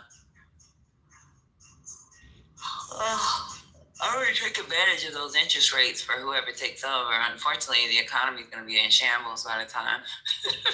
Oh, hell yeah. This is exactly what he did his first term. This is exactly what happened. And it's, but you know, Trump is wanting to get those rates down himself because his ass is still carrying all that debt. Nobody just talks about it anymore. But he ain't paid off all his damn debt. He better sell some more meme coins. Let me actually look up Trump's outstanding loans.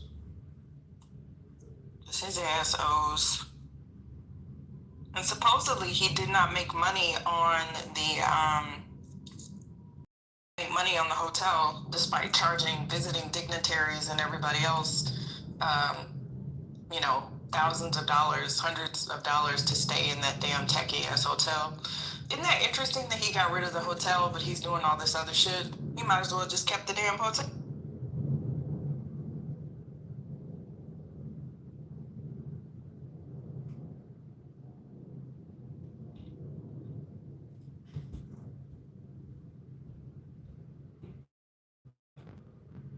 So where is MAGA in here?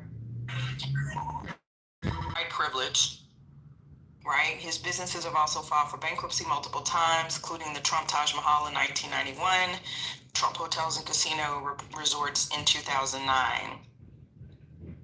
Interesting. Lisa had played interviews the other night from, I think it was people that work in America, of The Apprentice. And they talked about how terrible, like, you know, we were talking about how they had to refit the boardroom. He wasn't actually living the way people think he's living. I mean, obviously he still was working. Yeah. They said he wasn't making any money off of real estate, which most New Yorkers already knew. He wasn't into the real estate business by the time he was like living in the negative. Driving off of the Trump. That noise. I needed them several times, and they kept coming back off of me on purpose. Oh. So. That was so many dropping too. Go ahead. Go ahead. So wait a minute. This salad is looking delicious. You got plantains. You know it had kale. I don't like plantains. Oh, that does look good. Kale with red cabbage. Especially the chicken.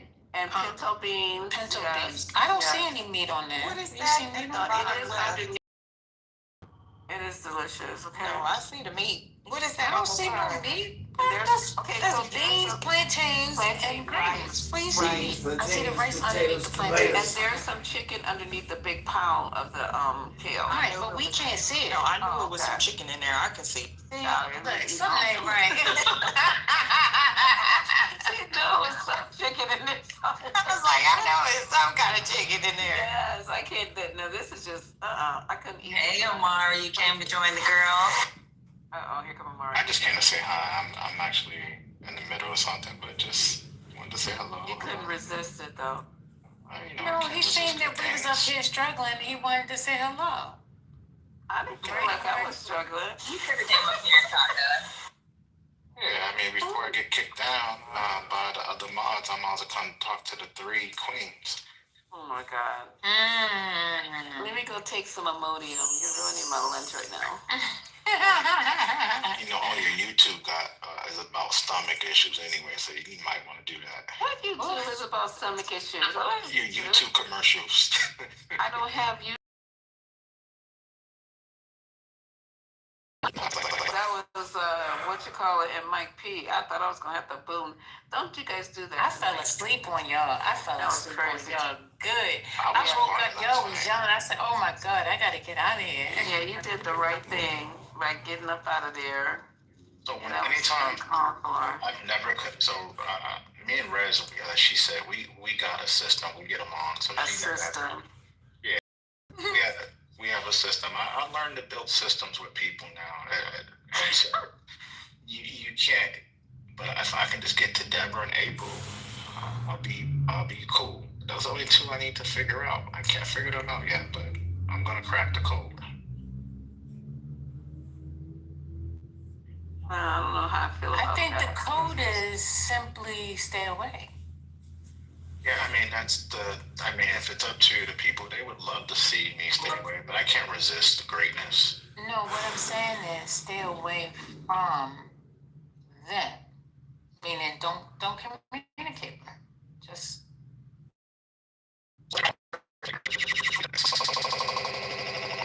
Cut me off, but they have agreement.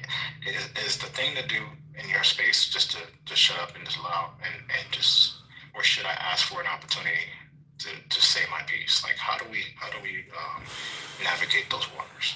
I mean, so for me, if I were in someone else's space and that happened to me, I would simply say, I'm sorry, Muds, am I able to finish?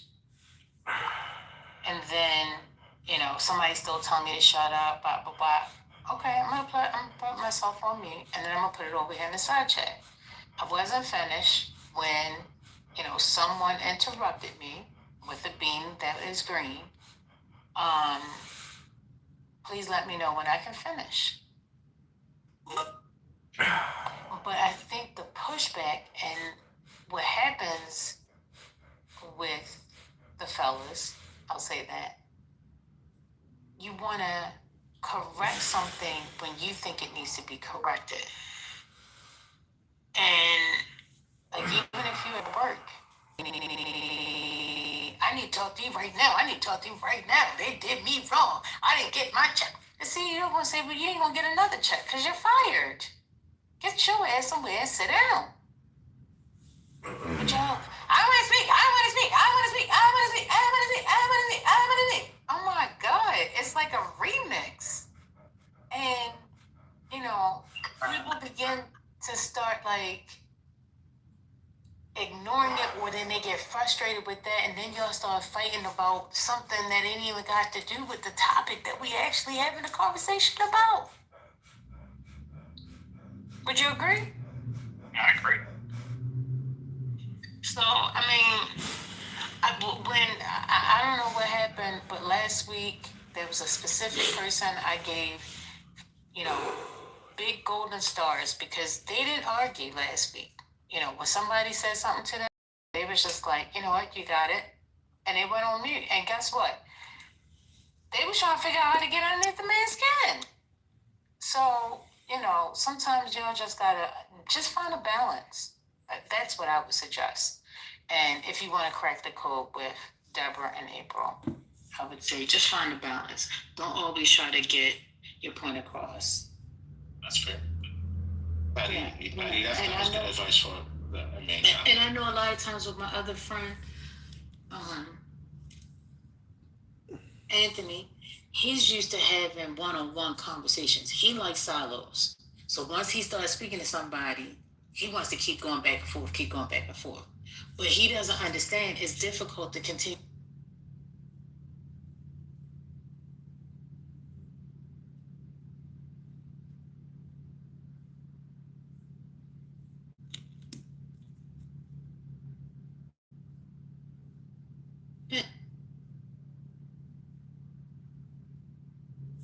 To be honest. Like, like, she's a perennialist. She believes she's a perennialist. Day to day, like how. No, I'm saying European occupied the Native American. They butcher all 100 million people. So where are they now? They're gone. Where is God?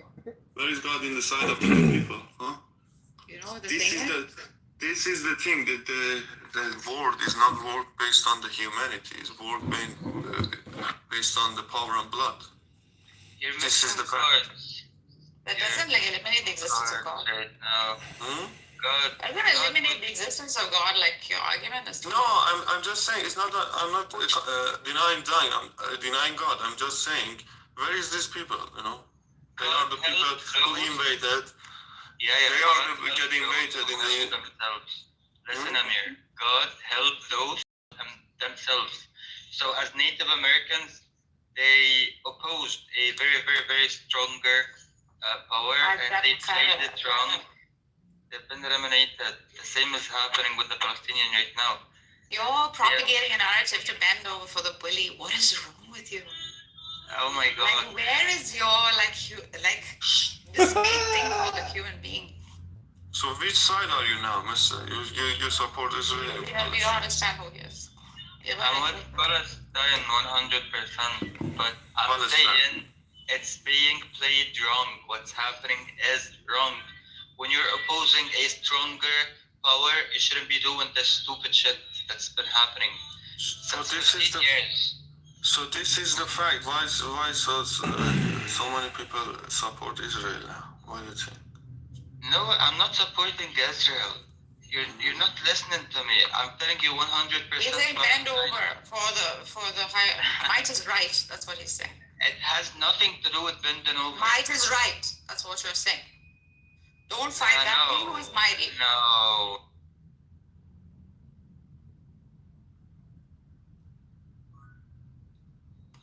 Not true. Sorry. I was trying to do something on the thing and I pushed mute all. I guess sorry I muted everybody. That's not saying might is right. This is not what I'm saying at all.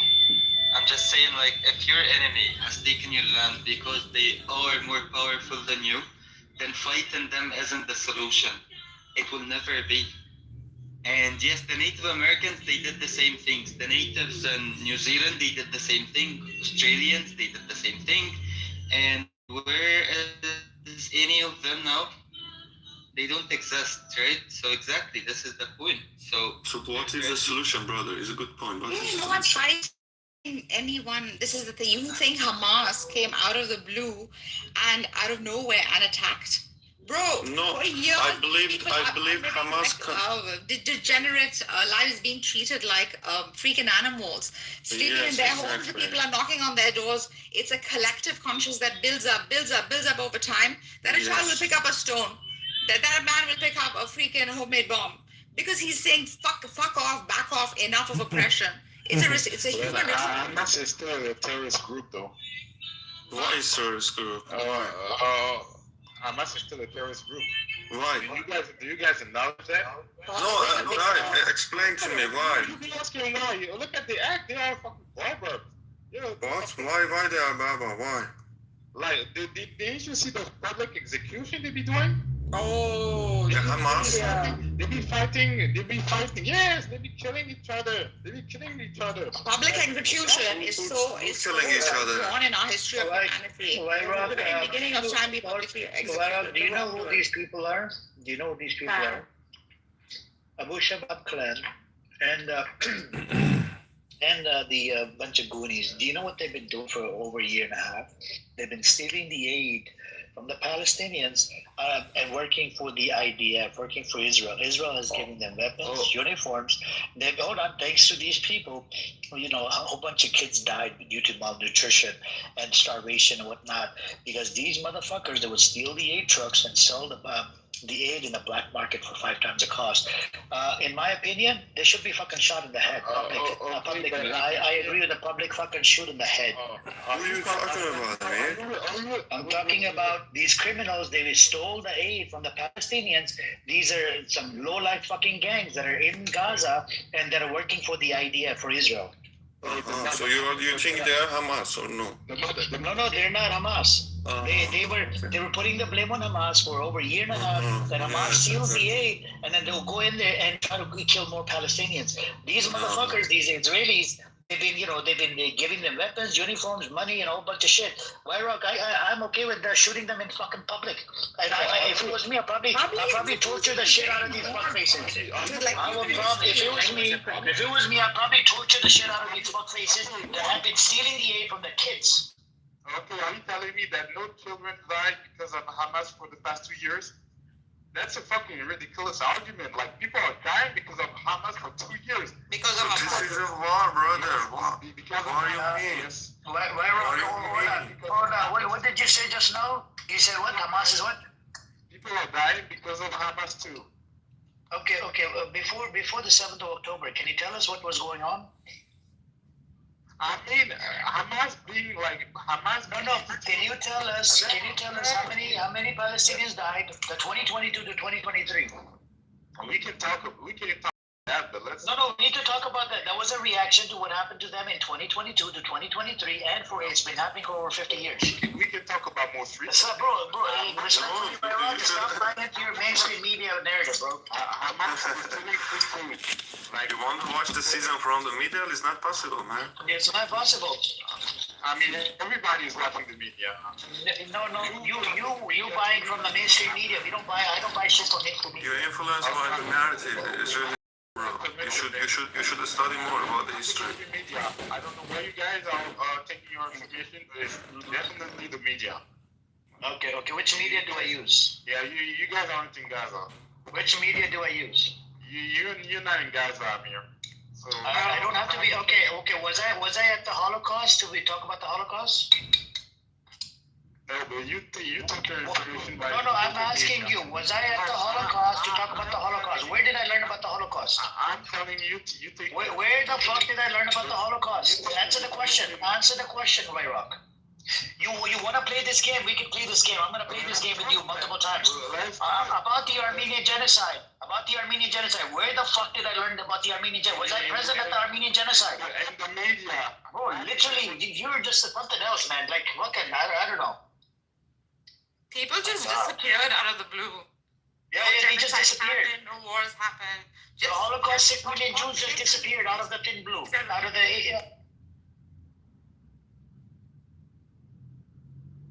To know the truth and hide it.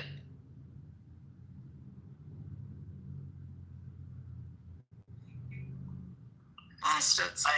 Literally, everything is on a talking point. Oh, you're not in Gaza, so I can't talk about it.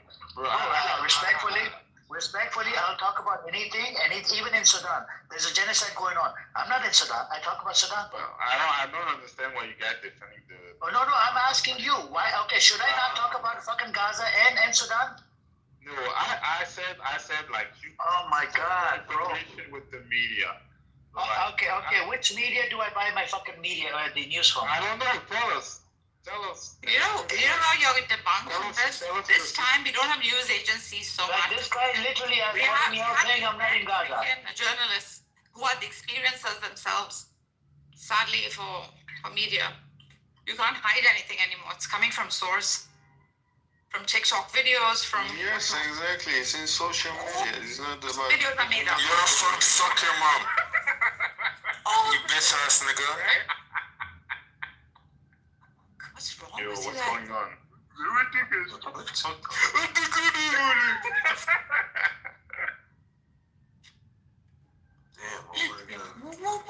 Either way, I don't know why you guys want to defend the Hamas all the time. Like, They're a bad group, guys. I just gave. Okay, can you refute my claim? What I just told you? I'll provide you Times of Israel article. Would you take it? What you said, Amir?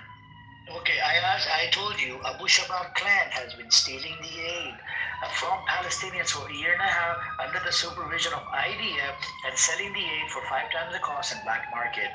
All right, thanks to this fucking Abu Shabab clan and a whole bunch of these other clans that have been cooperating with the Abu Shabab, they're working with Israelis to spy on Palestinians and to steal the aid, and they were selling it in black market for a year and a half under the supervision of IDF. I have a whole bunch of articles that shows that they were allowed to steal the aid under the supervision of IDF. And in the beginning, I used to wonder who the fuck is stealing the aid. As it can't be Hamas. And guess what? I was right all the way. These fuckers. It can't be Hamas because they came up with the report. USA came up with the report saying that Hamas is not systematically stealing the aid. Would you take the report? I mean, would you take the report? Would you take the report? I will take multiple reports. Report that saying that Hamas is stealing the too. Hamas be hiding under hospital. Brother, Hamas is Palestine. Just stop with the fucking Zionist narrative, bro. This is all Zionist talking points. All the Hamas, Palestinian is Hamas. Hamas is a resistant of the Palestinian people. So Hamas did nothing wrong for the past 2 years. That's what you're saying. No, they're not. They didn't nothing wrong. You never want to talk about what Hamas did wrong for the past 2 years. If you can talk properly, because your mouth, keep a distance from the microphone, please. I can hear. I said you guys never want to talk about what Hamas did wrong for the past 2 years. Like that's because you want to only talk about the past 2 years, because it's not going to past 2 years. It's going about past 40 years, 50 years. I'm talking about recent history. Like, so it's not about recent history. Oh my God! When you torture people about 40 years and you genociding people about 50 years, and some people suddenly say, "Oh, we should stop them," and they take a weapon, and you call them the terrorists. I think it's fucked up. Hamas did wrong for the past 2 years, please. Can you acknowledge all the wrongs from Hamas from the past 2 years? Yes, the biggest wrong Hamas did. Hold on, I'm acknowledging, is to take aid from Netanyahu. So all the fingers still go back and point at source, the source of all evil. No, I think in my opinion, Hamas is the organization, resistance organization of Palestinian people. You know. I'm saying yes. The biggest thing. If I were to say anything wrong according to his narrative, which he will obviously not deny me because it's out there, the one thing it did wrong. Now, what it did with the aid is up to Hamas, but that they went to source. How do you feel about that, Wyrock? Hey, we ran away. Walaikum assalam. It was a self-inflicted 7th October attack. Still, bro. It's crazy. It's crazy when people only talk. It's crazy when people only talk about 7 October, because it's way more than this. Even we can talk about 1,000 years. That much this conflict is. Edward Sampson said that he gets a certificate and degrees, and they're proud of him to spread the Zionist narrative. Can you believe it? I don't know how much they're paying him. They're proud of him. They're really proud of him. They let him into the community. He's part of the Zionist community, and he defends the Zionist narrative. You said it earlier before you left. You ran away. Yeah, he is the Samson. Did you say you're acknowledged amongst them, or you? You said you acknowledge him amongst them. That basically that's what it means. I said they respect you. I said they are endorsing me. They're not. They're not doing what the Palestinians are doing to you. They're endorsing. Who wants Palestinian endorsement?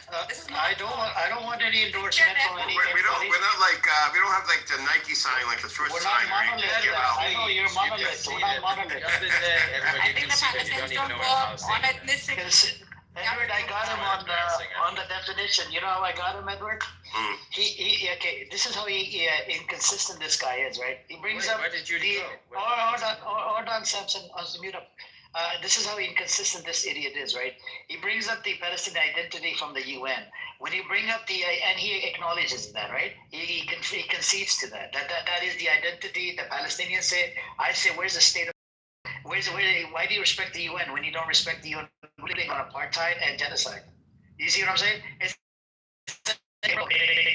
Why would you bring up the UN and But you see what I'm saying? But it was this is Kennedy. Am I lying? I mean, is that not true?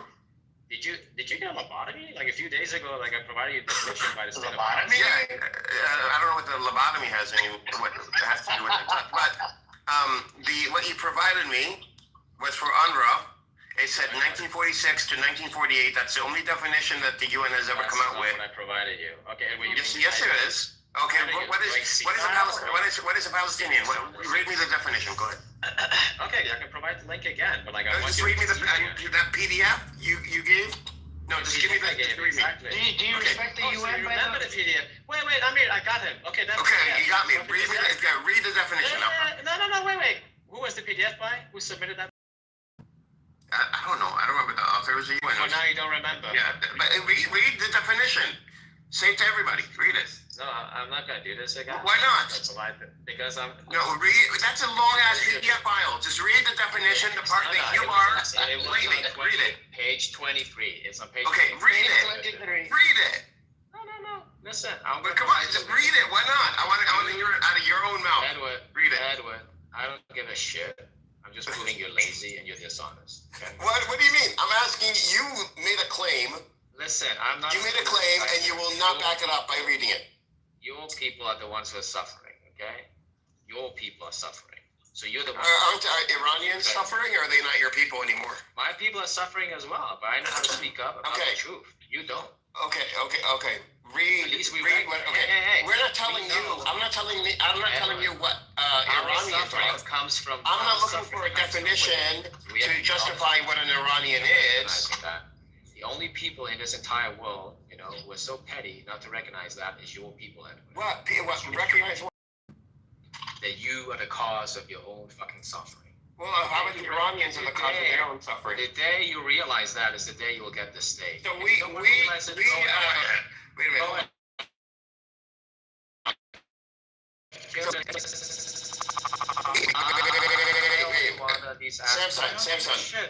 Samson, hold on. Edward. Don't crash out. I'm getting triggered. I'm exposing your. Don't crash out. That's what he says.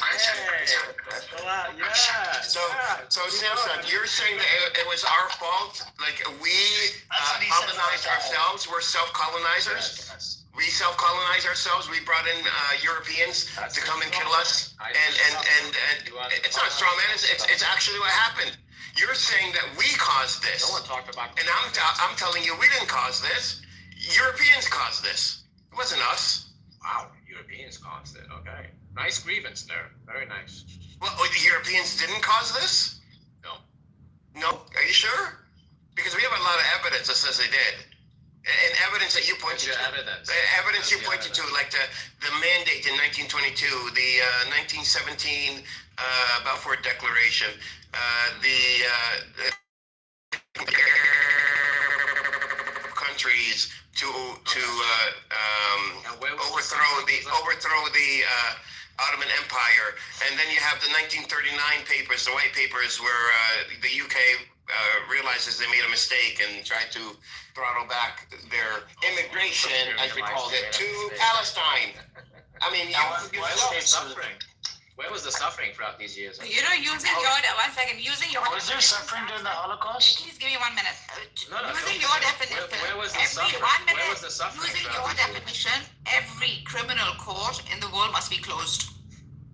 Because the innocent too will inflict their own suffering. If your philosophy is the cause of one suffering is the self, then every criminal court in the world must be closed. There is no such thing as innocent and criminal. There is no such thing as oppressor and oppressed, I right? hear you. I hear you, Nargis. So show me. You want to invoke criminal courts? No, you show the definition of Palestinians. Wait, I'm talking to Nargis. So Okay, put the link in the chat. Let me find it for myself. Put the link in the chat. You're telling me wrongdoing does not exist. Basically, that's what you're telling me. Because all wrongdoing is done to the now self. you, by the self. Nargis, now you invoke the criminal courts. Now I want you to provide to me a case. Keep to my philosophy, please. Keep to the sequence. Where Israelis? Keep to the philosophy. Keep to. I didn't bring up a particular. Keep to the principle. What is wrong in what I said? What is wrong in what I said? It was not relevant to what I was saying. That's what's wrong. I made a claim. I provided evidence. You made a claim. I used it as a premise, and I gave you a conclusion. You can keep to the principle. You're going to particulars and examples. The premise is you said you're being disruptive right now because I wanted Edward to provide. I want Edward to show me what is something. I'm happy to have Nargis represent me. Thank you. The moment you say it's okay, Nargis. So during these years that he just mentioned, thank you, Nargis. Particulars with you. Thank you, Nargis John. Thank you. Please represent us, me and Edward Nargis. Go on.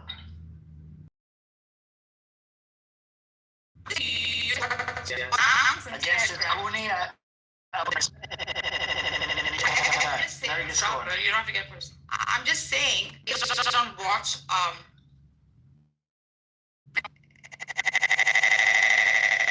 they are philosophy of self-inflicted. All suffering is inflicted to the self by the self.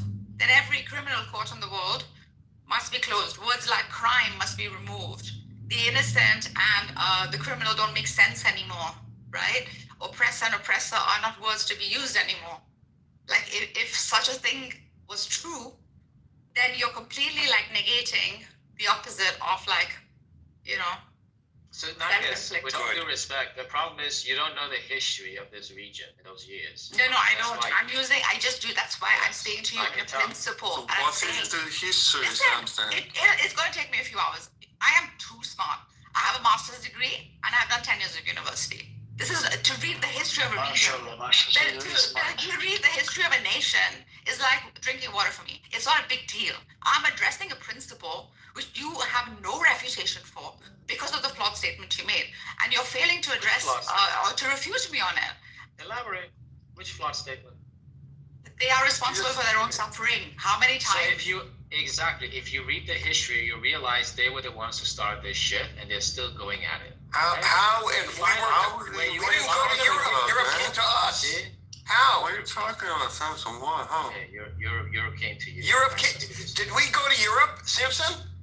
Okay, are you denying colonization then? Edward, provide me your entire ancestral history, right? I want to make sure that you've been there for 3,000 years. Wow, this Cooney wants to know the entire history. You can. I gave you seriously are Cooney. You're the biggest Cooney. You want in the US? Okay, wait. Edward, you want in the US, you lose your right to go to Palestine. You lost your right. That's essentially. Under your law, but we don't follow your law. No. I am applying your logic, right? No, you're not. Once you're Jewish, you go away from the You don't have a right to go back. Where's your you claim to be Palestinian, you will never see Palestine, Edward. Sorry. Wait, sorry. Okay, can I say then I'm ancient Egyptian and go back to Egypt?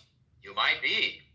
I mean, can I say that? Can I get a group of people? Can I get a group of people right now and say we're ancient Egyptians, so we are taking over Egypt. We want 55% of Egypt. And we want all the pyramids because we are ancient Egyptians. And you Egyptians here, you just moved into our nation, and you've had it for a few thousand years, but you moved in here, and so now we're taking you out. Okay, so answer me that. I will answer. Prove to me. Engage with me now in a conversation, a completely normal conversation. Where we can create a timeline. Let's not call him a that timeline should be from the beginning of time. Let's not call Cooney a Cooney. Let's be respectful. If we're going so now you made a claim. Edward. Yes. Edward, you made a claim now. Nargis, please allow the Cooney to speak. Which year did this happen? Say again. Which year did this happen? The thing you just said about coming to your house and expelling you and all these kinds of shit. I didn't say somebody came to my house and expelled me. I said Egypt. What are you talking about? No. I think you're fighting. You're arguing with me in your head, and you can't separate the two. No. You have to first make your claim, and then I'll debate you. You said the Europeans came to your home. That's what you said. No, I didn't. I said the Europeans came to Palestine. Palestine didn't go to Europe. Okay, when did that happened from the early 1900s and up? After World War II, you talk about. Early 1900s and up? No. Yep. And after World War II is when it exploded.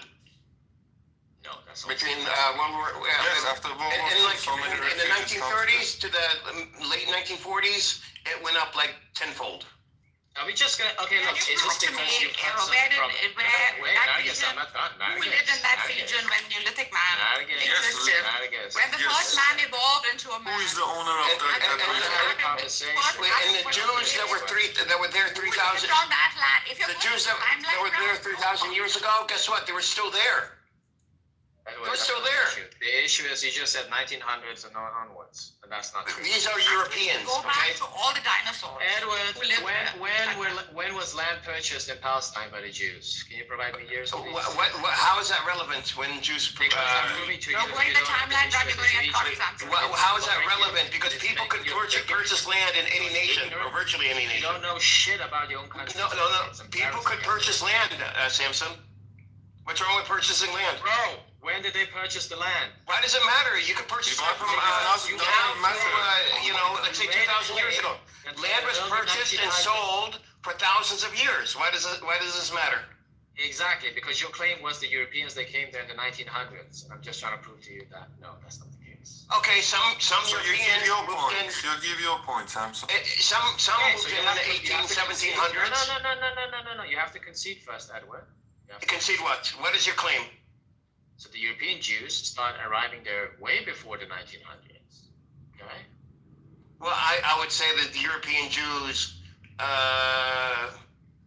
they've been coming over, I'm sure, for a few hundred years. I mean, Palestine was doing business with Europe, so I'm sure there were Europeans coming through. Some of them were Jewish. But the claim here is, you said that we self-inflicted this on ourselves.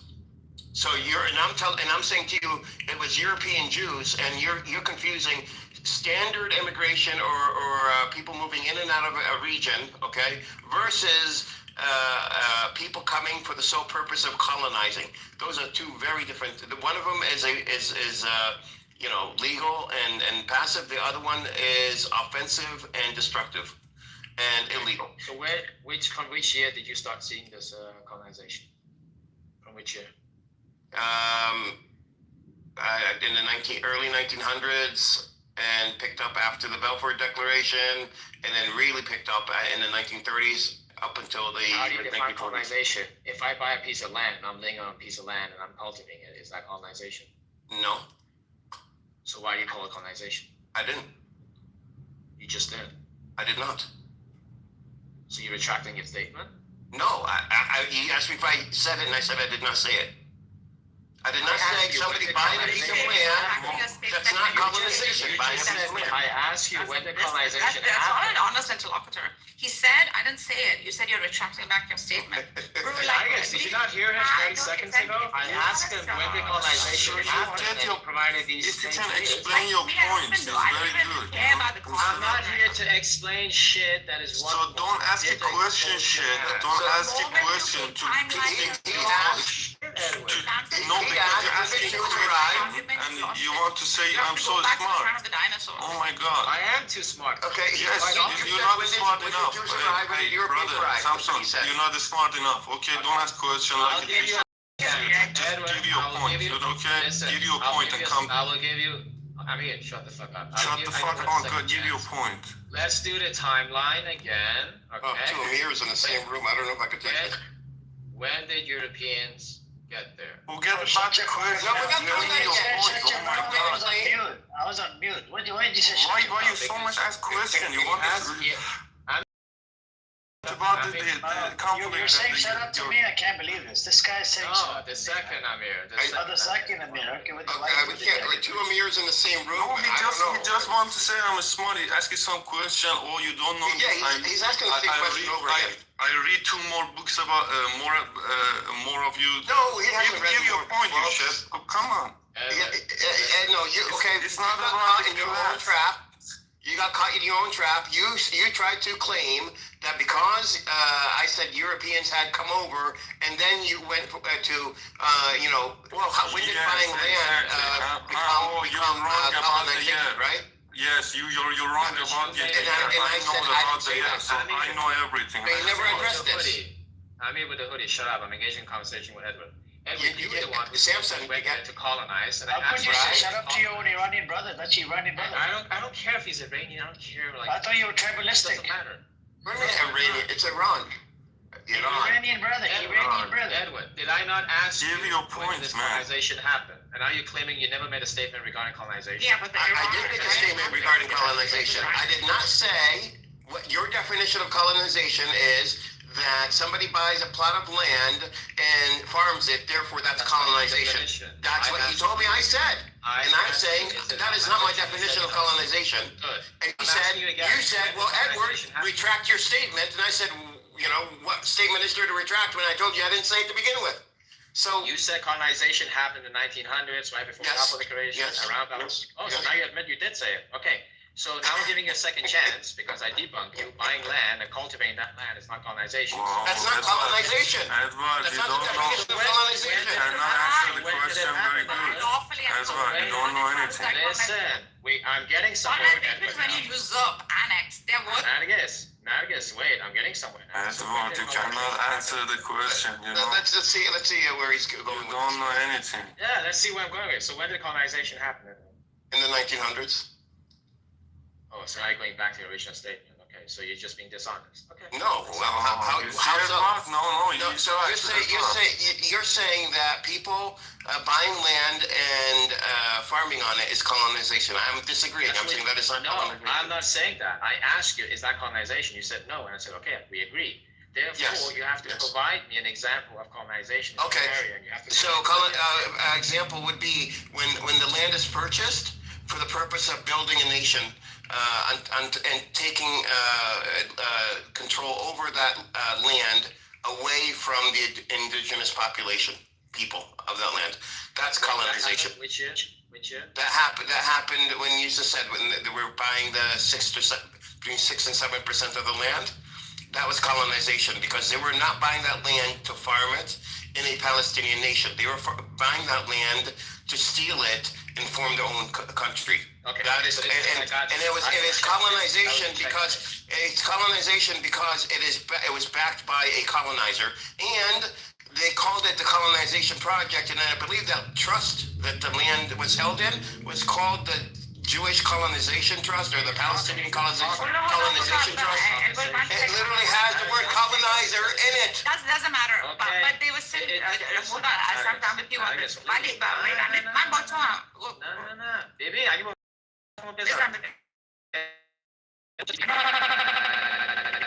Jews got there before. We just like we in hundreds, right? You agreed to that. So no, that's a very narrow definition. I agree.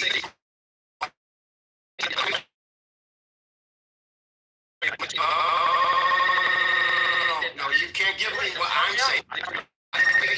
You're telling me what I said. I said you out of that land because Palestinians have been doing business with it. I also said that people have been coming in and out of that land for thousands of years. I'm just going to talk over you until you allow me to speak. Well, then don't put words in my mouth. Then the reason why I asked for a timeline is because I'm trying to demonstrate to you in the room that you're conflating many things and making it sound like it happened throughout 1 year. Okay, and this is not true. So the Balfour Declaration. That's not what I was doing. You said yourself. You mentioned the Balfour Declaration. The Balfour Declaration is from 1917. Okay. Correct. Prior to that, there was no notion, of European Jews going there to build an Israeli state. Yes, there was. They even approached the Sultan of Ottomans. Yes, and tried to buy Palestine. What are you talking about? Let me finish. Prior to the Zionist movement. You need to read history because prior to the Zionist movement from 1897, you didn't have this notion of buying something from an Ottoman ruler. So how come the European Jews bought these plots of land and cultivated it? How do you explain that? The 6% or 7%? Yes, how do you explain that? How do I explain how they bought it? What do you mean they bought it? There was no political Zionist movement. There was no Balfour. Well, yes, there was. Yes, there. You just said the 1897. Yes, and you bought these lands in 1860s and the 70s and the 80s but 90s. Wait. They bought land to have it to live in Palestine. That's one thing. That's so now you're retracting your statement. No, I'm not. So The 6 or 7%, however, the land that they purchased was to build a nation. It was not to cultivate and have farms. Which year? Now, Why was Jews. it sold to them, first of all? So you see, the problem is Edward, why was it sold to them, first of all? Were there any laws that they could buy a certain percentage? Like, I think there's naivete here, and I think one party got freaking soft. Well, it wasn't like 6 or 7% was sold out at the same time. And he's talking about two different things. The 6 or 7% wasn't purchased all at once. It's different people, and it wasn't purchased to build a nation. Yes, and what's the matter, guys? 6%, 7%.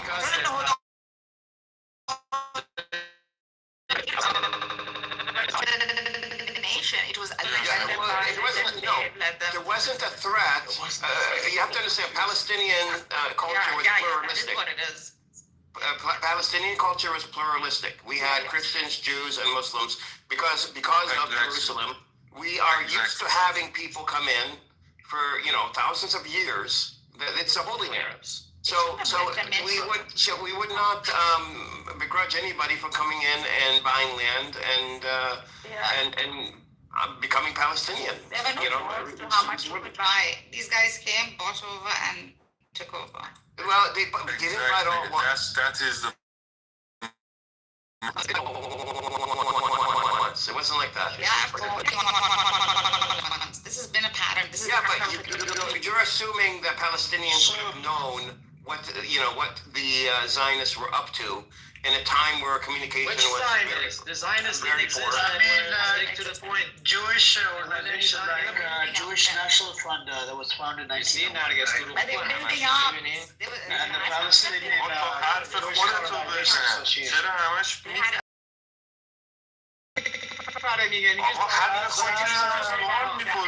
English, please, English, man, please.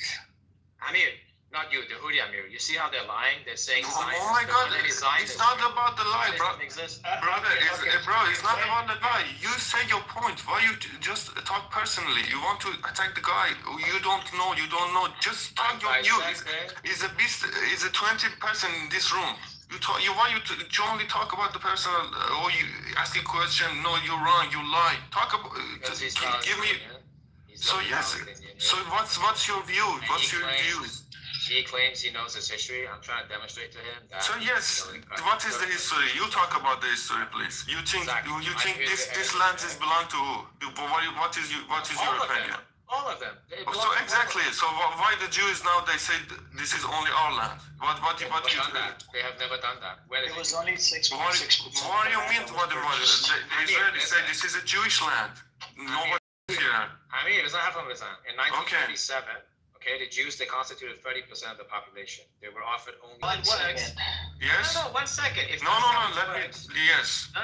You said that's how it works. Yes, exactly. If that's how it works, they caused their own suffering because they were the ones who started the war. They wanted to. So yes, nobody.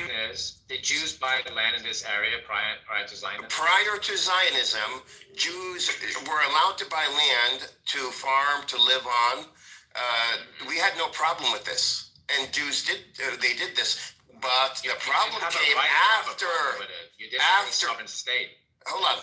It was under the Ottomans, so it was a state. It was a province.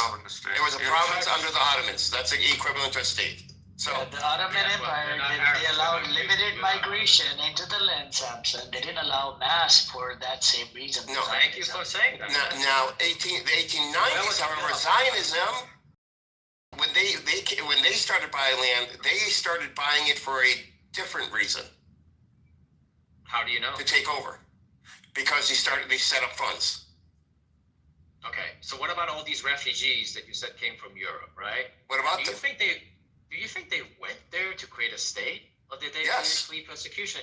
So they didn't flee persecution. Wait, why would they need to fleeing persecution, they could have went anywhere in Europe. Europe is pretty big. No. Yeah. Europe was occupied by Nazi Germany, right? Even the Germans themselves, they said, "Go back to where you belong, Palestine." I have quotes, many quotes. So are we now taking the Nazis as credible? Academic source. Why are you so fucking dishonest? Source on Judaism now? Really? Yes. Because they actually they are. But they are. They are. You know why? They wanted to. They killed them. Jews that were not practicing. They were not practicing. They were not religious. They're still. Oh, it's a self-inflicted genocide. Self-inflicted. Edward, what is your? May I ask, Edward? Samson, 1 minute. As well enough. 1 minute, Edward. What is your view? You think Jewish people? I'm Palestinian. I know you. You think the Jewish? You lost your Palestinian. Why? Says you? Says you? Jewish people. You lost your you're no longer Irani. Actually, I didn't. Oh, you did it. I still have my Iranian passport. I still have my Iranian passport. You have an Israeli passport? You have an Israeli passport? Can you show me? Do you have an Israeli passport? Do you have an Israeli passport? I can't show you a passport because I'm under occupation. Edward, what is your view? You think the Jewish people can stay in the Palestine, or they belong to this land? Well, yeah, I mean, the Jews have been there for thousands of years. Yes, that's right. And the Muslims actually brought Jews back to Jerusalem. These were not European. I mean, you considered Palestinian. I mean, that's exactly. You're in that region. You're part of that culture. Yes. But then when you take a bunch of people from Europe and say, you know what, Europe, Germany, you guys fucked up. America, yeah. You guys supported the Nazis, sent them money and weapons and whatever you sent them, and everybody hated the Jews. You, America, all these European countries, you guys pay for it. We Palestinians should not have to pay we don't have to do the time. You do the crime and we do the time. No, that's not fair. You have to do the time. This is the fact. Okay, if that's facts, it's also facts that not only people who are native to land reside in that land. You had Arabs from other areas of the Muslim empires that went there. You had Morocco. Were they going there to colonize? So yes. Now he said the Jewish people live here for 1,000 years. Yes, and it's fine. No, it's completely fine. Why you want to make a Jewish state? And you want to the people that claim to be Palestinian are not Palestinian. Okay, they're from Morocco, they're from Algeria, they're from Egypt. It doesn't matter, brother. It doesn't matter. What nation do you have on the planet, Samson, where all the people? Look at your own nation, Iran. Look at Iran. Yes, you come from Iran. How many you have Arabs, you have Afghani, you have Persian, you have Berbers. Yes. I mean, bring me one other country in the world that doesn't use an ethnic identifier to identify as an Iranian, right? My ethnicity, Persian or Azeri, comes second or third. Every single Iranian identifies as Iranian, right? We don't identify as... Hey, can you mention one other country in the world where they do that? Just one. Palestinians identify... Well, French people identify as French. What do you mean? Okay, but how many different ethnicities do they have there? We have multiple ethnicities. I just pointed them out.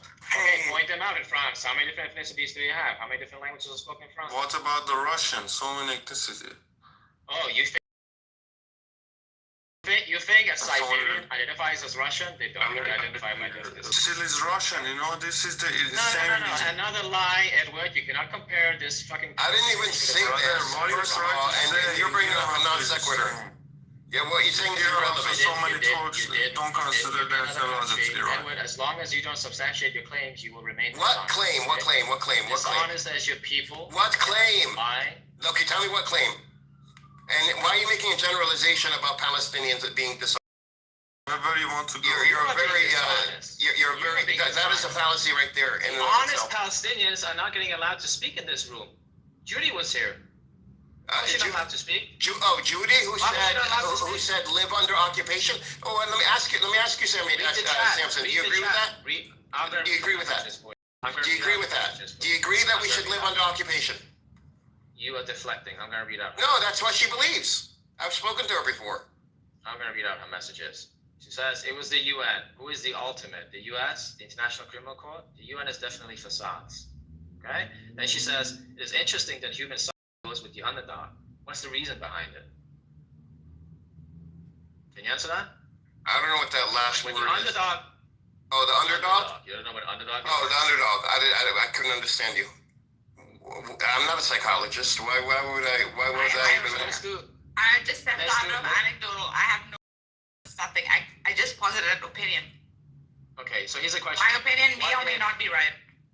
What if the underdogs are actually not the good people? They're actually the ones who have self-inflicted their suffering. So you have to prove that the Palestinians are not good people. Provide evidence. I'm proving to you that it's No, the Palestinians are not good people. What is okay, that? 1947. By the way, what does good people even mean? What is bad people? What is the good and bad in this conflict? Speak on that. Let me know when I can answer the Because question. we could do the same thing for Iran. We could do the same thing for any other nation. The Nazis were the underdogs in 1940. Well, thank you for bringing that up, Edward, because we Iranians, we recognize that it's self-inflicted. It's our own Iranian. We're not saying it's the U.S. Okay. But here in this case, it's the Israeli regime oppressing us. No, in this case, you have failed to realize you have failed. We don't have an occupation? People and the Arab nations. I think we should all look at the chat. I wrote in the chat, people like Samson are disgusting underdogs. Would you focus on that statement as well, please? Hold on. The underdog, hold on. There's a reference here. The underdog. That's what I wrote. Can you please give me attention as well? So can you read that message, please? Okay.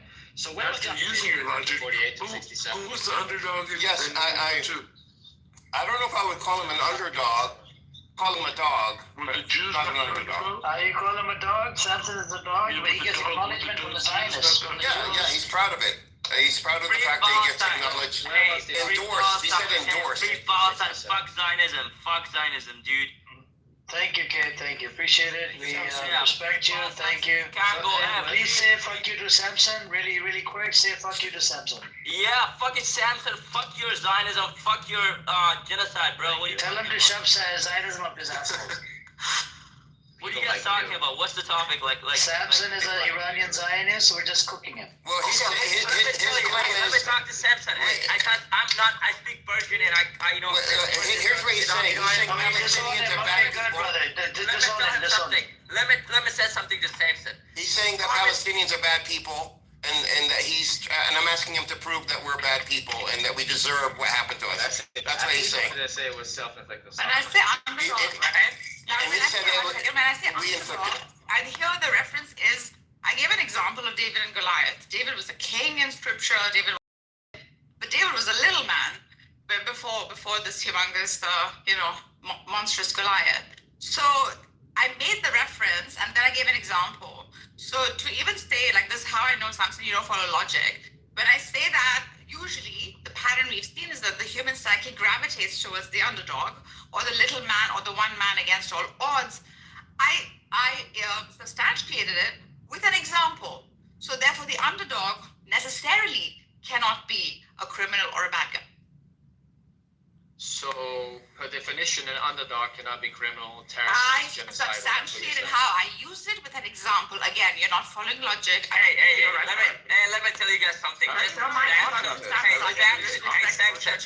You're using what the government doing in Iran as all the Muslims. So shut your fucking gay ass, bitch ass. When did I do that? Wow, okay, wow. Samson, why did they bring this on him? Yeah, you can curse at him in Farsi really quick. Do a drive-by, You can do drive-by and then you can move down. Because we need people, like we need 10 drive-bys a day to curse at Samson. Why? So the comments I read out were Judy's comments. Because he deserves it. I guess they were not your comments, they were Judy's comments. I know, but I made the statement. She was responding to my statement. So Amir, do you think Hitler was a good guy or bad guy? And I substantiated the I don't know. Samson, was he a good guy? He might have what allows anyone to talk at this point? Samson, how did they bring this upon them? How did they bring this on themselves? That's what I was trying to explain. In 1937, Scotty, man, where are you from, Scotty? Scotland. Mute your fucking rational ass mic and shut the fuck up. Okay, thank you for coming. Brother, thank you for coming. We're done with trolling. Thank you. I need like 10 more trolls to curse at Samson. Come up just for 5 minutes and then leave. Topic, I think Nergis wanted to chime in and Scotty. So who wants to go first? Is it Nergis, Scotty? Which one?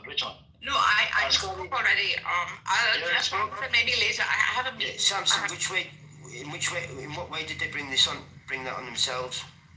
Okay, so in 1937, when the Jews, they constituted 30%, they were offered 17% of the land only, and they accepted it. The Arabs did not. Hajj al-Husseini, he said, I'm not going to give a single fucking inch to the Jews. And then he went on and killed those Arabs that actually wanted coexistence with the Jews. And I mentioned this to Amir.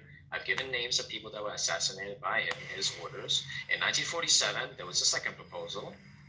This time, obviously, it was a little bit more, let's say, unbalanced, the offer, but nonetheless, it was still rejected. But not only was it rejected by the Arabs, they started a war with the Jews. They tried to genocide the Jews, ethnically cleanse them. So did the Jews bring this in the Second World War by Hitler? How is that relevant? Because you just said that they brought this on themselves. I'm asking you how do? No, I'm asking you. So were they? Why are you asking me something that's your claim? Like you need to substantiate. That's your claim. Because on the way you're thinking and your logic is that you're saying that they brought it on themselves. Whether they brought it on themselves because they turned down a deal, right? I'm pretty sure that Hitler tried to get the Jews to leave and go like quietly, move on, and they didn't go. So just on using your logic, so that genocide that happened to the Jews, was that self-inflicted? First of all, I want to know why you pivot. Well done. Well done. He corrects. Well done. Yes or no? So Scotty, listen, I will address that point once we finish my point, because this constantly happens. Whenever I bring forth the evidence, you constantly pivot because you cannot address it. No, but because you realize that once you have to realize that you have to address it. I can't find anything to eat on Uber Eats. Your card house falls You've asked me a question and I'll give you the answer. I'm saying it's not self-inflicted. It's not self-inflicted. How is it not self-inflicted when you reject it and you attack it? Please don't support Uber Eats. Uber is the one that's giving them the volunteer technology. Oh, 1 second, guys. 1 second. Uber. That have been killing our brothers and sisters in Gaza, the drone technology. So please boycott the China. Uber doesn't have drones. Uber said they're going to be doing the drone delivery. They're going to be using the same drone. Uber owner is Iranian. Uber is about to use those drones. That's what. I got hunger, bro. Stop it. Yeah, Dr. N, a Palestinian, told me about this yesterday. Dr. N gets information. Uber Eats about to use the drones, by the way. So, can you imagine using drone on Samsung? Anyways, No, we need to waste more drones on Samsung. Scotty, ask a question. Was it a self-inflicted? Were they underdogs, by the way? Were they the underdogs? Was it a self-inflicted genocide, Samsung, during Holocaust? You asked me the question, and I said no. No, I'm asking you. No. I'll ask you a question, Scotty. Yeah. I've never asked you a question. You've only asked me. You asked me. Was it self-inflicted? Scotty, did you mod this idiot in your room? Did you mod this idiot? I explained to you how it's self-inflicted. I didn't. I don't know. I'm just asking. Did you ever mod this idiot? I have. They're going senile in this room. I have to. One night it was just me and him, one other person in the room. It's colonization. No, there's no colonization. I've modded everybody. It's colonization. Scotty, I did ask you a question. I did ask you a question. Oh, Samson is trying to get that $7,000. Are you triggered? Are you getting triggered? From Israel. Are you getting triggered? Scotty, did you ask me a question or did you not ask me a question? Which one is it? I asked you a question and I answered your question. Thank you for conceding. No, you're not. I didn't ask you a question. So the answer is. Can you ask his question, then you can ask him a question. Which question did I ask you, Scotty? Which question did I ask you? He's asking you a question. Can you answer, and then you can ask him a question? You see, Scotty, I didn't ask you a question. Can you answer his question so you can answer your question? It's all about Can we talk about the question? The question? Can we talk about the genocide question? Was it a self-inflicted genocide? People, they need answer question. Samson, go up here and answer the fucking question, you pusshole. Scotty, what was the question I asked? I said I answered your question. Answer my question now. I am answering your question. I'm answering it. I am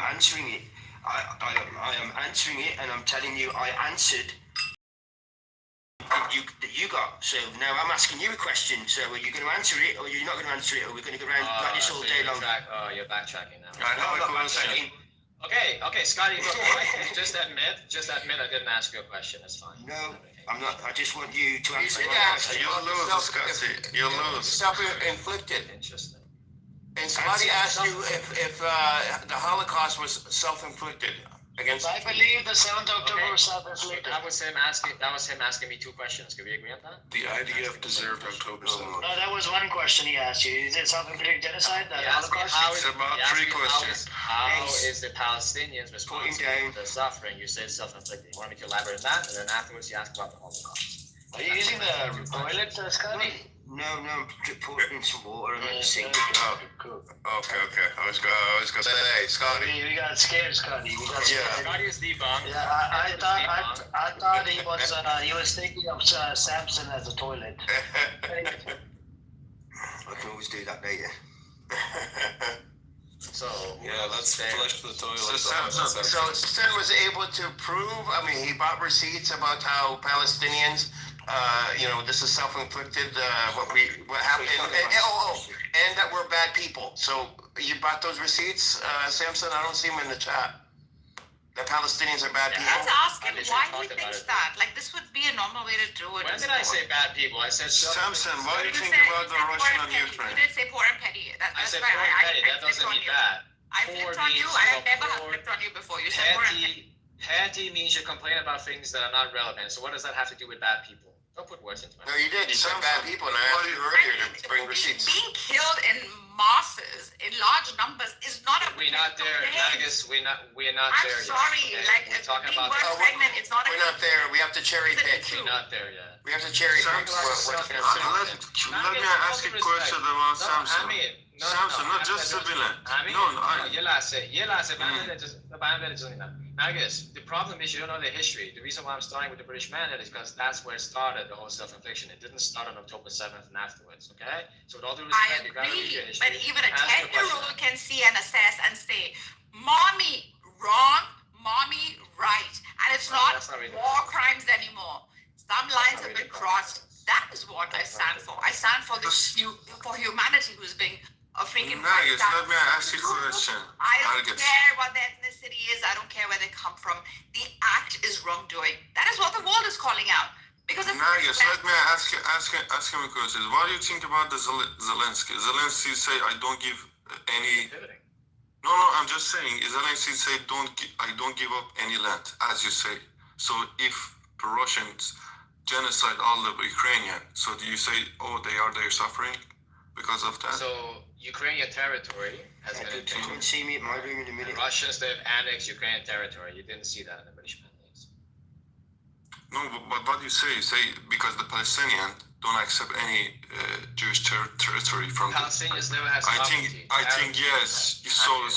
Where? Yes, where? No, you say didn't accept. Yes.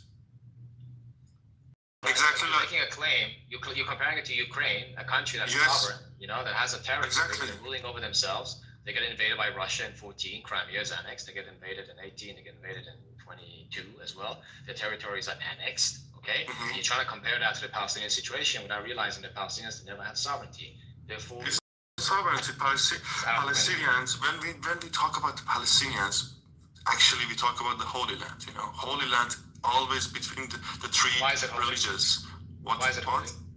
Why is it because holy? Because it's the Jerusalem. Jewish, exactly. Thank you. It's not about the Jewish. It's always exactly about so long ago. I don't care about the Quran. I'm saying it's about after the Jewish, it's only mostly between the two groups. The land was given to the Jews. It was not given. It's not about the Jews. It's not about the Jews. It's about the land. Who gave the land to the Jews? They always between Crusader fight, Crusader war. In the Quran, no, the Quran doesn't say so. Remember how I told Moses, you are Bani Israel, you have to go into this land, this is your land, it's holy land. If you don't go, you will. Yeah, the next verse is saying that go you and your Lord were not going to Holy Land. So yeah, the Israelites didn't even go there. So shut the fuck up and don't quote scripture. Alright? Alright? Don't quote scripture again, alright? Stupid bastard. I think we put the Quran together right now if you want to claim that's what it says. Okay, so it doesn't say that. So it doesn't. Hold on. So hold on. You hold to the position that it doesn't say that, right? Let's do the All right, hold on. Nergis, hold on. Samson. Amir, hold on a second. I will show this Harum Zada a huge lesson right now. All right, Samson, here's the thing. If it does exist in the Quran, I am a filthy dog. If it doesn't exist in the Quran, I'm sorry, you are a filthy dog. If it doesn't exist in the Quran, I'm a filthy dog. Okay, which Oh, why are you guys talking about religion? This is not a conversation about religion. This is about Samson calling it a self-inflicted genocide. But Samson made a claim. No. It's calling it a self-inflicted rape. Oh, I told her she shouldn't have dressed that way, and if she agreed, then I wouldn't have raped her. Do you hear yourself? Yeah, that's why I pointed out the whole concept of no criminal culture. Even one second. I've been listening for a while. Hold on. Yeah. Even if that there was a denial on conditions and the Palestinians rejected it. Okay, they rejected it and said, you know what? I don't want this.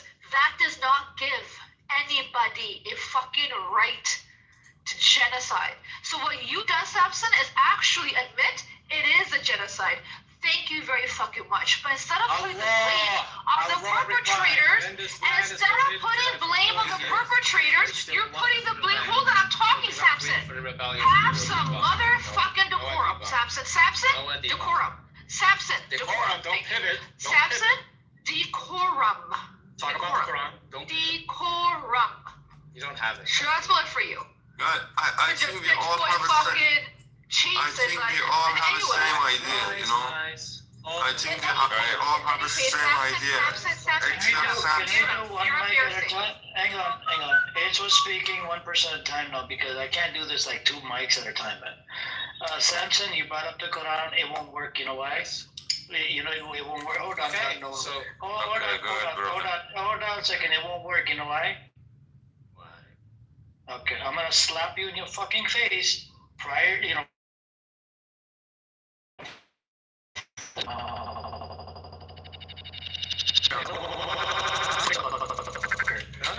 We're not calling it. No. Yes. My book goes back 1,400 years. Bani Israel. It wasn't called State of Israel. It was not called State of Israel. It was not. Fucking stupid fucktard. Seriously, fucktard. Just read the commentary on it. Let's read it. Let's read it together. Let's take some respect. I'm about to read some holy scriptures. Bro, it's not. Read the commentary. Go do wudu, bro. Hey, dirty fuck. Go do wudu first and then read it. Otherwise, don't even bother touching it. I've read it. I've already read it. It doesn't matter. Go do wudu first. We don't want you dirty ass touching the holy scripture. No one was lying because he was not fucking dirty ass fucker. I am lying, right? Yes, because all right. Hold on. Let's a man will not backtrack his statement, right? I'm not gonna backtrack my statement, right? Well, so you're a filthy dog. You're a filthy dog. If it doesn't exist there, right? Now let's see. You're a filthy rag. Actually, that's what your Bible is saying. So it says in chapter 5. All right, I'm gonna read the scripture. Let him finish now. No. I'm gonna read it because I don't fucking. I am gonna read it because I am the one who's making the claim. I am the one who's making the claim, so I'm gonna be the one who's going to be talking. To his people, O my people, remember Allah's favors upon you when He raised prophets from among you, made you sovereign, and gave you what He had never given anyone in the world. O my people, enter the holy land which Allah has made you to enter. Do not turn back. There's an enormously powerful people there, so we will never be able to enter it until they leave. If they do, then we will enter. To God-fearing men who had been blessed by Allah said, surprise them through the gate. If you do, you will certainly prevail. Put your trust in Allah if you're truly believers. Yet they said, O Moses, still we will never enter as long as the remain there. So go with your team. Yes. Why are you laughing? That's the same. You just shut yourself in the foot. Moses pleaded, "My Lord, I have no control over anyone except myself and my brother." That land is not a Allah replied, "Then this land is forbidden." Oh my God. Forbidden to them for 40 years, during which they will wander through the land. So do not grieve for the rebellion. Okay, 40 years. So, Okay. Exactly. So did they go to the land? No, you have to concede, Noah. Historians will not. Did they go to the land, Samson? No, retract your statement. Did, No, you have to did, concede. did they go to the land? After 40 years, yes. Did they go to the land? Allah, when Moses told them, let's go there. Stop interrupting. It's a sign of I'm weakness. talking to him. I'm talking to him, baby. You're interrupting. Baby, stay out of it. It's between Noah and Samson. Don't do that. Then moderate the room. Why are you letting him interrupt you? Bro, mute the fuck up, otherwise I'll move you down. I don't want to fucking go back and forth like you and Noah went yesterday. Thank you, brother. So Noah, you have to concede. No, right? My initial claim. No. Your initial claim that Moses. I'm talking. Samson. Let him speak now. Let him speak. You spoke, right? Let him speak now. Let him speak. All right. So I know you're cornered, Samson. I know you're Let him cornered. speak now. Just take the L. It's fine. You said that Moses Let him told speak his now, people. bro. Samson, you spoke up, right? He was on quiet. Yep. Yeah. So Moses, your claim. Let him finish now. Go mute up. Yep. So your initial claim is that Moses told his people, "Let's go to the Holy Land, right? And to the Holy Promised Land or whatever." And I told you just read the verse onwards. It just debunk your claim because the people themselves they said, "Go you and your Lord, fight those people. We are staying right here, right?" And now I told you you're gonna be a filthy dog, right? If it does say that, I'm gonna be a filthy dog if it doesn't say that.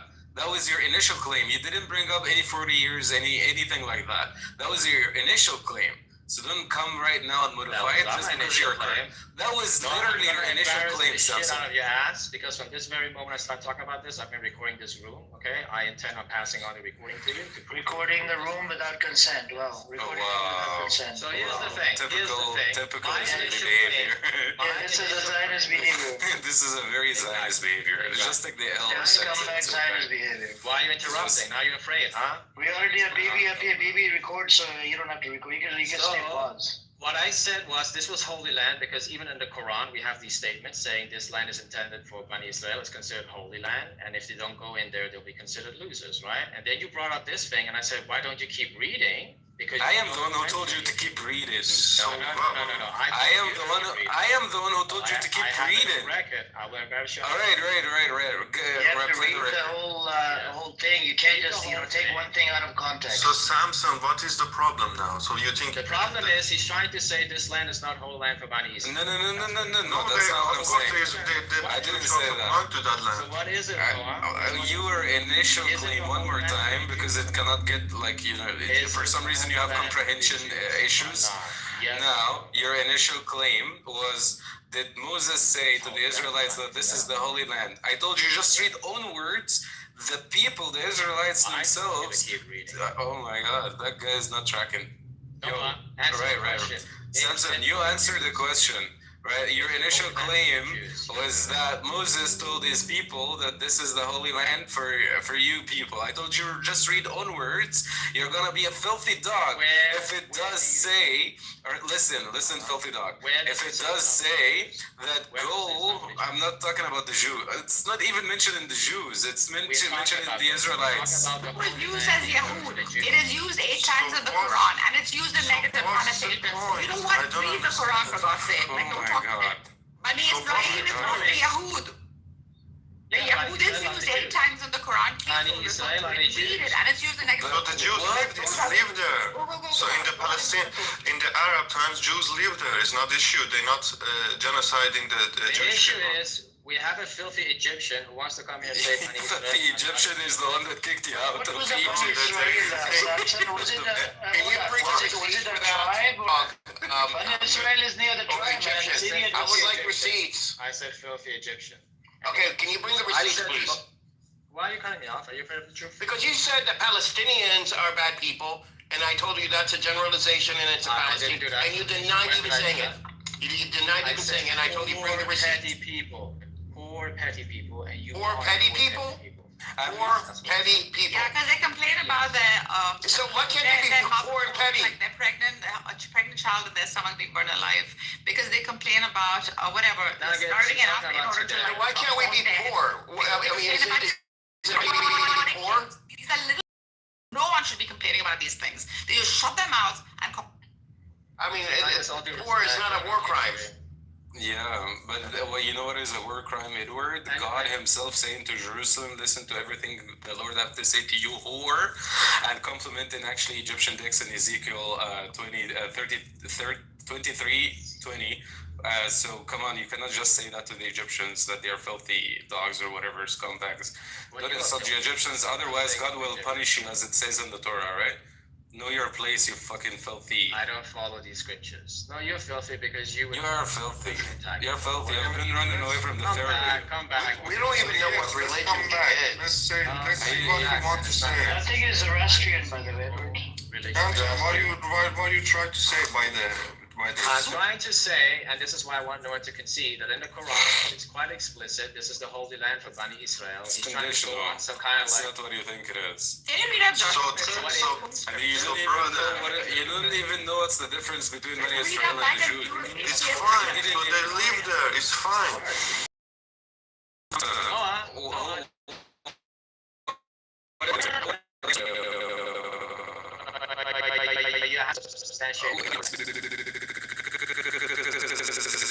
Alright, so let's not about that. So what about that? Can you tell us what did Bani Israel do? Did they broke the covenant? Did they kill multiple prophets? Did they kill multiple prophets? Did they spread corruption on the land? What did they do? Moses was. Okay, you're just an idiot. You're never gonna answer the question. Samson, where is the Jesus born? Nergis, that has to do with it because that's why they broke the covenant. Samson, where is the Jesus born? You're saying they were bad. No, we're granting him, but I'm asking him if he go with his idea. Why? What did they do? Can you tell us? Let's say if he go with his idea. I want you guys to concede. It says. Let's go with your idea, right? That they. Can you please tell us what did they do? Did they break the covenant? Did they kill multiple prophets? Fucking fucktard. You're gonna talk out of context. You go fuck yourself. Representing the Quran. Yeah. Stop bringing religion. Stop bringing religion into this room. I told you this before. Israel did not exist 1,400 years ago. So you should just shut your fucking mouth. Okay, was it called Israel? Samson, what is it? Keep recording. Fucking recorder. Guys, he said it. He records rooms every day. Just watch out for him. If you don't like him, kick him out of the room. Clubhouse records rooms every day. We're not talking about Clubhouse. We're talking about Samson recording the room. Clubhouse records rooms every day. It's not a violation. Baby. It's not a violation. No, it's not. Bro, according to the Clubhouse TOS, terms of service, go read the fucking terms of service. No, that's why John Kitover records rooms. Oh my God. That's why John Kitover gets. Anonymous mode all the time. Because people don't like him, so they remove him. So he comes anonymous and records their room. Man, they report his account. They've done it multiple times. It's not true. It's You're not true. allowed to record. It's not true. Wow. You're consenting to be recorded as soon as you come on Clubhouse, buddy. Clubhouse can do it for their own investigation. That's fine. But actually, not true. That's why he uploads it onto YouTube. Else he'd be sued. He's not. Baby. Clubhouse misinformation yet again. Clubhouse TOS says go read the fucking TOS. It's not true. It's not true. Did you read the Clubhouse TOS? Not true. I've already done it. Not true. Okay. Did you read the Clubhouse TOS? Not true. New terms. I know you record rooms. Good. My question to you. Good. I know you lie every day too. I know you lie every day too. I know you got. I know you spread misinformation every day too. You record rooms every day. Good. And I know you lie every day too. No, you record your and you lie every day too. I know. You and Samson have to literally confirm he's recording this room. He likes to record rooms without people's consent. Well, that's good. You already consented as soon as you come on the clubhouse, you'll be recorded. No, I did not give him Yes. You didn't. You don't have to give him a specific Is Samson Clubhouse? Is he a user? The guy doesn't understand law. Is he a user or is he a Clubhouse owner? It doesn't matter. It doesn't. Okay, whatever. I'm here with the hoodie. So now that we established that Such an idiot, man. Fucking fucktard. now that we established the whole I think that should hear his view because me too, Nama, and I respect Samson, and we've had good discourse. I'm just telling him, like, historically, if you see like what academics like report, who the Bani Israel and the Yahud and the Nastara and the Sabaina, they're completely different set of people, right? Now This it is not doesn't. the point. but it's not about that, Samson. The point was this land is called the Holy Land, right? And then Yes. I didn't say the Jews, I said Bani Israel. I was very explicit. I substantiated. This land This could do fucked up. has. Hold on. Keep going. Where is the Jesus? Wait. There's a big amp. Then this fucktard comes along. He's trying. If you keep reading, you realize they never entered. But what the text actually says is because they were wandering around the desert for 40 years, they didn't enter initially, but they entered after 40 years, which aligns with the story from the Torah. So it's no different. Yeah, Noah, I don't know why you brought that up. Noah is trying to make some kind of like weird claim that no. Take the L on it, Noah. There was no need to bring that. Oh God, yeah, you get the W on it. And this is the reason. Yeah, see, I'm just like, I wanted to expose. exactly. Yeah, just. Do you call Okay, that? but Pastor Samson. So also Jesus also born in Palestine. So 1 second. now all the crusade, all the Born in Judea. So basically, Noah, like, granted, all the people, all the Christian people should now genocide Motherfucking and come. who is this? No one respects people talking. What the Come on, fuck? okay, talk. Come on. No, fuck off. Learn how to freaking be a human first, motherfuckers. What the hell? Is that a tick, Nergis? Or you did it on purpose? No, it's okay. Let her speak. Let her speak. It's like so disrespectful. Not really. I was kidding for the last part. Okay, fuck. I thought that was like a tick.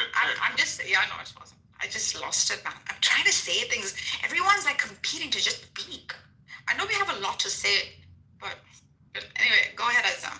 Who is speaking? Samson, you or someone who had to talk about Jesus and Palestine, which is so irrational, irrelevant to the conversation. Go ahead. Go ahead. Get it out of your chest. You freaking irrational. Order the steak. It's going to be a ribeye. Did you say it's gonna be black rabbi? No, just a ribeye. Not a rabbi. Just a ribeye. Anyways, we got Jindip. You want to come up? Anybody want to come up? You guys can raise your hand. Come on up. Yep. Anyway, so it wasn't called Israel 1400 years ago. He pretty much got cooked. No, everybody knows that. Was that the argument? Yeah, the Syrian. No, that wasn't the argument. You're being disingenuous. That wasn't even the argument. Okay.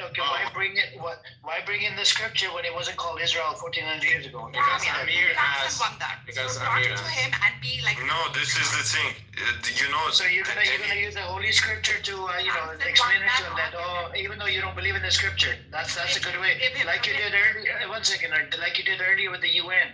You don't believe in the UN, but you want to bring up the UN when we talk about the Palestinian identity, but then when we talk about the genocide, you don't accept that. You accept the identity claim from the UN.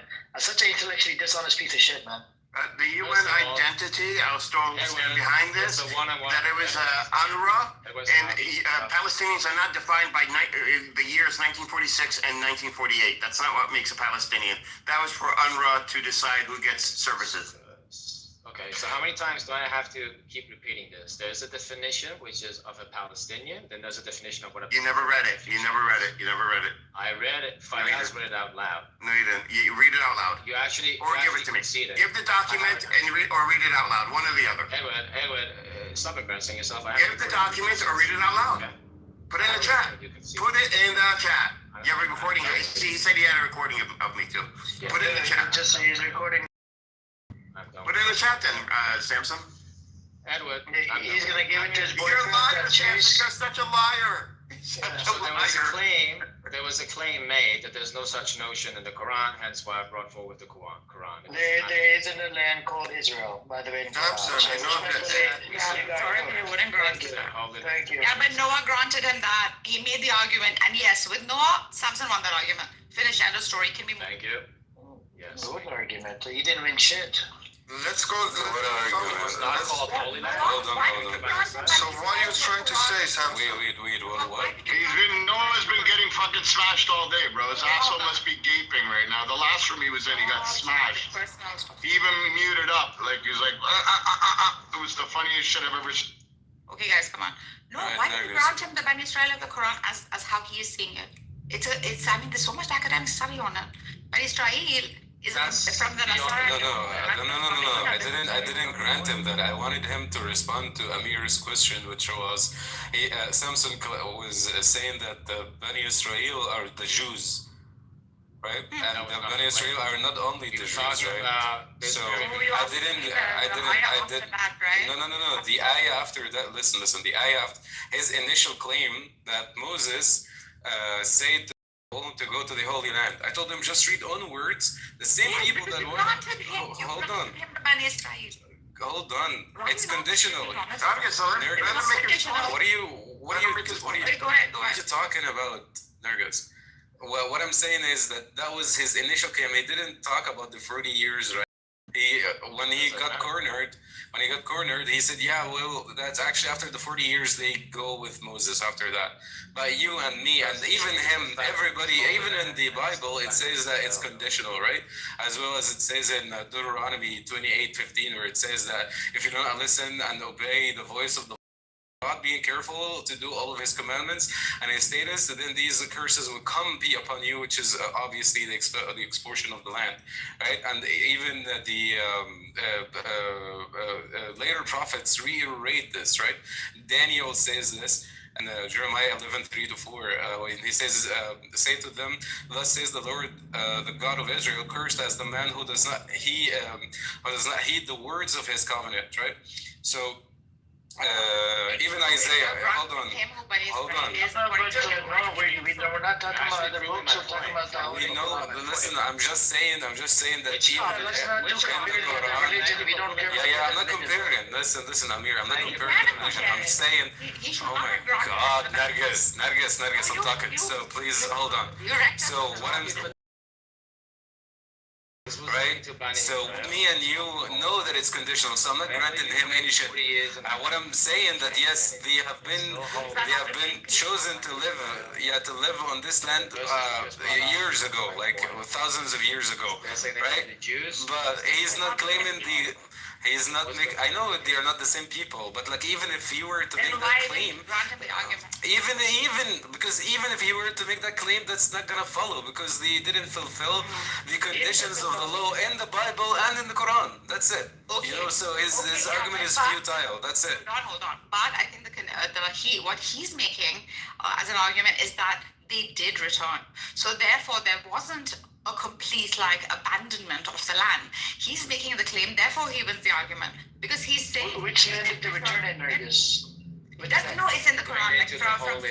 Quran, which land? Can you give us the name of the land? That's what I'm saying. He shouldn't have granted him in the first place. I understand. Hold on. Noah brought up a whole bunch of other scriptures, which I disagree. I don't agree with bringing up other scriptures. I want to know. Hold on, Samson. Can you please tell us? Was it called Israel 1,400 years ago? Just read the book of Joshua. No, we're not talking about other scriptures. I'm talking about because he brought up the Holy Quran, right? Yeah, can you please tell us, was it called Israel? So thank you for allowing me to speak. So the other Amir made a claim saying, where is this Holy Land? And I said, it's in the Quran. It's giving to Moses saying, hey, you're I never said where is the Holy Land. He never said that. He doesn't even believe in the religion. Do you believe in religion, Amir? Amir, it was literally because of you. He doesn't believe in religion. He doesn't believe in religion. He doesn't have to believe in religion. I didn't say shit. I'm saying it's the Jerusalem and Holy Land, and all the Crusader wars, all the war between the Christian and the Arabs and Muslims because of these lands, and before main lands, all for the three religious, Jewish, Muslims. But all three religions. Can you scriptures? And if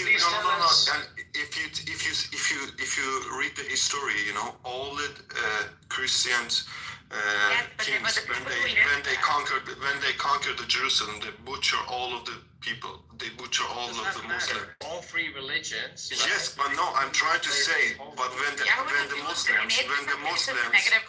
Muslims conquered the Jerusalem, they respect to Jewish. They respect the Christians. So listen. So you cannot no. You cannot say this is. Of course, they are also the Jewish lands, and I think the Muslim is not going. But why you people try to genocide and threw all the Muslims out of this land? Which year? In this past 100 years, when the Israelis come to the power. That's quite a brush you're using there, man. Like you can't just say the past 100 years. You have to be more specific. No, I don't want to talk about that much specific. I don't want to. You don't know it. It's not about the knowledge. Hold on, bro. You made a claim on the scripture. Can you tell us what was that land called, Samson? The Holy Land. Holy Land. No. You made a claim about the. Hold on, Amir, bro. Mute the fuck up. What are you talking about? Can you tell us? Because you made a claim that's a fucking false claim. It's called the Holy Land. What is the Holy Land? Ask the Quran. I'm asking you. Where is what is it? Was it called Israel 1400 years ago? It was not called Israel 1400 years ago. That debunks your Holy Quran claim. And if we go with your argument, what kind of things that they commit? Did they break the covenant? Did they kill people? Did they kill prophets? What did they do? Have I made such a claim? No. So you can't use the Holy Scripture to prove that this land is it belongs to the Israelite or the Jews or whatever. You can't make that claim. Did I say that? Yeah, you did. No, I did not. Yeah, you did. I did not. You did. You did? Oh my God, are you serious? We just heard you. Okay, repeat your fucking recording. You referred to Quran. Can you please play it? I will give it to you with all fucking piece of shit, man. It's fucking lying ass motherfucker, man. Seriously. Not an issue. The reason why we speak of the Holy Land was because he said, why is it that they can't just live in this? Right? And then I asked him, who is it holy to? And then he was about to say the Jews, and then he changed his statement. No, it's not about the Jews. I'm saying this is a holy land. What are you talking about? Is the birth of the Jesus? It's a general statement. It's a general statement for the Israels. Why did you bring up the Holy Quran Karim when you know that your claim would go down the toilet? You can't prove it. How is it a claim down the toilet? Because you can't prove it. It wasn't called Israel 1400 years ago. I didn't say Israel. We said you can't do that. We have it on record. It's Holy Land. That's what I said, and that's what the Quran says. Okay, we have no. Which ritual land? Can you tell us what land? Which land is Holy Land? Can you give us the name of that land? Give us the name of that land. You're going beyond the point. Samson, please answer the question. You all the time answer the question. Fucktard, when you make a claim on the Holy Scripture, I need you to provide the evidence. The burden of proof is on you. You made the claim it's a Holy Land. What is the name of the Holy Land? I made the claim. Answer it. This guy was giving him evidence from the Holy Quran Kareem that doesn't make sense. Which Holy Land? I'm asking him a question. That Amir is a Muslim. He assumed. Yes, I'm asking Samson. Please hang on. Samson, can you please tell us what Holy Land? It says the Holy Land. Which Holy Land? Oh my God. This fucking piece of shit doesn't even know what Holy Land is. Yes, exactly. And then he wants to talk about the Holy Scripture. Bro, shut your fucking mouth. Talk about the history. Amir, I'm reciting. Disgusting scumbag. Seriously, doesn't know anything about the Scripture. Wants to bring in the Scripture in the picture. He thought that this Amir is actually a Muslim. He thought that this Amir believed in the Islamic religion. Oh my God. Does it say Holy Land? Can you please tell us what is the Holy Land? What is the context around it? Oh my God. Listen, I recited the Quran. This fucking bitch brought up the Quran. He was not. Oh my God. The Quran, now you claim it. Disgusting animal, man. Fucking animal. Amir, why are you cutting me off?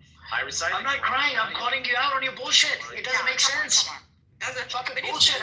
Because Noah had to sort of indulge and get in. But in the beginning, that was a flawed way of doing an argument. You should have asked him, like, what do you mean by Holy Land? What are the references to it? where is it located? Is the geography the same as that of the historical Holy Land? Like, तो बात है इस सवाल में क्या है? Then you could have gotten the Quran. You jumped. No, so I had a conversation with Amir, and actually Noah didn't hear that. He just heard me start speaking about the Quran. So here's the thing. Your claim right now, Amir, is that what I recited is wrong. Because essentially what I recited says the Holy Land. I've made no other claim. I'm asking you what No. because you are hold on, Samson. You said it does talk about the Holy Land. I'm asking you, what is the name of that Holy Land? I don't. And why are you using the Quran as a scripture for reference? Okay. You all the time ask a question. Oh my God! And when you don't tend to answer, you say I don't give a shit. I never get to ask questions. So in your brother, in your game, so now you lose. You know he is screwed up. In your game, I don't believe your game, but he right. You don't know about you don't know any history about the Holy Land. It's so fucking. Yeah, but you guys are granting him. You should have granted from the beginning. Like, he should have asked more questions. You should have, refuted. Anyway. Yeah, but you guys. Who's you guys? It was only Noah. They allowed you the Quran. That's why you. Noah did. I didn't do that. I called him out right away. This idiot wanted to use a holy scripture, and literally I just proved him it did not. From all the scholars, they agreed that the scripture was compiled 1,400 years ago. 1,400 years ago, it wasn't called Israel. You get your fucking facts straight. Instead of making bullshit claims, you made that claim. Also, The other Amir referenced it. He said it's the Holy Land, and I asked him to whom, and this is how we came about it. Okay. You didn't ask to whom. Yes, I did. Also, he was allowed to say. Because Amir said, and he said the word to everyone, and then he wanted to change his statement. No, this is a history of this man. Amir, he's making an observation. چی میخواد بگه؟ ببین دروغ نگو چون همه دروغ چی؟ ببین دروغ نگو چون While you speak English, other people also understand. Anyway, Noah came in and Samson won because of that. What are you talking about, Samson?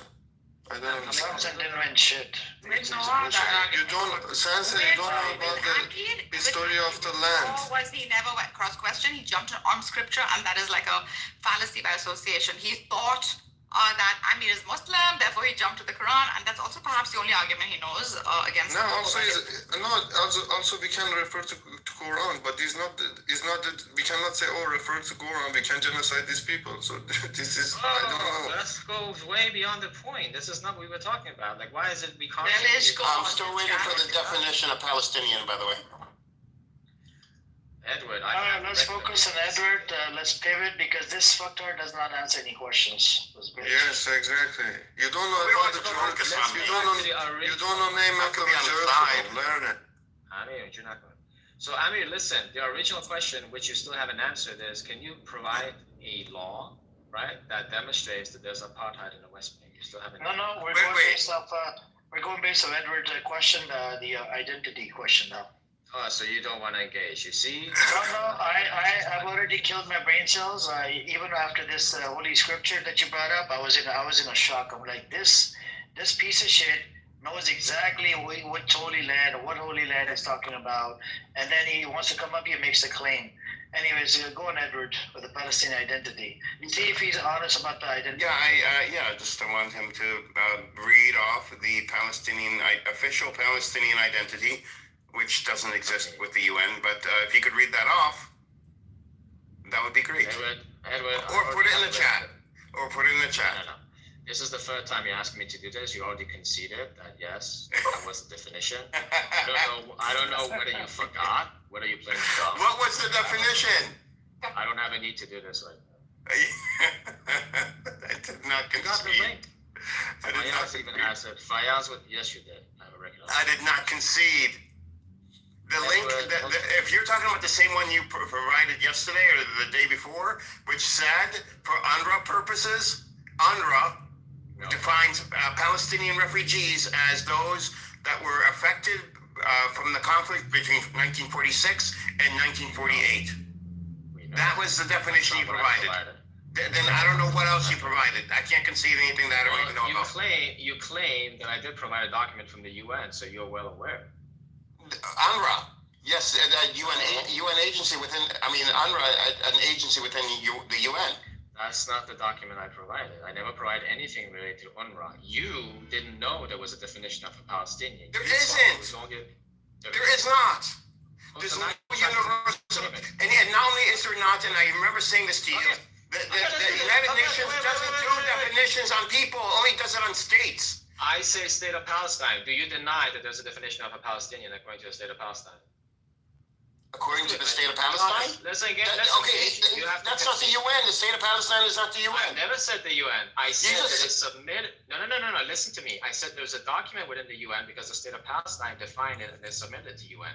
That's the reason why there is a document, and that's the document I sent to you. And when Fayyaz read it out, you conceded. And now 2-3 days later, you're pretending it never happened. Then why don't you do a simple thing and put it in the chat again? I will. I just want you to know what the premise is because I want you to concede in front of everyone now. Okay, the premise is what? No.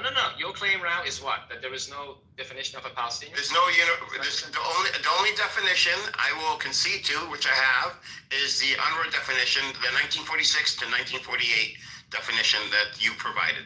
That's so you don't know of a let's say it's a Palestinian, like not Palestinian refugee. There's a definition of who the Palestinian. No, I did not see that. So provide the evidence. I did not see that. Okay, so per the state of Palestine, who have submitted this to the UN, okay? If I provide this document, you have to concede. Agree? Concede on what? The fact that this is the second time I'm now that the United Nations has a universal definition of Palestinians? No, you're twisting my words. What? I said, forget about UNRWA. I've never mentioned UNRWA. I'm saying there is. I said there is a definition of who a Palestinian is, not Palestinian refugee. There is a definition of who a Palestinian is according to the state of Palestine. Oh, yes, yeah, there is. There is. Oh, all of a sudden now you know there is. You said yes, there is. Okay, so you can see it. Okay, yes, I concede. There is. Okay. All right. Easy. So my steak is going to be medium well. So Edward, can you ask this person a question? So you concede, Samson, that you agree with that with the UN Palestinian identity? No, it's not the UN. Wow. He moved from the UN to what Palestinians say Palestinians are. Okay, and I'm saying yes, I concede to that. Hold on, Edward. Palestinians say it's a genocide in Gaza. Would you concede it's a genocide? Well, he did before. I mean, you want to stay consistent, right, Samson? Palestinians say that they're getting genocided in Gaza. Would you concede? No, how's that relevant? Before, I mean, you want to stay consistent, right? You said it was a genocide. No, when? You've said that multiple times. It was a genocide. No, I've on every single when this is brought up, I've said it depends on the court what they say because it's illegal. I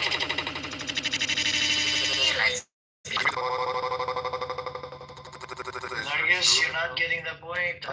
Did they ever call it a genocide? No, I'll tell you what. So Palestinians say it's apartheid in the West Bank. Do you agree with the Palestinians?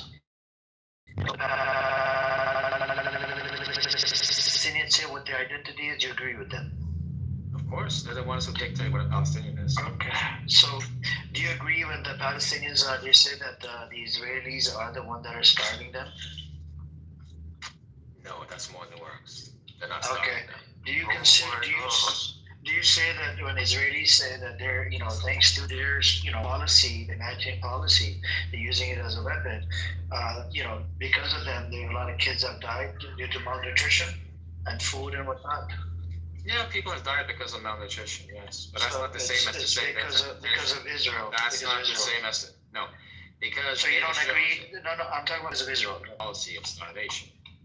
Okay, because of Israel. I don't care.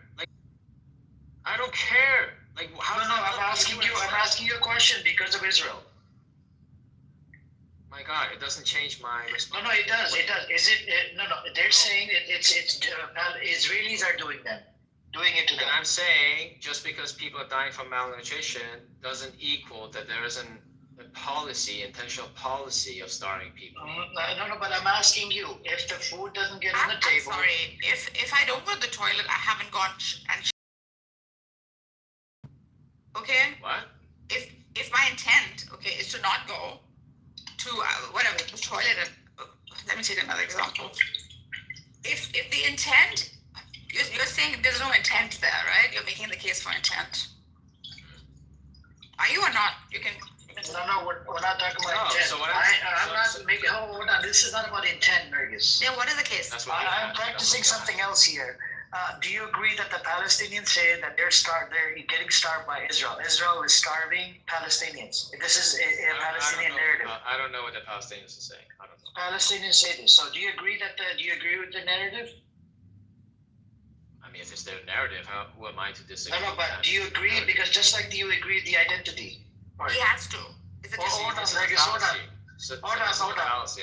Hold on. You agree with the identity part, but when it comes down to they're complaining because Israel is starving there, you don't agree with that. Okay, so I don't think you understand how nationalities they work. No, I'm not asking national. I'm talking about you agree. Hold on. You agree with the Palestinian narrative about their identity. But you don't agree about the Israeli Palestinians are saying that Israelis are starving them. Yeah. So here's the thing. So do you agree? Do you agree? It's a yes or no question. I don't want you to dive into it. Am I going to be allowed to speak? Yeah. Can you say yes or no? It's a yes or no question. Monologue. Answer no. Aggregated groups in the West Bank. I'm not going to answer further questions because this is leading to nothing. It's a yes or no question. I don't want the details. Amir, the thing is, you're asking these questions because you're trying to create an equation by saying that we have to listen to the Palestinians all the time, which means the Palestinians, they get to decide what the legal term of genocide is, what is the threshold of this famine, whether there's intent. So during the Holocaust, did we listen to the victims or did we listen to the Nazis? Doing it again. Holocaust, did we listen to the Nazis or did we listen to the victims? I'm not going to answer your questions. You have to answer can you say, please, can you answer the question? No. Did we listen to the victims? Did we listen to the fucking Nazis? I'm going to ask you one question. Okay? Who decides whether you are an American citizen or not? Is it the Palestinian or is it the U.S.? Am I in the U.S.? I'm asking you a question. Or am I in the Palestine? That doesn't matter. Who decides whether you are an American citizen? Yeah, but am I in the U.S. or am I in Palestine? It's not a yes or no question. You can elaborate. Who decides? Am I telling my mom or am I telling my grandmother or am I telling the government? Just give me an answer. As elaborate. Okay, am I telling a stranger like you on this app, on a free app? Okay, if I'm telling a stranger like you, I'll tell you that I have like 50 passports. How about that? Because I don't know you. You didn't answer my question. Okay, I did. I would answer 50 passports. Who dictates who's an American citizen? You don't have to make it personal about you. Who dictates whether someone is an American citizen or not? I don't know. You tell us. Is it the U.S. government? It's the U.S. The authorities in the U.S. Yes, of course. It's not Palestine. It's not Russia. Okay, so you accept the definition coming from the Palestine about the Palestinian identity, right? But the other stuff you deny. Whatever is convenience to you. No, yeah. Amir and Nergis, this is what I wanted to expose. So if you brought them, I know it's Shamsa, do you follow Reza Baladi, Shamsa? No. Okay. No? No. Okay. But I guess I expect you to be I think more smarter than this, you know. You can easily say, oh, Israel have power and this is war, so they hunger people. Don't give me this bullshit. No. You can say this. You can say this. They do the genocide. They hunger people, and they can't. They can't do it. This is the fact. But you cannot say, oh, there is no hunger. There is no genocide. This is crazy, you know. Because if you deny it, it's crazy. You can say, oh, we do it, and that's what it is. This is makes sense. He's not at the family level. He has different interests, maybe. Who knows? Just listen. No, I'm just saying. The Israelis nowadays they better say we do it, and that. To anything we're talking about. No, you say there is no what they say. There is no.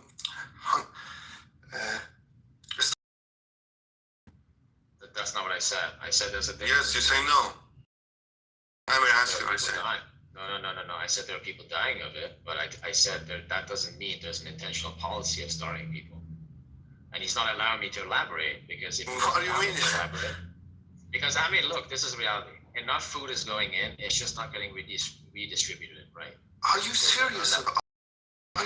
Are you serious about this? Brother, nobody understand this bullshit anymore. Even Israelis people, even Israelis media.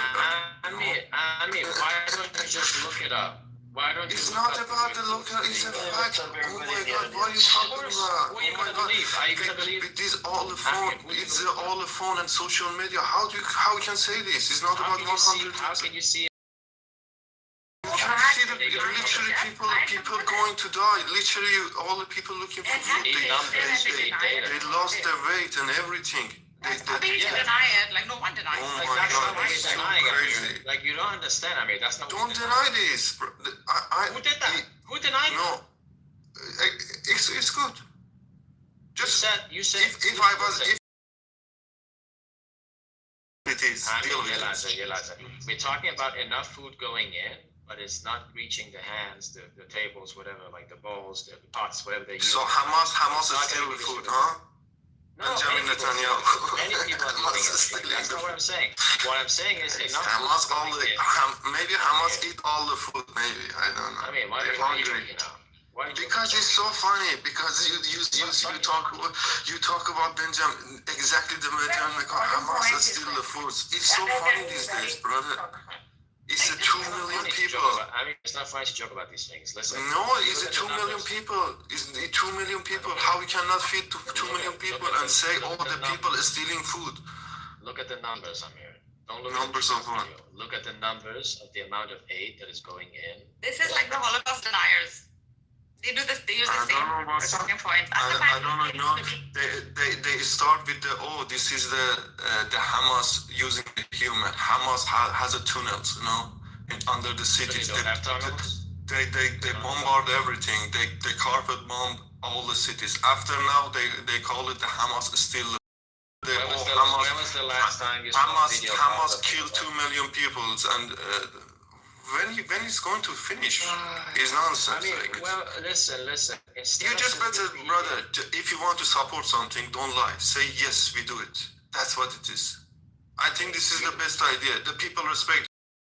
If I support Israel, if I support Israel, if I support Benjamin Netanyahu, I said, okay, we have the power, we have the influence on the accusations, you're making many statements, you're not allowed to. Okay, go ahead.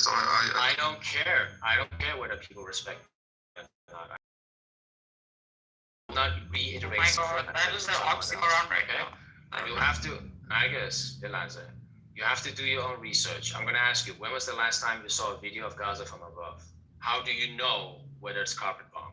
When was the last time you saw videos of the carpet bomb? Wait. I mean, no, Eliza. This is with all respect, this is not a smart conversation when you're asking such a question. Why are you cutting me off? When was the last time you checked the numbers to see how much aid is actually going and how many redistribution centers they have and how many people are actually dying from hunger, how many people are actually suffering from malnutrition? Actual numbers. When was the last time you actually researched something instead of just talking to people on this app? Huh? I don't know. Can I answer it? I think. Yeah, but be honest. You have to. No. I honest with you. No, it's not about the searching. It's about this is another smart conversation between us, because the government who killed, I don't know, 30 commander of Iran, in another country, and he killed the Hamas leader in another country. They know everything about everything, and they know they cannot give the food to the people, and you say, oh, the Hamas come and steal it. It's so crazy. Oh my God, nobody, this is not a... If you're happy with, if you really, this is your idea, and you're not, if you really you believe this, I think you're not a smart man. I think, because nobody believes this. I don't care about your opinion. Of course, it's fine. I don't want to. I said my opinion. I said the smart people nowadays don't talk like this. Yeah, but it's a little bit of a paradox. You're claiming to be. No. If you want to be if you want to realistic and. Hold on. He needs to provide evidence first of all. He needs to provide every Hamas member. And then again, argument can be made that because you're starving these people and Hamas are part of I didn't say Hamas. So when did I bring in Hamas? I don't know. You guys discussing it. So who is stealing the food? Palestinian? Exactly. Who's stealing the food? Okay, I can answer that. No, but Nagas, I have to point this out. No, but that's the thing. That's the confirmation bias. Like, you've had this before, like, and you're thinking, okay, so this is going to be the talking point instead of actually listening to what I'm saying. If you compare the data on how much aid is going in and how many trucks are getting looted, you will realize that almost 90% of all the humanitarian aid that has entered is looted, okay? Whether that is Hamas, whether that's Islamic Jihad, whether that's a clan member, whether that is a poor Palestinian who just wants some food, it does not specify. I did not say this is wrong. This is wrong what you're doing. You're on the wrong side of history. Why? Because if you're wrong, then you support it. Go ahead.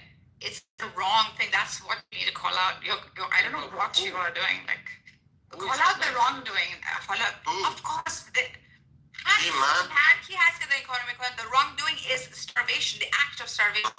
So why are you only blaming Israel then? Why do you think it's Israel? No one's blaming anything. I'm saying. Oh my God. Israel. Like that this is obvious. Act of wrongdoing. We are blaming Israel, by the way. Yes, we are. I'm saying no, not in this argument. What are you talking about? Oh my God. The cockroach. Israel is the one that's it's crazy people nowadays. I don't know. I didn't expect more than this from the. I thought they carpet bombing. It's like desperation. It's carpet bombing. How do I know? Oh my God. How do you know Jews died in the Holocaust? How do you know? How do you know you breathe? How do you know? It's kind of. This is kind of the silly conversation. Yes. This is a silly conversation, I guess, and I expect more than this from you. You have not proved. The honest. They said Israelis. These people have been a threat to us, and they're not right. So we are fighting a war. Like, this is how you could like justify your position, Anson. You bite the bullet and say, yes, this is how you exterminated people. I don't have to fight anything because I'm in the right. Like, I'm asking him. I'm actually exposing him by saying I can tell. Like, you don't know anything. If I was an Israeli, I would.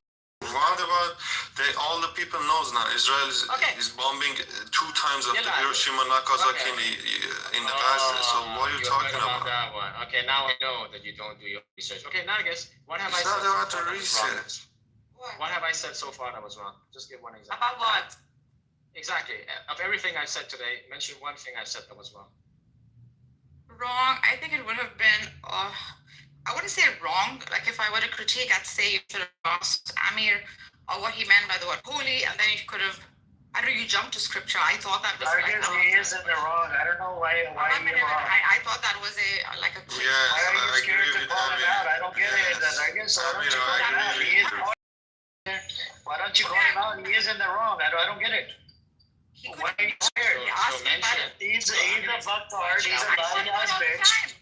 He's a lying ass bitch. No, you just said I wouldn't call you wrong. I wouldn't like. Why are you trying to play these with the words? This bitch is in the wrong.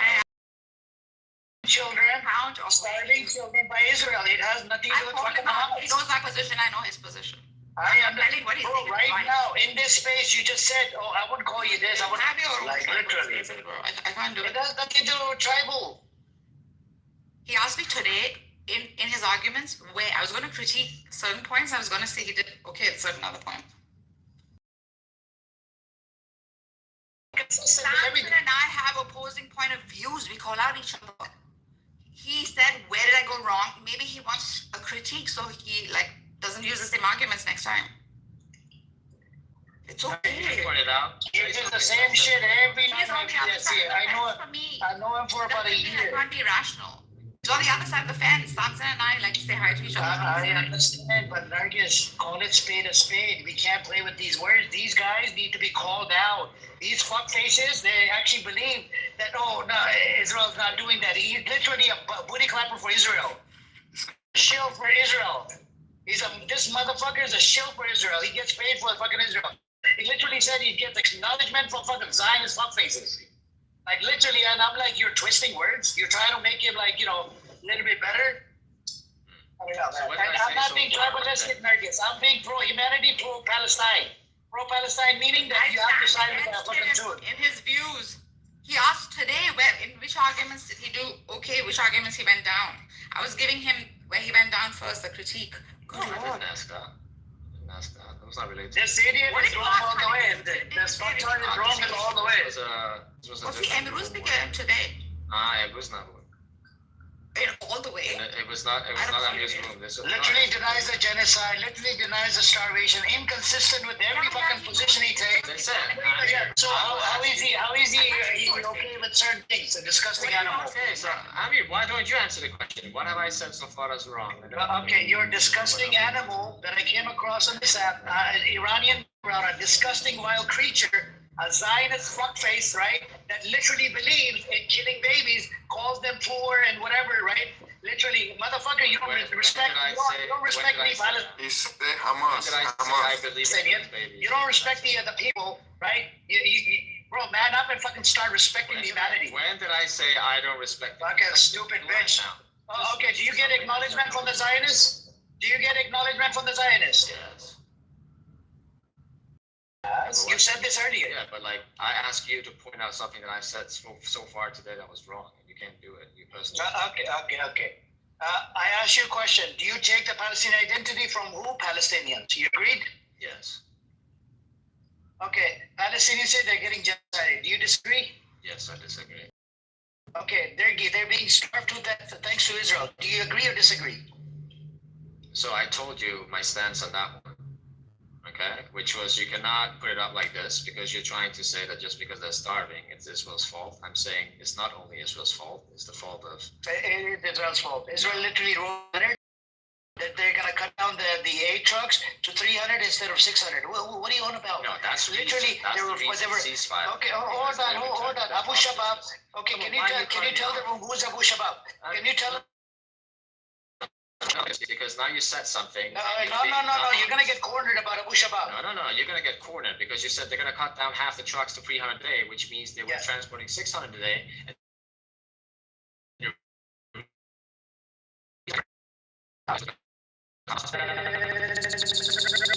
Broke the ceasefire by 129 times. No. It's the article from The Guardian, okay? No. No. The last ceasefire with Palestinians, the phase 1, you killed a 15-year-old boy. Your people. Which ceasefire are you talking about? The one from January? The phase 1, yes. They killed a 15-year-old boy. Do you want to talk about? Okay, so I just want people to know in the room. I asked Amir to point out something I said that was wrong. He couldn't do it. Now he wants to talk. Question at a time. You're not consistent with the position that you take. You agree with the Palestinian identity that's coming from the Palestinians, but you deny what the Palestinians say about genocide, starvation, apartheid, how they're getting discriminated against. So you deny all of this. You see how that's not being inconsistent. You that I understand how law works. So you gotta understand that only the Palestinians. So Palestinian identity, some Palestinians, it's okay to take it, right? But then the other stuff, you won't take it. The suffering, the killing, the occupation, you deny all of it. You're being dishonest. You know very Oh my well God. that only the Such a Palestinians disgusting get- wild creature, man. Okay, so why are you cutting me off? What are you afraid of? Dog? Authorities in the U.S. So who decides who becomes a Palestinian? Obviously, the authorities in that territory, whatever you want to call it, like. Where is the state of Palestine? Where's the state of Palestine? We call state of Palestine because that's how it's registered. Okay. Where is the state of Palestine? Where is the state of Palestine? That's irrelevant. I mean, so the authorities they get to decide who they hand out passports to. Can you tell us? Can you point us to the Palestine in the map? Don't cut me off. Don't cut me off. I'm onto something here. You're making a claim. You're making a claim about Palestine state. Can you provide me a map? Where is it Palestine on the map? Now, something that is quite obvious that only the Palestinians can dictate. Now you're trying to say that there's a legal term called genocide, which is international. There's a convention on it, right? This is not related to the Palestinians. You're trying to say that the Palestinians, they get to decide whether there's a genocide or not. And that's decide what the definition of a famine is. Where did the WHO found out from? Looking at the condition of the I'm not done. I'm not done. I'm not done. I'm showing to you how your, lack of logic, I want to say, is not getting exposed now. Not the Palestinians get to decide all these things. They only get to decide who's a Palestinian. Okay. Right? The same way that the U.S. authorities get to decide. Conversation.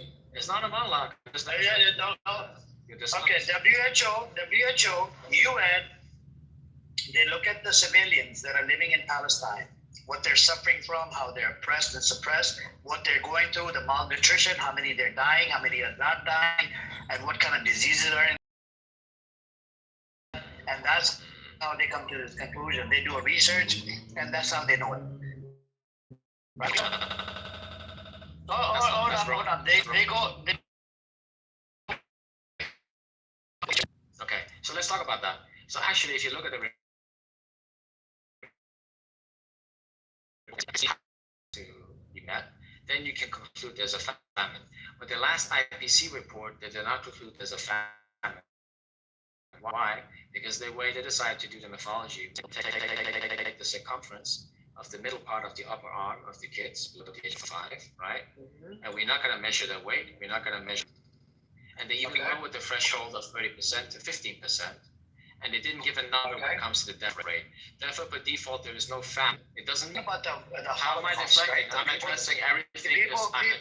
People that died. Hold on. People that got killed and died, and people that left, were survivors of the Holocaust. Did they get to decide it was a Holocaust? Who got to decide it was a Holocaust? No, they didn't decide when it was a Holocaust. Their testimony didn't apply at all. They didn't give testimony at the Nuremberg trial or anything. The testimonies are important in determining whether there was a Holocaust. Yes. So based on the testimony, based on those witnesses, eyewitnesses, based on the testimonies, that's how they were able to say it was a Holocaust. That's how they were able to say it's a genocide. Lots of evidence, including from within the Nazi documents as well. And genocide studies scholars as well, their testimony. Their opinion, right? Everything went in, right? Everything combined, yes. Yeah. So right now we have genocide studies scholar opinion. We got the UN opinion. We got the Amnesty International opinion, HRW. We got a whole bunch of opinions from very well-known organizations all over the world that saying it's a genocide. Right? I also have people that say it's. And looking at the sound like everyone is. Hold on. Majority of the world is saying it's genocide. How do you know it's a majority? Majority of the world. Because it's majority of the organization, and more than 1,000 scholars came out and said it's a genocide. Wait.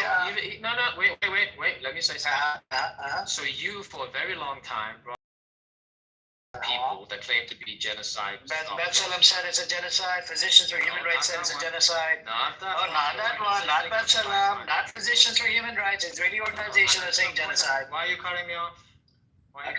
Why are you afraid of the truth? But keep it short. Keep it short. Keeping it short. Don't go on a monologue. I hate fucking monologues. That group of 500 people, right, where you can sign up paying $30, right, and vote on whether it's a genocide or not. Out of those 500 people, only one of them, I think it was 17 or 27, this genocide. So that's not even the majority. Okay? So, when you make a claim Wells says is genocide, like you should be able to substantiate a little bit more, okay? Like that would be outrageous to make a claim like that. You can say there are certain organizations that say it, the same way I can say, well, there's certain scholars here who say it's not a genocide, okay?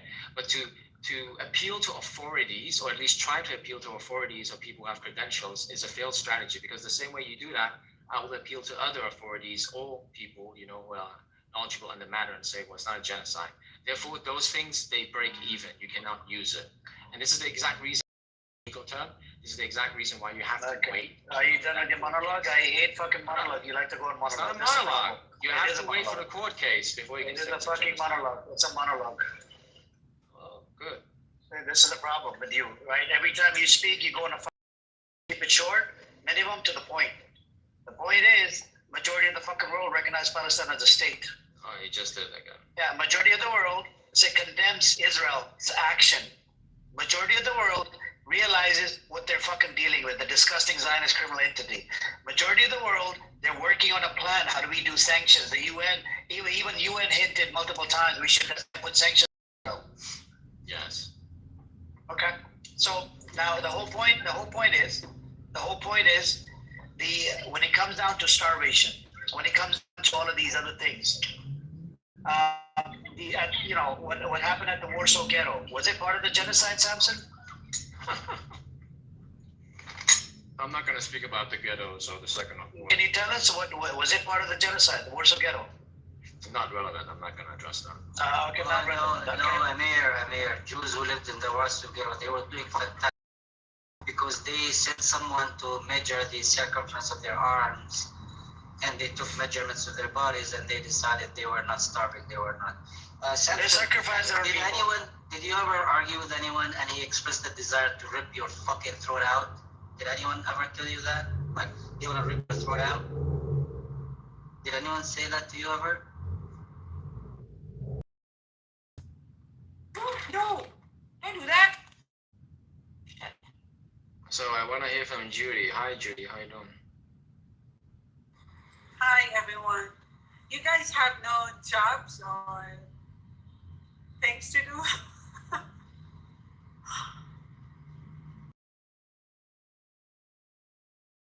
Do you have a job? Yeah, do you have a job, Judy?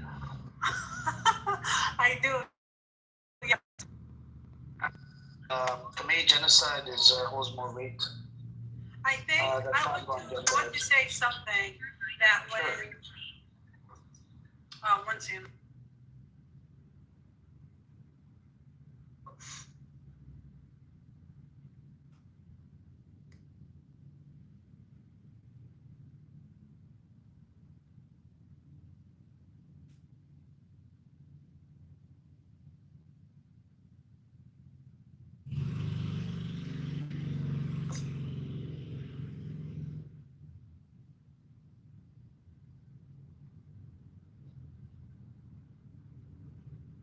What happened?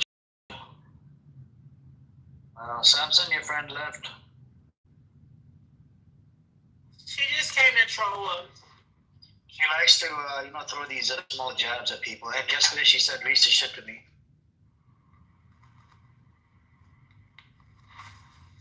Well, if she has, it's not be that pretty.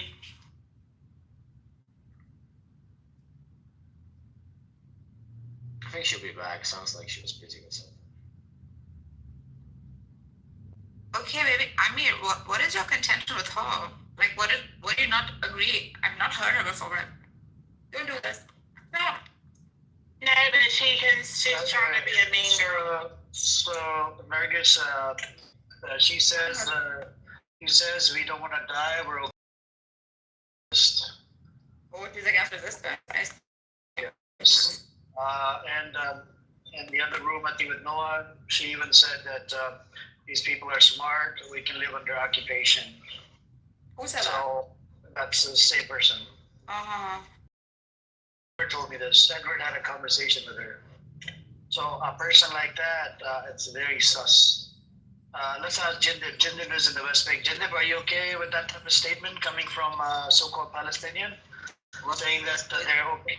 The statement is it's okay to live under the occupation, people are smart, and blah, blah, blah. Are you okay with that? Oh yeah, we love to be abused, you know, cleansed, you know. Yeah, we enjoy that. So this is what she says. This is Buttercup's best friend, Judy. Oh, Judy, okay. Edward had a deep conversation with her, and that's what Edward told me about it. And even in here, she said a whole bunch of, literally a Zionist narrative, not to resist, give up the arms, and just, Is Judy here now? Is Judy I here? never met someone named Judy who wasn't fast. She was here, she left. All the Judys I've ever met in my life have been. Yeah, so I gave her the example. I said, you want them to bend over and get raped in the ass like it's been happening for 50 years? And, that's the problem. And she sides with these Zionists that are, makes them happy.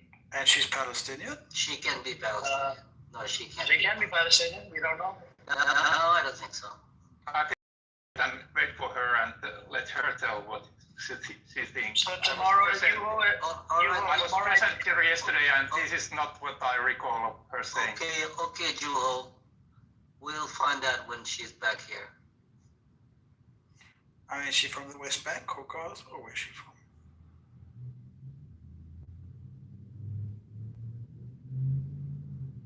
Do you know? Ramir? What'd you say, Fallujah? Is she from the West Bank or Gaza? I heard there's a white genocide going on in South Africa. I think we should talk about that. It's very problematic. Trump said there's a white genocide going on. I don't want you white people getting genocided, Fallujah. You're white out of South Africa, right? I feel sorry for the South Africans. Aren't you white South African? Nope.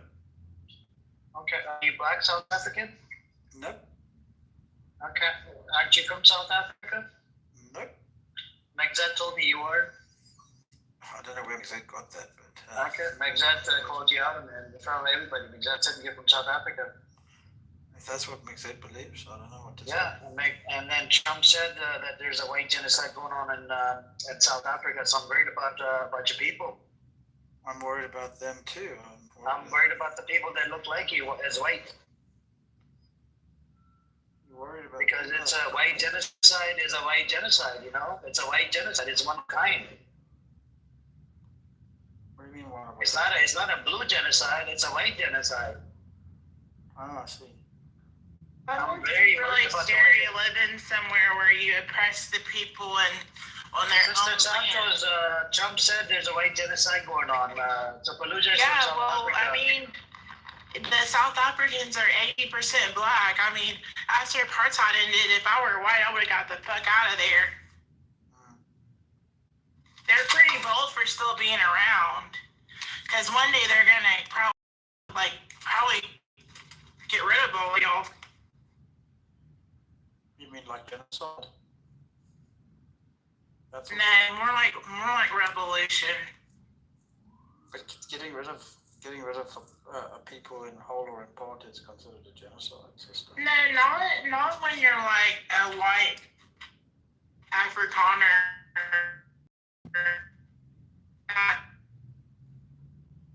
You're in the Matrix. I'm with Fallujah. Is she in the Matrix, or was it me? She is. Oh, I know. I was in the Matrix. Where are you from? Were they genociding your phone or something while you were saying that? I don't know. Like, it sounded like they were like trying to get rid of you or something. I don't know. Later.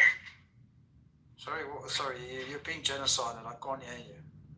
Okay, well, the point is you're pretty bold. I mean, you're still living there in this people's land that you put through apartheid and all that. Must be pretty scary for you to be there. Fallujah, are you bald? Bald? Yeah, are you bald? No, I've got a lot of hair. Why did you say that you're bald? I don't know. B-O-L-D, not B-A-L-D. Oh, bold. She said bold. She said. I speak real English. Oh, okay. Anyway, so you were talking about like a revolution, but getting rid of people in whole or in part. Yeah, like how that's that probably gonna happen in South Africa. Who knows when it's gonna happen?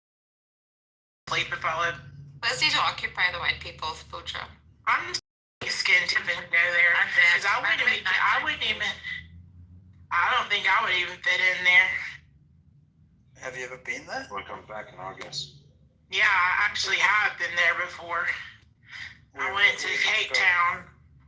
And how was I went to Cape Town. It's beautiful. It's one I've ever been in my life. Did you feel that there was like a form of segregation there? Did you feel that people were There's no bars like that Michael are all Jackson, white. like type of thing? All white. You know what I noticed? I noticed that all the white neighborhoods, when the power goes out, because y'all have load shedding really bad, I noticed that. And there's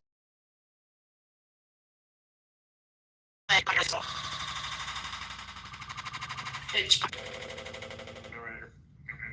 Right. Yeah, and townships, and they're really struggling. I mean, do you think it's like? Do you think it's racist? Like when the lights go out? Because y'all don't give the contracts to people. So like the big contracts, like let's say you're building a hotel or you're remodeling or something like that. Like they only give it to the white people. But who's like? And they have an all-white staff. Like who's running the country? Just out of interest. The white Europeans still run the country. A lot of the ones that are running the country don't even live there anymore. Wow. The big corporate. That's so. They have black people. They have black people who are figureheads. There's black people who are figureheads that are like, you know, in government offices and stuff. But even at hotels, they'll put like a black manager as a figurehead. Just to say, oh, we have a black person. That's the manager. But him, it's going to be a white. Naharam has asked a good question. Is it Jewish people who are running the show there? Is it Jewish people that run what? Is it Jewish people that are running the show in South Africa? No, I don't think so. Okay. Okay. Gotcha.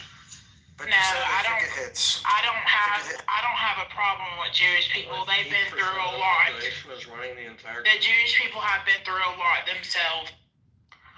Tell me something, sister. We were there. Did you feel that there was like any sort of like Chinese influence coming in? Did you feel that at all? Did you see any like made in China here, there, and everywhere by any chance? Yeah. You did. You said that Jewish people have been through a lot. What have they been through? My heart goes out to them since I read Anne Frank. What have the Jewish people have faced? What did they go through? They still go through stuff today. What do they go through? People trying to say that they ruled and they got this unlimited power and all this other crazy. So how is that? No. People trying to blame them for everything. No. We don't say See how he shifted it? He's like, are the Jewish people doing? No. It's not the Jews. It's the Zionists. Come on. How does that make them a victim though? How does it what? Why do you feel bad for them because of that? Because I love them. I love the Jewish people. They're God's people. Yeah, they're not God's people. Are you? So you're not God's people? I'm not the chosen. So then God hates you. So you're going to. No, I don't mean God hates me. That don't mean. I'm not like Jesus was. Sister, I've just sent you a friend request because I think Abraham was a Jew. You've got some of the things. Abraham was not make a lot of sense. Yes, he was. Some of the things.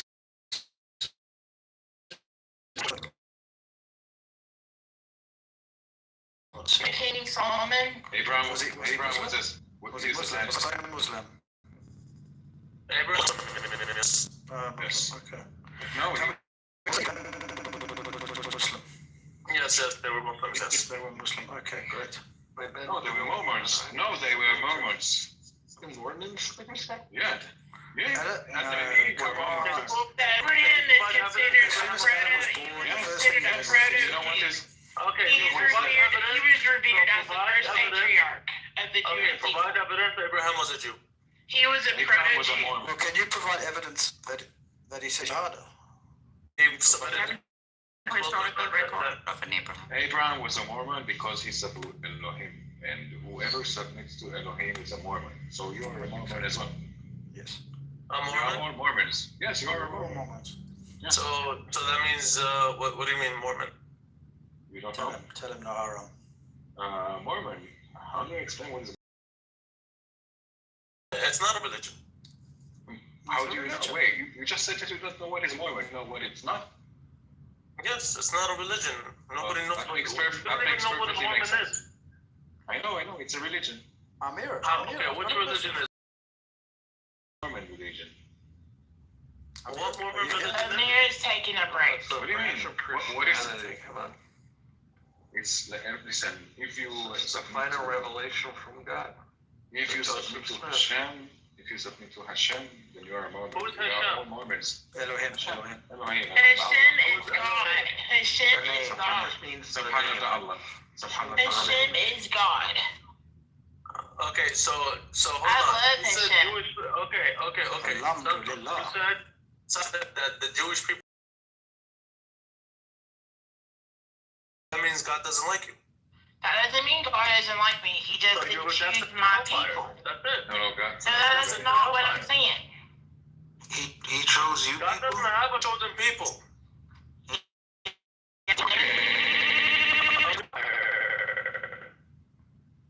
That's it. One doesn't mean the other. No, Why are you still alive? If God did not choose you, if you're not one of God's chosen people, why Can we be nice to each other for Many are called, but few are chosen.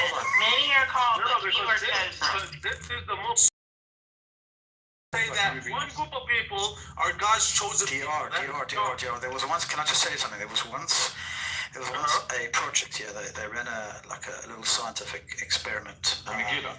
Yeah, something like that in a university, showing how some people were chosen over and above others. Others became very upset by the fact that they didn't get chosen, and it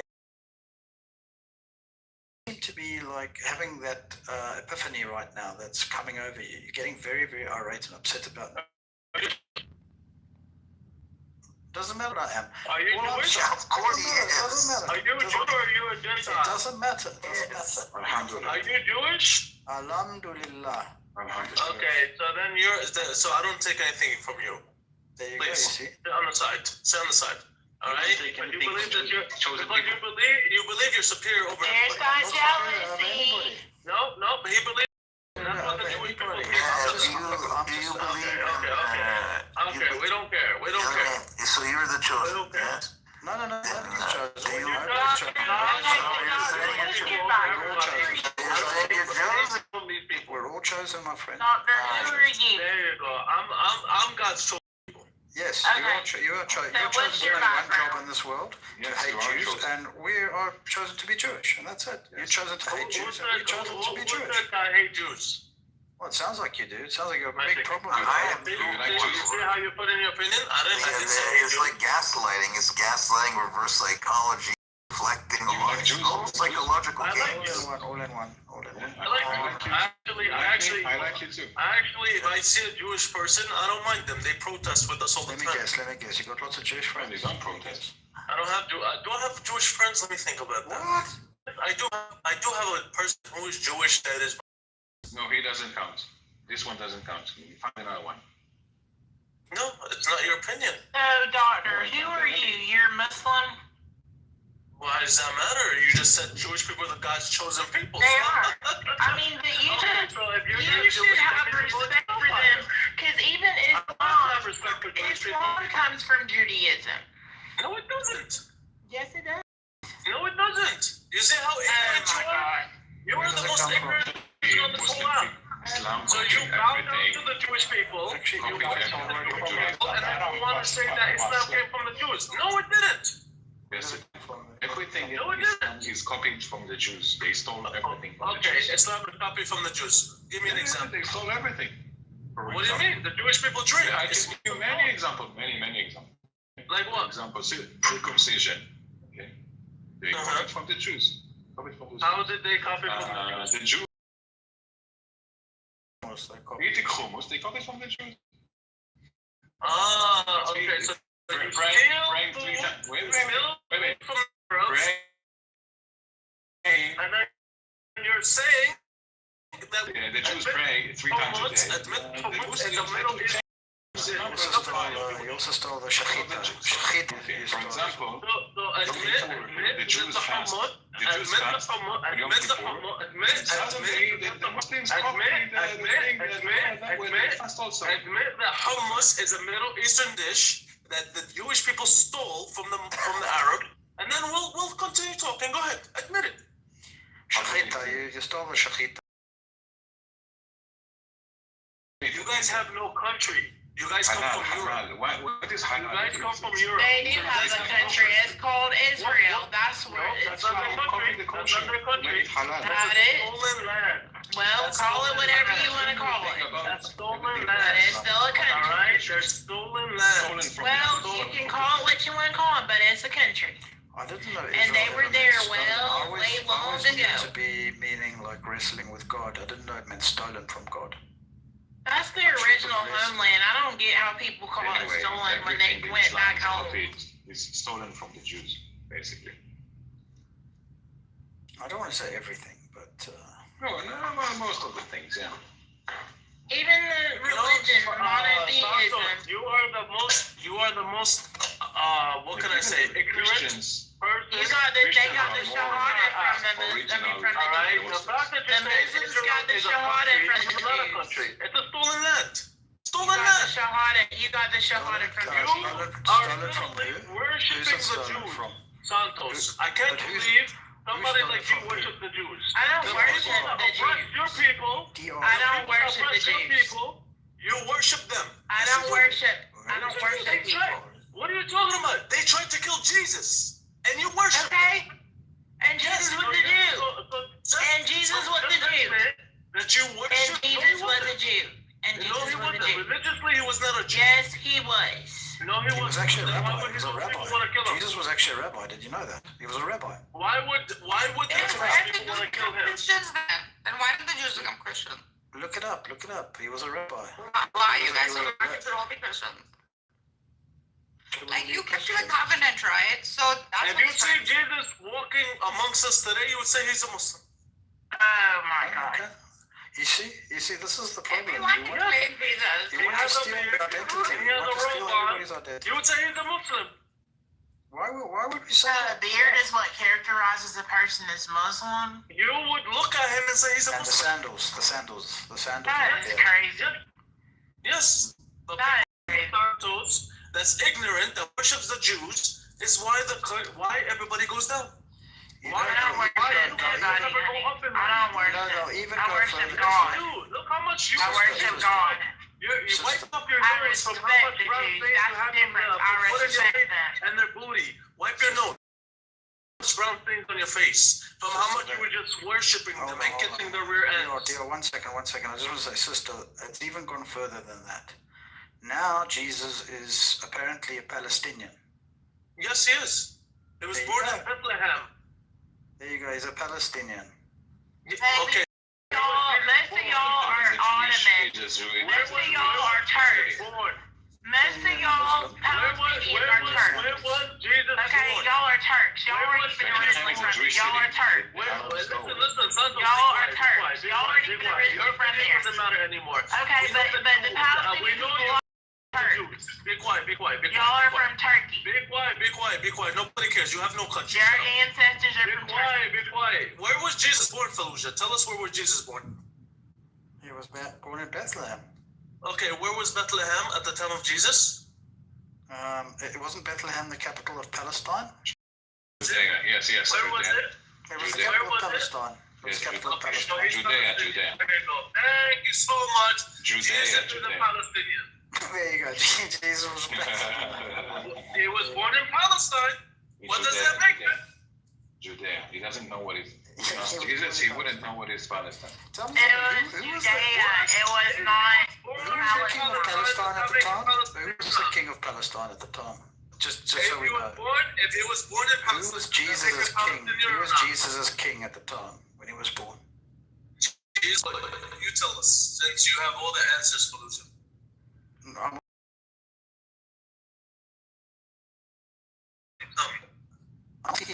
Because you said he is a I think there was a Palestinian. Palestinian. Herod the Great. It was King Herod. King Herod. King Herod Palestinian? Yes, of course. He was a Palestinian and he was Muslim. Moses was a Muslim. Herod was partially, Herod was partially Jewish. Listen, Fallujah, everyone is Muslim. It makes sense. Alhamdulillah. Alhamdulillah. Yes. Yes, wait.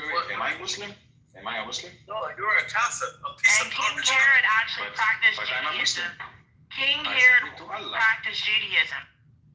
I submit to Allah. I'm a Muslim. He practiced Judaism. Why are we fighting if everyone is a Muslim? I know everybody needs to like chillax and have a little. Yeah, and let's be nice to each other. Let's have a l'chaim. If we could have a l'chaim, everybody would relax. Yes, exactly. Yalla l'chaim. We all need A little bit of l'chaim. All What are you guys talking about? We're talking about l'chaim.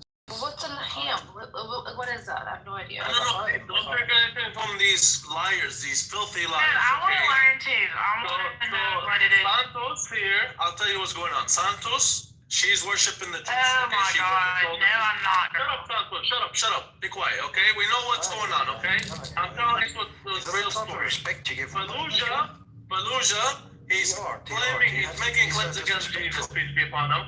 And then no harm over here is Fallujah's here, okay? They're making claims against Jesus. That's what's happening. So we're trying to correct the claims. TR, seriously. Like, we're just trying to have a nice conversation. We're trying to be nice to each other for like a minute, and you come in ramroding. Okay, so admit Palestine was stolen. Admit Palestine was stolen land that you guys stole from. It was stolen from the Arabs, yes. Never admit it, okay? Let's give that up. But what was that term you were saying? I admit it. Pumalu, Pumi. What was that statement you were saying? It's l'chaim. What is it? To life, l'chaim. What? L'chaim. Okay, what does that mean? To life, l'chaim. You're saying to life to chill? To life. You don't want to chill? Ace, to life. Just say l'chaim to life. Just say. I don't know what that means. L'chaim to life. Means to life. L'chaim means to life. To life. Everybody say l'chaim. Fallujah, I'm sorry. Respectfully, no, please. Let's not sing. Well, you don't like music? Not only music, I don't like this other person all the time. None of you have the octave that yours can handle. Like I can't help myself. I can't help when a melody starts going. We need to. Maybe get Kanye West to rap a few things. I'm okay. Make it happen. Bring some jazz in, some classical, but not you guys. Sorry.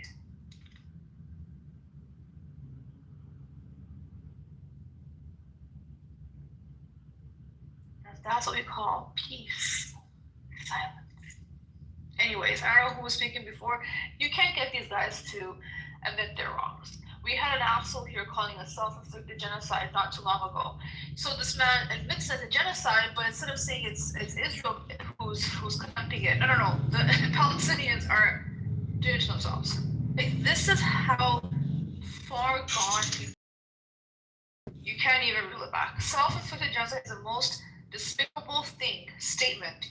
If those two words should not even go side by side ever, under any circumstances. Ace. Did you just say circumcised? Self-inflicted genocide. Ace, can I ask you a question? You already asked me a question. You already asked me another question.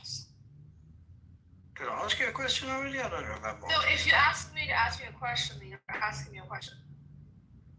Yeah, no, I'm asking you if I can ask you a question. Anyways, I don't think you get it. But yeah, go ahead. Who's Fawad? I don't even know who the fuck that is. Who the fuck is Fawad? That's the homie. Amiru? Fawad? These people being mental retard. What's going on here? Always. What the fuck? Who's Fawad? Amir, I've never seen Fawad. Who's Fawad? You left this out, scared of my presence every day. And then, by the way, so we had Judy in here. that the Zionists love so much. You know, Buttercup's friend. I don't know who that is. So she said, Edward told me she believes in the occupation in the West Bank. She's like, we can live under the occupation. Mute up, Noam, mute up. Yeah, she's in the West. That is. She lives in America. She left Islam. And Edward told me he had a deep conversation with her, and she believes in the occupation. She's okay with it, and they're smart or whatever. And she said they should put down the weapons or whatever. Edward will tell you, Edward, Judy was here. You know what she goes? The first message, she goes, you guys don't have any job to go to? We don't have jobs? What? Yeah, always throwing fucking, you know, those small jabs. You see what I'm saying, Edward? Yeah. Yesterday is with a racist jab. Oh, you Indian or something. You know what I'm saying? Be here when this little Judy fish. Yeah. She's a Buttercup's bestie. She's a Judy, little I think someone is throwing small jabs towards Judy now. Judy wants Palestine to live under the occupation. Who's Judy? I've never come across Sweetheart, Judy. I don't Who's do Judy? small jobs. Let her come in here. It'll be She's a Palestinian that moved to the U.S. She's Buttercup's friend. She doesn't come in very often. She came in here today. Right now, like about 20 minutes. Okay, can you meet up? Thank you. 20 minutes ago, she goes, you guys don't have any jobs to go to? I said, do you have a job? You know, but anyways, do you have a job? Do you have a job? Do you have a job? Do you have a job? South African, white South African, there's a white genocide that's going on. Go fucking look into white genocide. Do you have a job? Noah, don't make me put out that. Okay, Noah. Let me ping Noah by the way. Hold on. Why do you dox him? Why do you dox him? Only Noah can deal with your stupid ass. Yeah, only Noah can deal with fucking this Noam. His name is Noam. Anyway, I mean, you have a job? Because I do. You can look it up on LinkedIn. Okay. Do you have a job? Yes, of course. You know what is a job. What kind of job do you do? You know exactly. You want to tell everybody? You work at a cell phone store. I know. Okay. It was crazy. Would you like to buy an Android or an iPhone? So Edward, he's going around making the claim I have a file on everybody. Can you believe it? No, of course not. You don't. Well, you have a folder on everybody, not a file. I have a folder on everybody, Edward. Well, the IRGC expects you to keep good notes. No, the IRGC pays Amir. See, it's Qatar. Amir, who's forward? Qatar pays Amir. I don't know how to say normal. Who is forward? He's always here. It's Nargis's boyfriend. No, brother, we have Noam here. Oh, boy. I pinged you. I'm like, this guy is giving me a headache. Bro, he's actually dishonest. He does it on purpose. No hurry. What do they say? And then I have to ping in Noah. I have to bring in the big people that know you. His kryptonite. Why did you dox Noah? Noah? Did I dox you, Noah? No. No one knows that it wasn't me. It was you. It was either Archer or was Why are you his real name? Like, why are you doxing him? because he's doxing. What is going It's on with either everybody doxing everybody else? Yeah, well, can we be nice to each other for like 1 minute? Be nice. Just I mean, you're just sneaky. No, man. Me and you had a conversation. We had many conversations. I don't remember like. About like the whole doxing thing. Oh, okay. So you wanted me to give you the real name of. Well, I know his Why real did you do name. that? Like, why did you ask me? Like, what are you gonna do with his name? No. I already know his real name. You're just now trying. I don't know what are you doing here, even. Well, why do you need to know his on this real app. name? I know his real name. Okay, I know why? his real face. Everything about him. The question no, is why. But You and him. It's answer my question. Listen, no. It's either you. And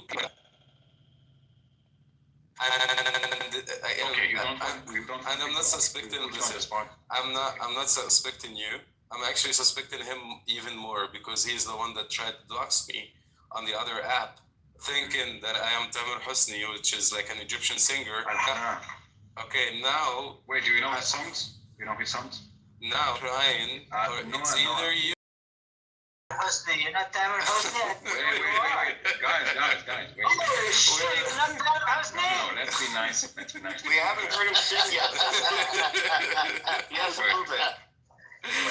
Guys. So he's a person, she believes in all of that shit that Edward was saying earlier. Anyway, Noah, can Okay, Noah, now I know then you're hammer Tusni. sing us a song? I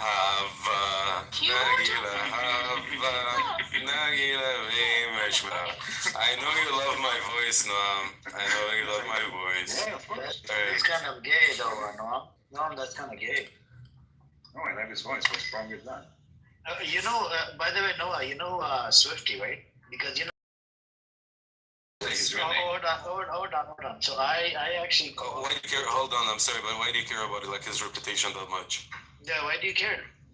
First name is much reputation. Just shut your fucking mouth. I'm talking you asked me a question and then I need to... I didn't ask you a question. I was talking to Noah. I wasn't asking to Noah. I never said Noah. Why are you nervous?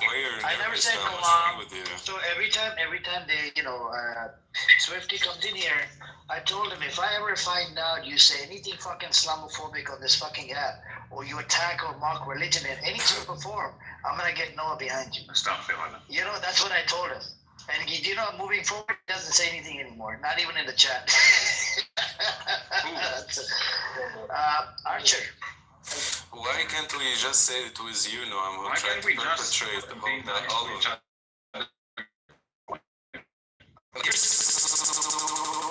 What I hate about the Zionists, right?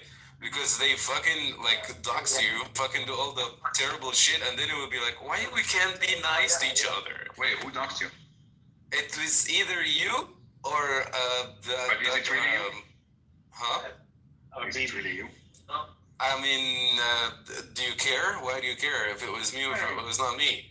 I mean, if it was you, that's gonna be a second L for you. Because the first L... The same reason you care about me.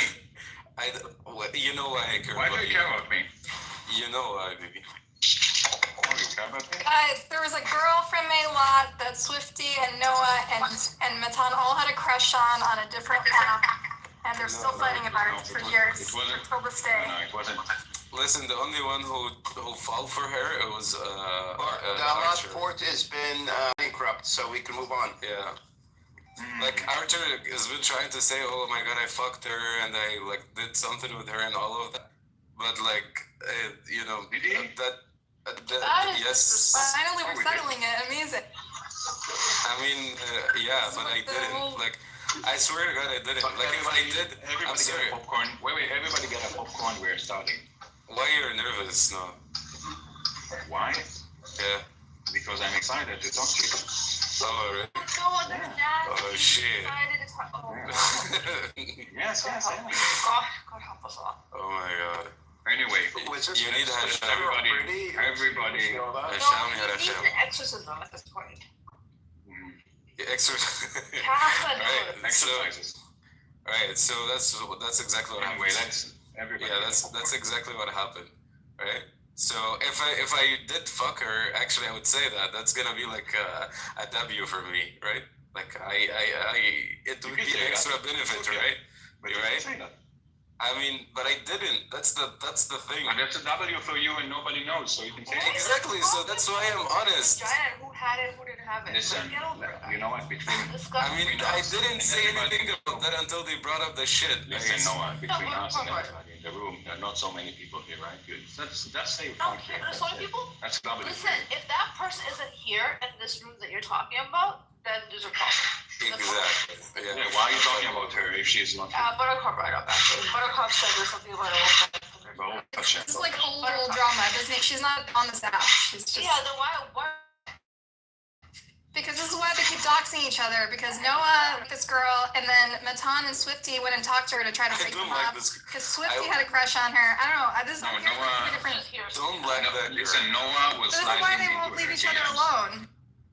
Noah was sliding into her DMs, and I saw them all the time alone in some room. Yeah. It's very middle school thing. Yeah, Yeah, that's like high school type shit. It's okay, you're talking. Okay, you know why I talked to her? Because she was anti-genocide. Oh, so now you're Can you bring it to the side? She was like a buttercup. She was like a. I don't talk to her. It's been She was like critical. She 3 criticized years. Oh, it was buttercup. No. She was an Israeli girl that was that condemned the genocide. What was her name? I don't know. She's not on this app. It's no one. Only no one knows her. But I'm not gonna say.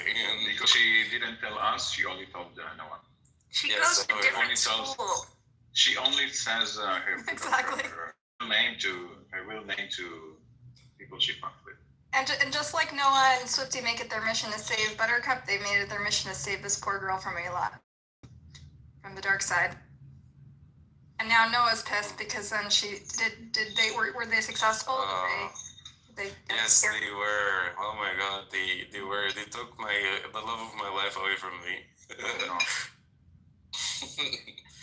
I told her, let's meet up, let's come to talk. But she was so scared. What did you tell her? I don't know. I told her to come visit you. You told her that? Yeah, and then. Are you still in contact with her? Because I don't talk to her. Listen, I told her to be with you, and then when you are married with kids, your kids are going to be Jewish. I mean, yeah, listen, man. He laughs. Listen, listen, man. It's charming. We are allowed to have 4 wives, and I cannot even have 1. So shut up. Why? Because I'm not into women or men. What the fuck? Or men. No, too late. You already said that. I'm not into anybody. Are you guys able to see the room in the hallway?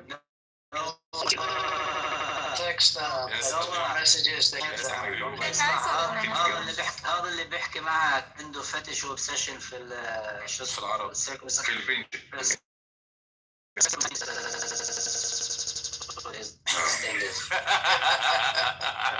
How do you say it in Arabic? Oh my god, man. How did you pull that up? But anyway, Noam, I have, was it okay? You don't like girls, it's okay. Let's just say it straightforward. Was it you or was it Archer? Whoever is straight is not you. Was it you or was it Archer that leaked that picture? No, I don't have that. You didn't have that. Why you're acting so stupid? No, the thing is, Ace, if Noam really asked me about even my D picture, I would send it to him. No, I know it's not you. I know it's not you because you change your picture like every month. Okay, but why did you collaborate with them then about having this picture? I didn't collaborate with anybody. It was either you or Archer that had this picture of. Okay, so go ask Archer. What do you want from me? If it was you, now you know that you're the dumbest cybersecurity person I've ever seen. Listen, if you know that it's not you, then why do you care so much? Because if it was me, you guys would have doxed me by now, right? No, the opposite. What are you gonna do? Listen, I'm not doxing you're not doxing anyone. You're such a baby boy. Yeah, I know. What does it have to do with baby belly or whatever? So I think there's a lot of animosity between the two. Listen. Noam, Listen, Amir, I know his real name. His friends from the other app told his real name, but I'm not going to say that to anybody. Alright, say my real name. No, I'm not. Say my real name. I give you consent. Listen, that's not gonna dox it. No, I'm the one. I know that you don't mean it, okay? I know that you like to stay anonymous. I respect that. And now you're trying to be so macho, saying to everybody, say my real name. I know you don't mean that, and I respect you. And I'm not going to. No, and I'm not going to say that. Okay, Noam, I have a question. Were you in love with Noam? Noam. Noam. Were you in love with Noah on the other app? With him, no. With his voice? With his voice, yes. Okay. So are you bisexual? What? I mean, Noah, I'm sure.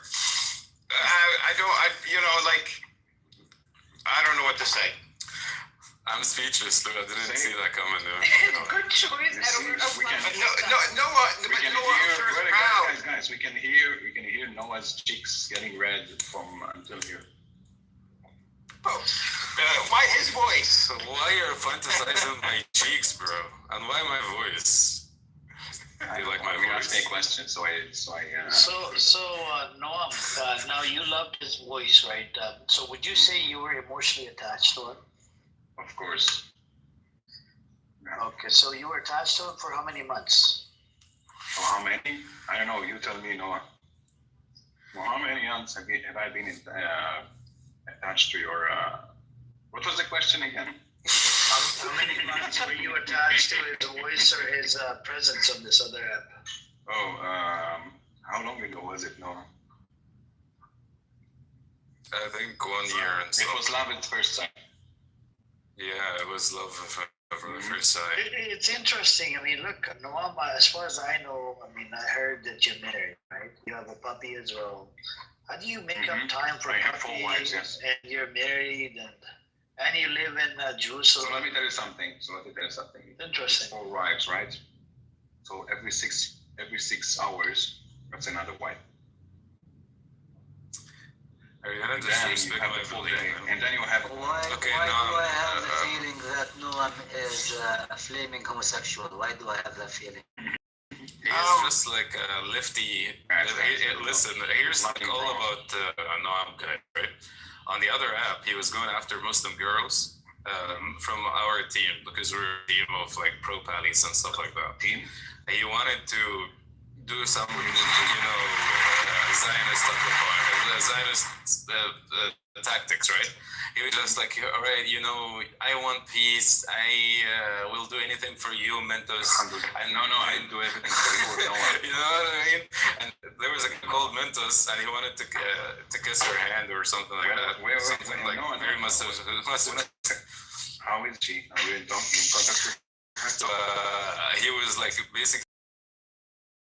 Actually, I wasn't into and he was gonna, and he was trying to play that rule that if me and you are sharing the same room, I give you mod, I am a mod, we can talk about peace. You know what I mean? We don't want Belchama, we want Shalom, and all of that. Right? That's exactly what. And everything works out till they see his picture, right? I mean, have you seen his real picture, Jundip? Yeah, I know how he looks like. Nothing to look at. It's Exactly. That's what I'm saying. You know what I mean? And he likes it because he's a masochist, right? I'm a what? Masochist, whatever that. Masochist. So that's exactly what he's trying. Hebrew is better than your English. Right. Now he's doing the same thing. I'm sorry, the ghost. Hold on. He's doing the same thing here. He goes after Muslim girls. He say like, let's read the Quran together. Is there? Wait, just a second. Is there a Muslim girl here that I can talk to? No, not here. I mean, on this application. So he's doing exactly the same thing. So he's very sneaky person. He's not like as cute or as ADHD person as you think he is, right? I understand him, but sometimes, right? You would miss, right? You would miss something. Because you cannot just be a cybersecurity person and then leave everything open for everybody to know where you have been working, and even your colleagues. Everything about you is out there on the internet, right? Mm-hmm. So that's how he fucked up. If he contributed into this doxing thing about me, then he colleagues and tell them I love Israel. So he's more stupid more than like the other. He's just. You don't want to start with me, bro. Like, you definitely do not want to start. You don't want to start with me, bro. Like, you definitely do not want to start. No, I do. What's the picture? Like, he has, like, the map of Palestine, and it says that according to international law, the entire land under the British mandate... Actually, he's right. Man, listen, I'm not talking to you, and you want to avoid... Because you know that I'm right. He needed to use AI to generate a map that fits. No. It's a true map of Palestine through the. But if he can show us I'm asking for if he can show us the source, we'd be happy to look into it. I don't know why you got too excited for me. Source, go read history. What do you mean source? It's okay. Where should I get it from? For example, The Ottoman Empire. Have you heard about it? No. Listen. Okay, so you don't want to talk about You it. want to? Give me the source. Give me the source for me to locate where this came from. Who cares what the source? He made it, okay? So what? Okay. I don't know, he took some days off. Oh, he took some days off? Yeah, who's the next one? No, that's all. That's the only person. Oh, that's all? Yeah. Okay. Interesting. I'm just I will send him your his offer.